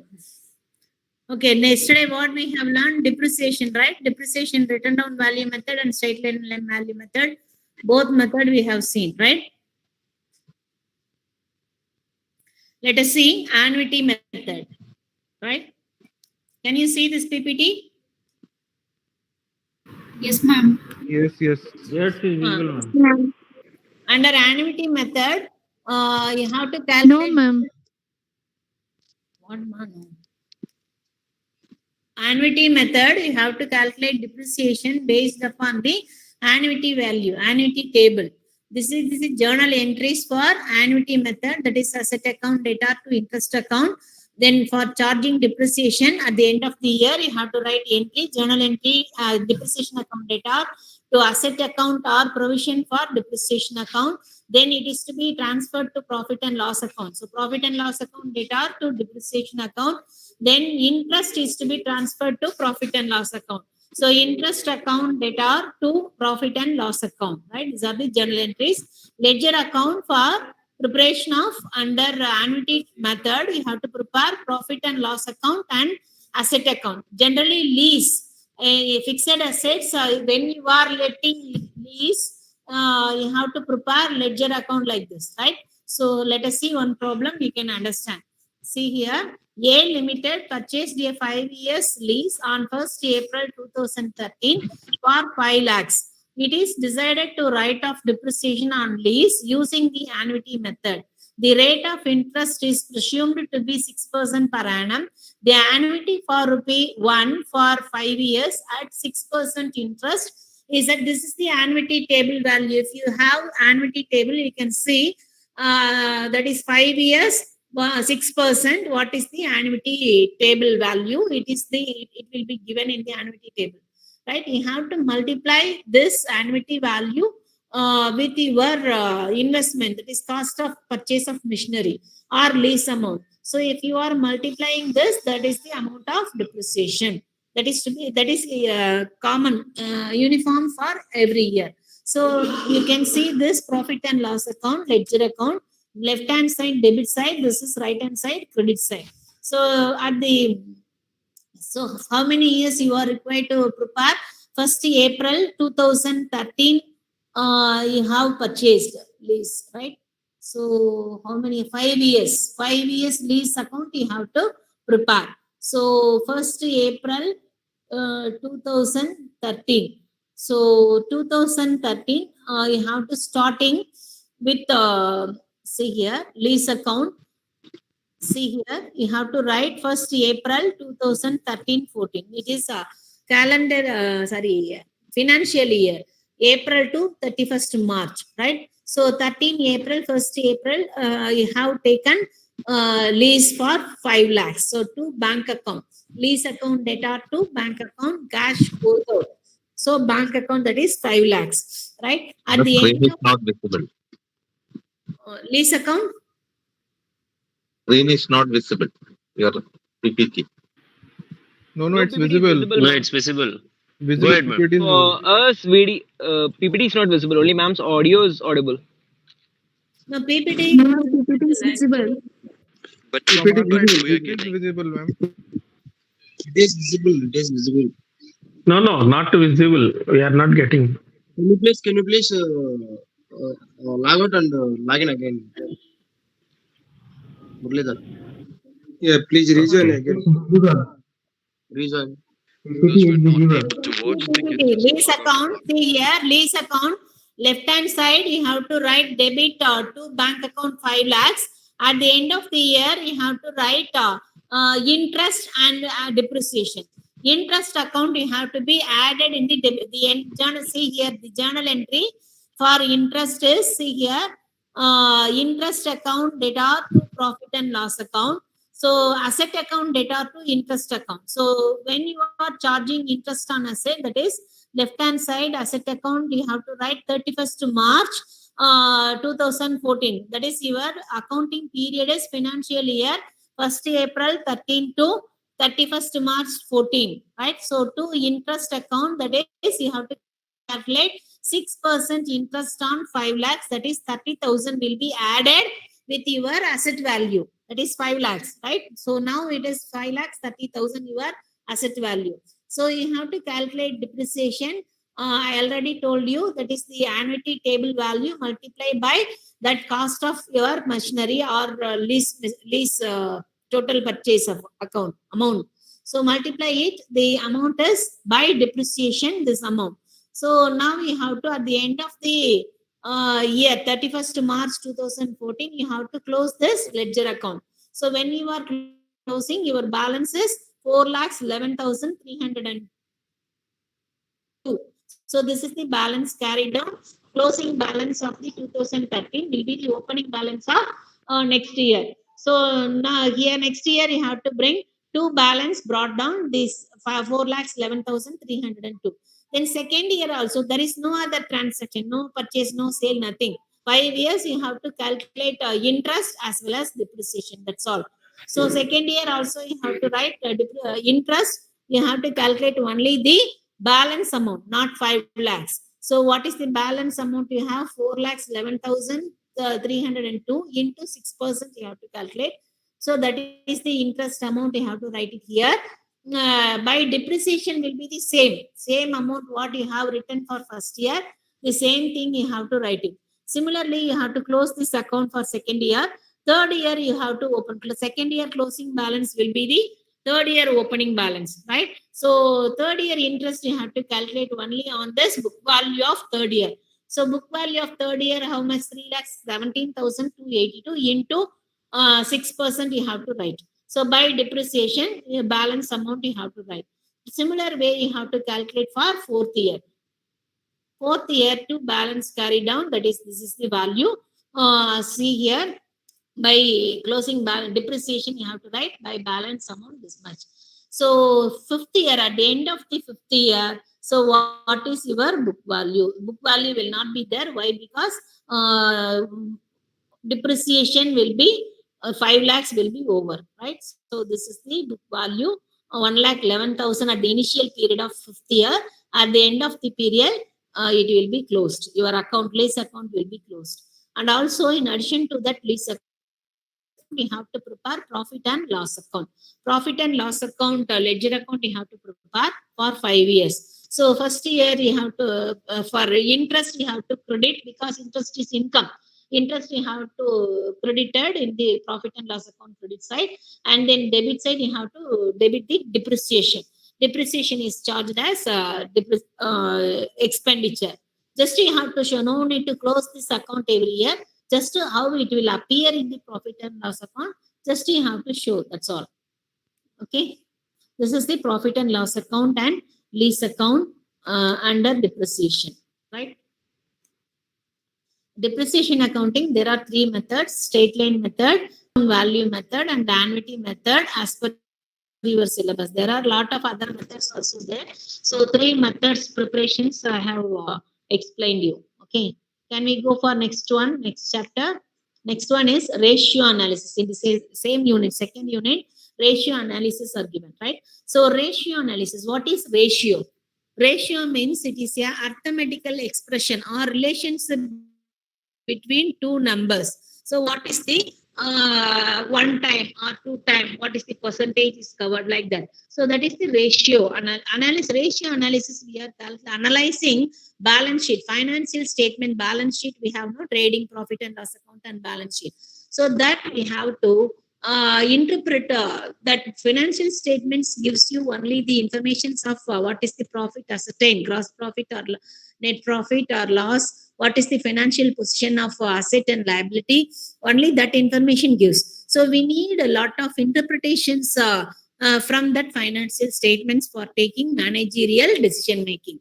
So in that case, we have to analyze and interpret the informations which is given in the financial statements. So how to analyze? See here, we are objectives, advantages, limitations. These are all, you read it. This is theory portions. Let us do problem portion.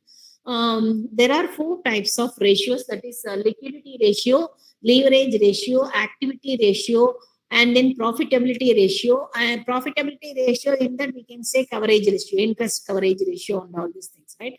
So let us see one by one. Liquidity ratio I have given here, explained here. Current ratio, quick ratio, absolute cash position ratio, absolute cash ratio or absolute cash position ratio.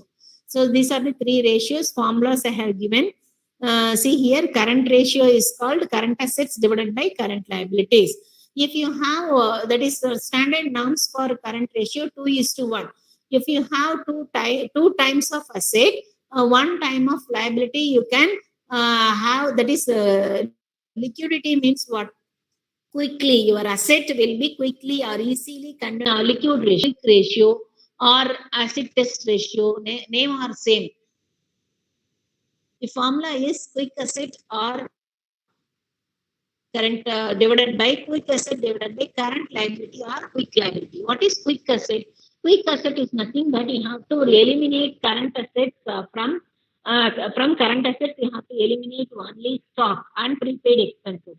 Stock and prepaid are what we can say quick asset or liquid asset, right? So current divided by either you can go for current liability or quick liability. Quick liability means if you eliminate bank overdraft and cash credit from the current liability, that is called quick liability, or we can say it is a quick liquid liability, right? So now we have, then another one is absolute liquid ratio. Absolute liquid ratio, only you have to take cash in hand, cash at bank, and short-term marketable securities. Only the quickly converted into cash, the assets only you have to take into account divided by current liabilities. So if you have a liquid quick ratio, standard norms is 1:1. If you have one time of asset, it is sufficient for making payment for quick liability or current liability. Absolute current ratio, if you have 0.75 or 0.5 are sufficient. Likewise, there are lot of ratios are there. These are all liquid ratios.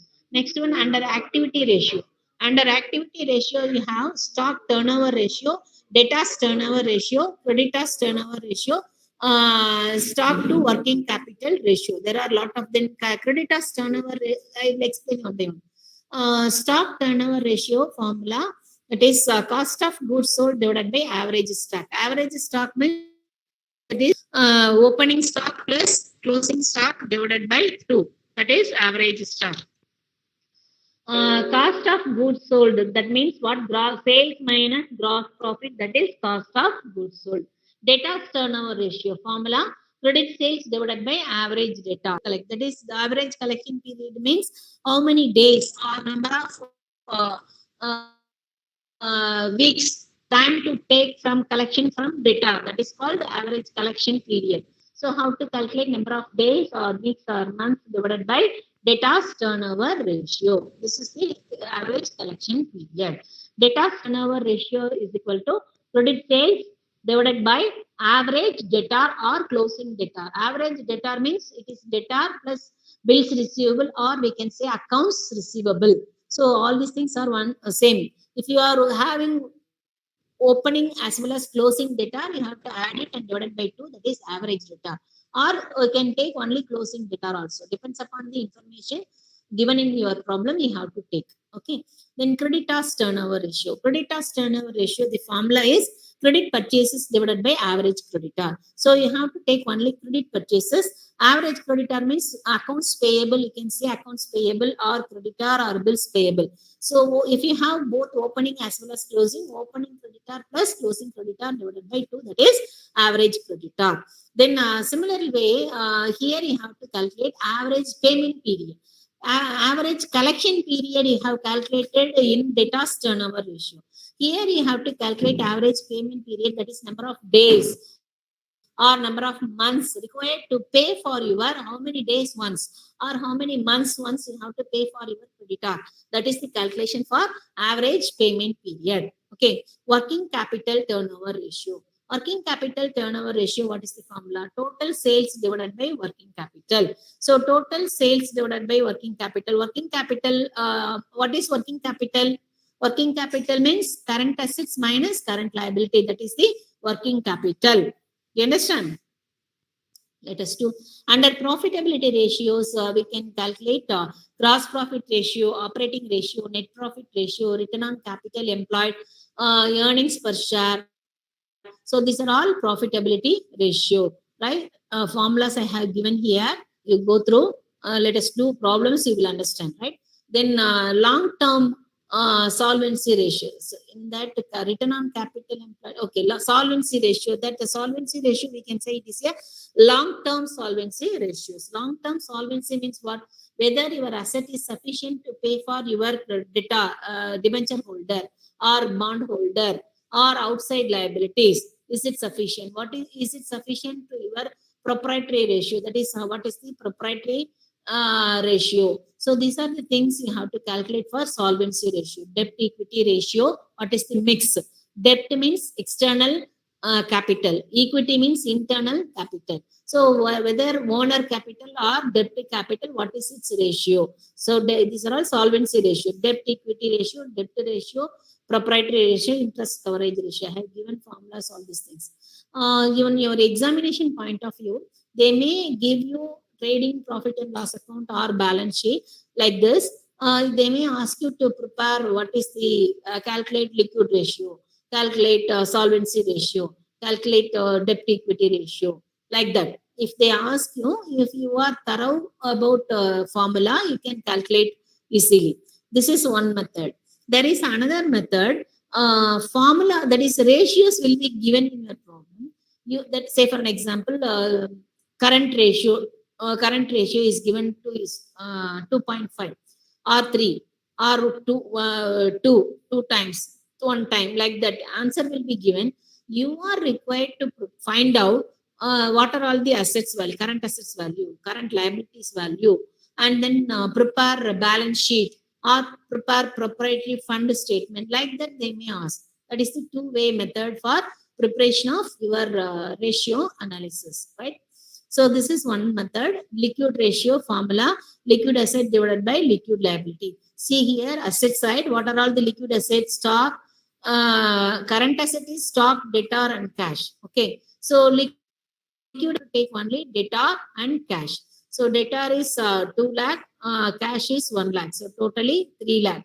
If you are taking current asset, current ratio means current asset, that is including stock, 5 lakhs, 8 lakhs you have to take. 8 lakhs divided by current liability is overdraft and creditor. Only these two are current liability, 3 lakhs. So 8 lakhs divided by 3 lakhs, that is the current liability, current ratio. So liquid ratio, here in your question, it is given with liquid ratio.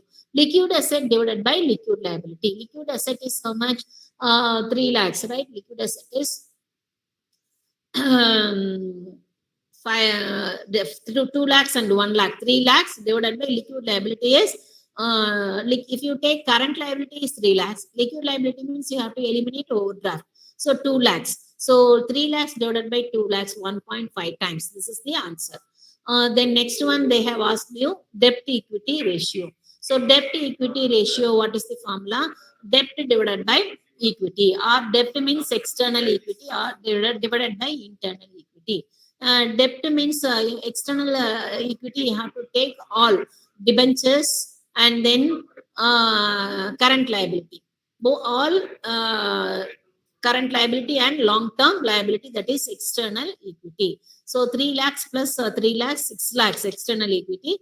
Internal equity, you have to take reserve fund and equity share capital or internal equity. Internal equity is 15 lakhs and then reserve fund is 1 lakh. So totally 16 lakhs, right? So what is the, now you apply this formula, 6 lakhs external equity divided by internal equity, 16 lakhs. So answer is 0.375 times, right? Next one is solvency ratio.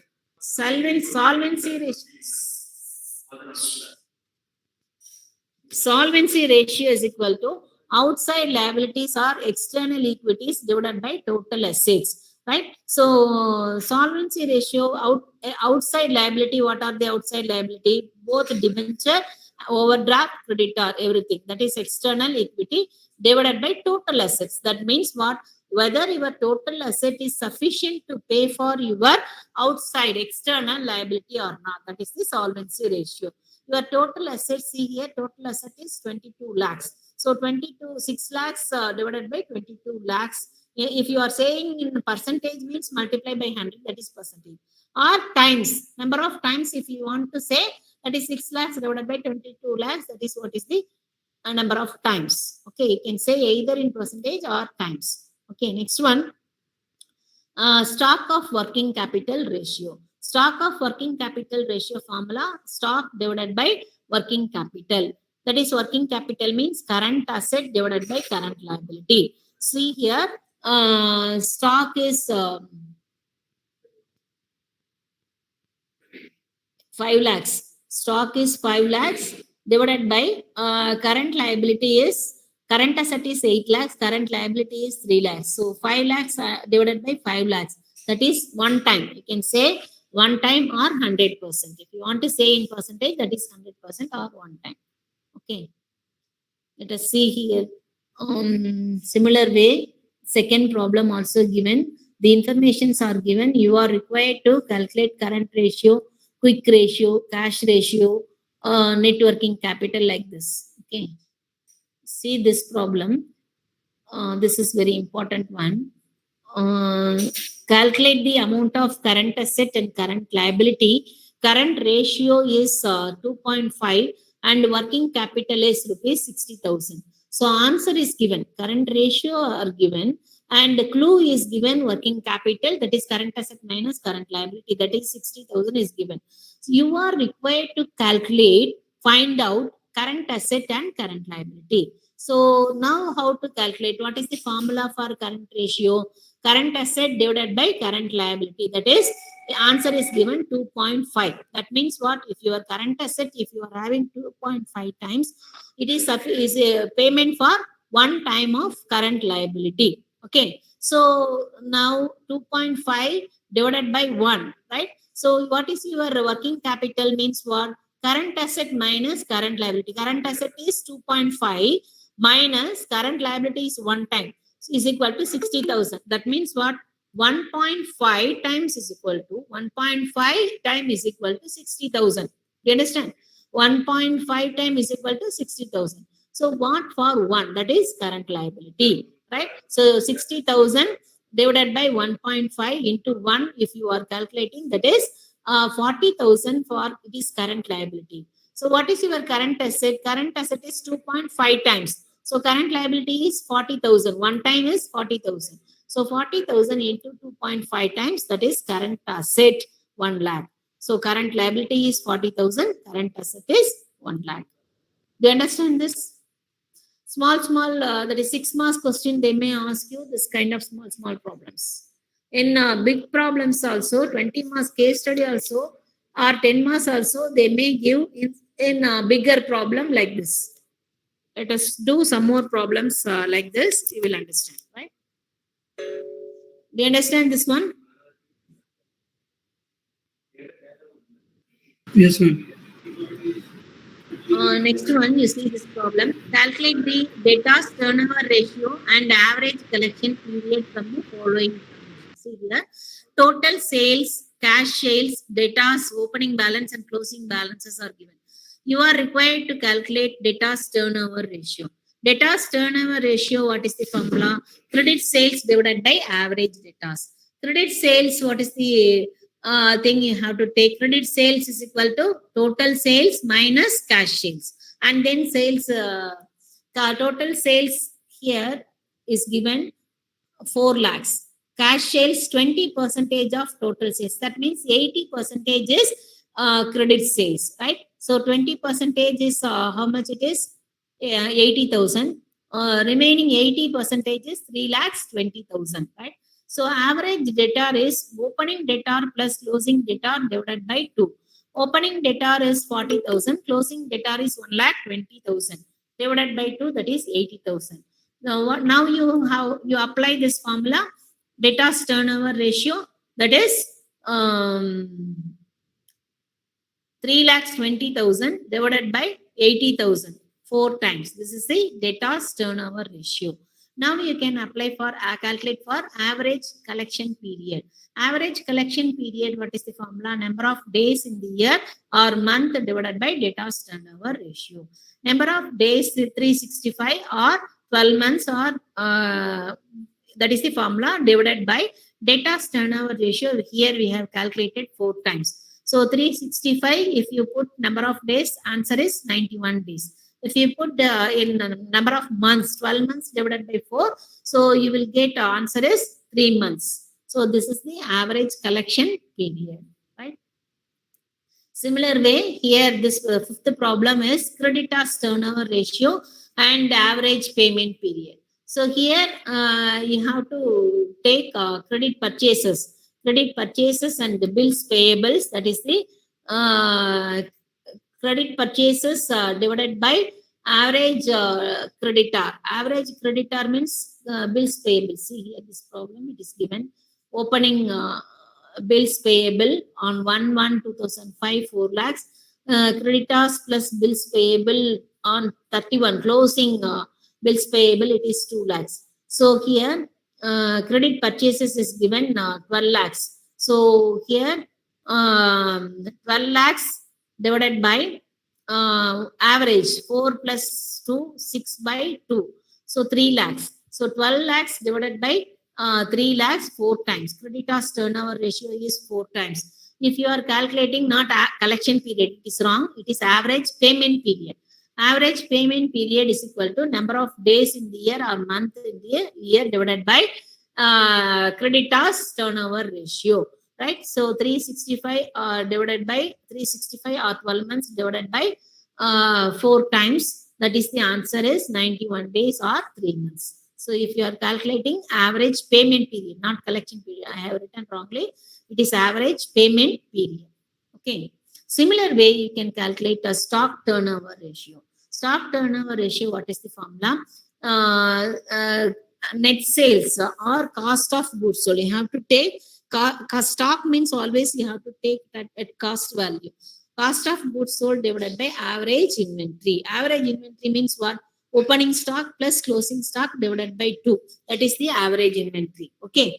Cost of goods sold is what is given in your problem. Net sales minus gross profit. If you are eliminating gross profit, that is called cost of goods sold. Okay. See here, this problem. Purchase opening stock is given, closing stock given, sales 80,000, wages 14,000, purchases 46,000, carriage inwards are given. So here cost of goods sold, gross profit is not given.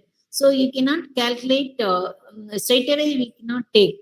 That is sales minus gross profit. If it is given sales minus gross profit, that is cost of goods sold. So in this case, gross profit is not given. So how to take up cost of goods sold? That is 80,000 sales, we can say net sales. So there is no, we are assuming that there is no gross profit. So net average inventory is opening stock 18,000 plus closing stock 22,000 divided by 2. That is 20,000. So 80,000 divided by 20,000, stock turnover ratio is 4 times. Okay.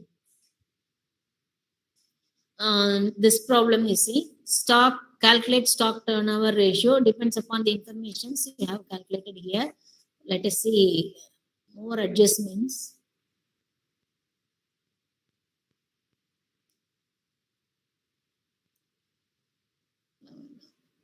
See this problem. This kind of problem, ratios to balance sheet, this kind of problem, they may ask you in the examination point of view, 10 marks question or even case study, 20 marks case study also, they may ask you. Some informations will be given, working capital, bank overdraft, fixed assets to proprietary fund ratios, resource and surplus, current ratio, liquid ratio. These are all the clues are given, answer is given. You are required to prepare balance sheet. So with this information, available information, you have to prepare balance sheet. So if you want to prepare balance sheet, you need some information. What are the informations? All the assets. What is the current asset? So what is the fixed asset? So what is the liabilities, current liabilities? what are the amount of capital. So all these informations if you have, then only we can prepare balance sheet. Okay. So with this available information, how to calculate? See here, the clue is, let us take current ratio 2.5 times are given. So here, working capital is given 2,40,000. Already I explained you what is working capital. Current asset minus current liabilities are working capital. Okay. See here, current ratio is given 2.5 times. So current ratio 2.5 times means what? Current liability will be 1 time. Okay. So current asset 2.5 minus current liability is 1. So 1.5 time is equal to 2,40,000. So working capital is 2,40,000. That is 2,40,000 is equal to 1.5 times. So what for 1 time? That is the current liability. So 2,40,000 divided by 1.5 into 1 time, that is current liability is 1,60,000. So what is your current asset? 2,40,000 divided by 1.5 multiplied by 2.5. Your current asset is 2.5 times. So what is your current asset? That is 4 lakhs. Okay. So now we have calculated current asset and current liabilities informations. The next one, with this information, we can find out stock.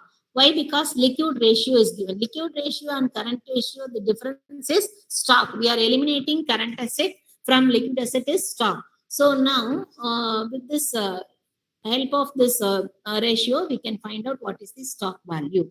So 1.5 times you can get the quick asset.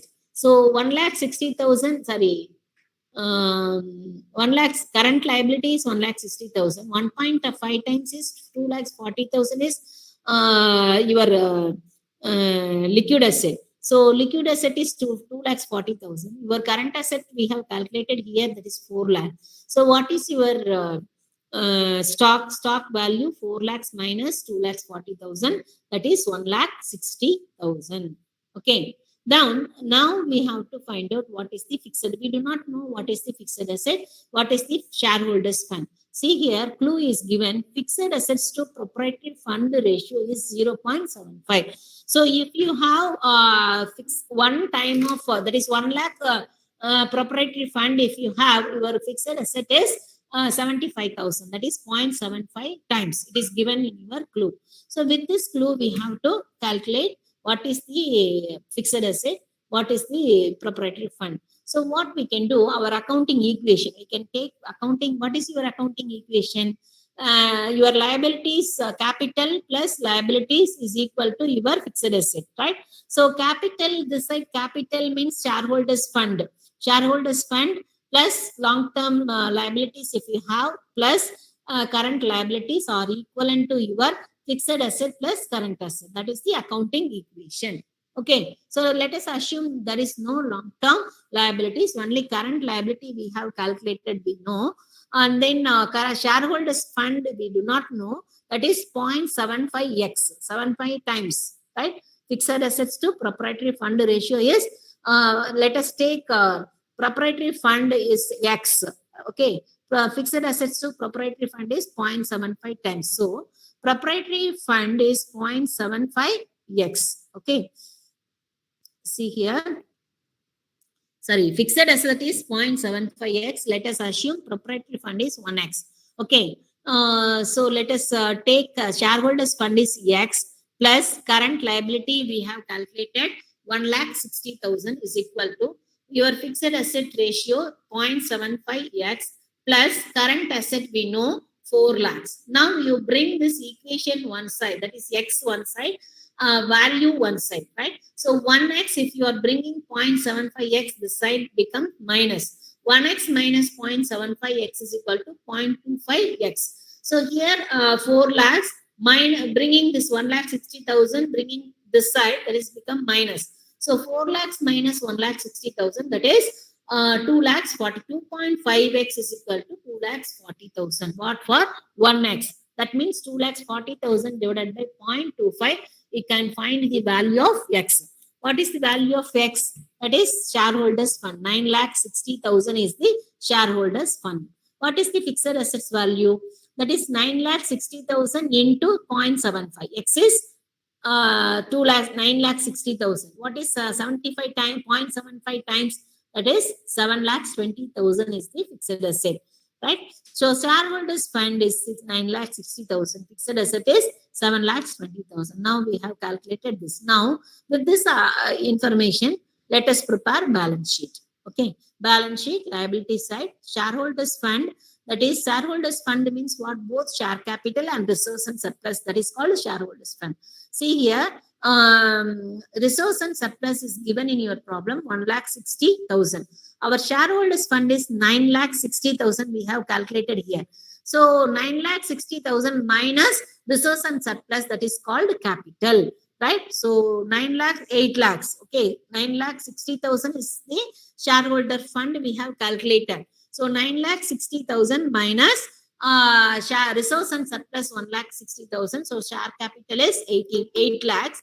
Then resource and surplus you have to show separately. That is 1,60,000. Then current liability under that you have to show totally 4 lakhs. Right? Current liabilities are 4 lakhs. See your problem. Bank overdraft. So bank overdraft 40,000 you have to show. Remaining amount, total current liabilities we have calculated 1,60,000. 40,000 is bank overdraft. So remaining 1,20,000 you have to show as other current liability. Asset side, come to the asset side. Fixed assets we have calculated 7,20,000. Then current assets stock value we know that is 1,60,000. Then total current asset is 4 lakhs. So 4 lakhs out of that 1,60,000 if you are taking as stock, remaining 2,40,000 you write it as other current assets. Now you total both the side liabilities and asset side, it should be tally.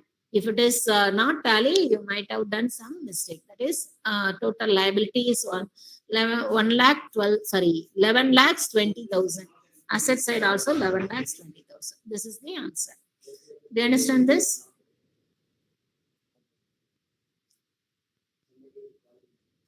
Hello, do you understand this kind of problems? Ratios will be given. You have to prepare balance sheet, or sometimes they may ask you to prepare proprietary fund statement. Next class, one more problem like this. This problem I will explain you how to prepare. One more problem I will do it. Then after that we will go for next chapter. Okay, can we wind up this class? Hello. Yes, ma'am. Okay, thank you. Hello. Yes. Sure.